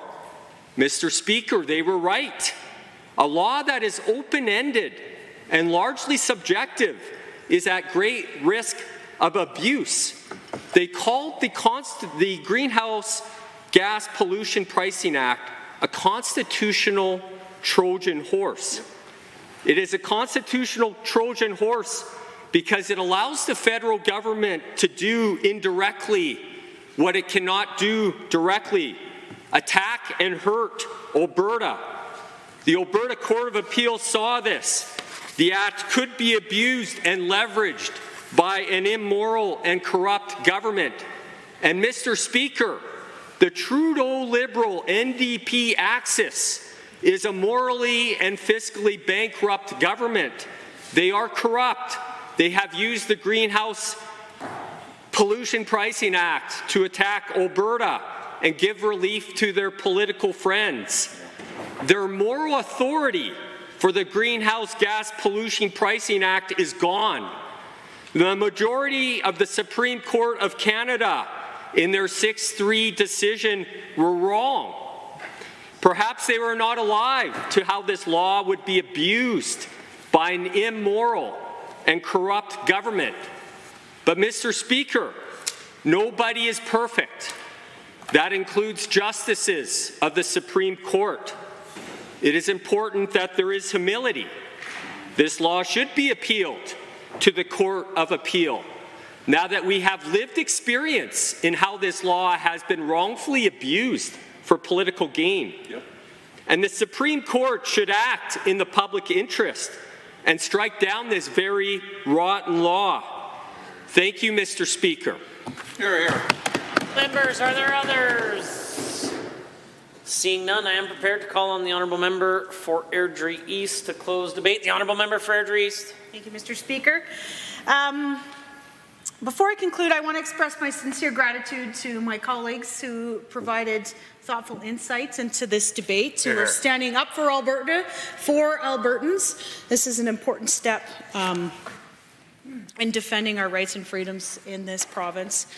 And that's what Motion 509 will help to do, is to outline the strong importance of the issues that we're currently fighting for. Motion 509 represents a landmark opportunity for us to defend the rights of Albertans in the face of this unequal, unjust, and unnecessary tax. The heavy impacts of the federal carbon tax on our province, coupled with thoughtless exemptions that completely ignore the notion of fairness, demand our immediate action and attention. Mr. Speaker, maybe it's because I am a middle child and I am used to unfair and unjust things growing up. But by standing in support of this motion, my mother is watching, we send a clear message to Ottawa that Alberta will not tolerate being treated unfairly or have our autonomy trampled upon by the federal government. The time is upon us to protect the livelihoods and the well-being of our constituents by challenging unconstitutional policies and advocating for fair treatment for Alberta. Mr. Speaker, we will stand up to the bullies in Ottawa. As representatives of the people of Alberta, it is our duty to ensure that our province receives fair treatment from the federal government. We refuse to accept a situation where Albertans are unfairly burdened by the full weight of the carbon tax, while other Canadians enjoy exemptions. Through Motion 509, we're standing up for Albertans and demanding accountability from our federal government. We are making it clear that Alberta will not be sidelined or taken advantage of, and that we will fiercely defend our rights and interests against federal overreach. By upholding the principles of fairness, we are not only fulfilling our responsibilities as elected representatives, but also safeguarding the prosperity and the well-being of our beautiful province. In this chamber, we are bound by a duty to advocate for the best interests of the people that we represent. Our commitment to this mission is tireless, and we will never falter in our defense of Albertans. Whether it's challenging unconstitutional policies, defending provincial autonomy, or demanding fair treatment from the federal government. It's a shame that we have to do that, by the way. We will always stand firm to Trudeau's backwards policies. Our province is more than just a few lines on the map. It is home to hardworking individuals, families, and communities who deserve nothing less than our full support. To the people at home, as your elected representatives, we are trusted with defending your interests, protecting your rights, and ensuring that your voices are heard loud and clear. No matter the challenges we face, rest assured that our government will always be on the front lines, fighting tirelessly for Albertans. Let us remember that our actions today will have far-reaching implications for the future of Alberta. By supporting Motion 509, we show our commitment to justice, fairness, and the protection of provincial autonomy. Let us stand together as representatives of the people and send a powerful message that Alberta will not be silenced. Here. Thank you, Mr. Speaker. Honourable members, on the motions other than government motion 509 as proposed by the Honourable Member for Airdrie East. All those in favour, please say aye. Aye. Any opposed, please say no. No. In my opinion, the ayes have it. That motion is carried and so ordered, and a division has been called. Call in the members.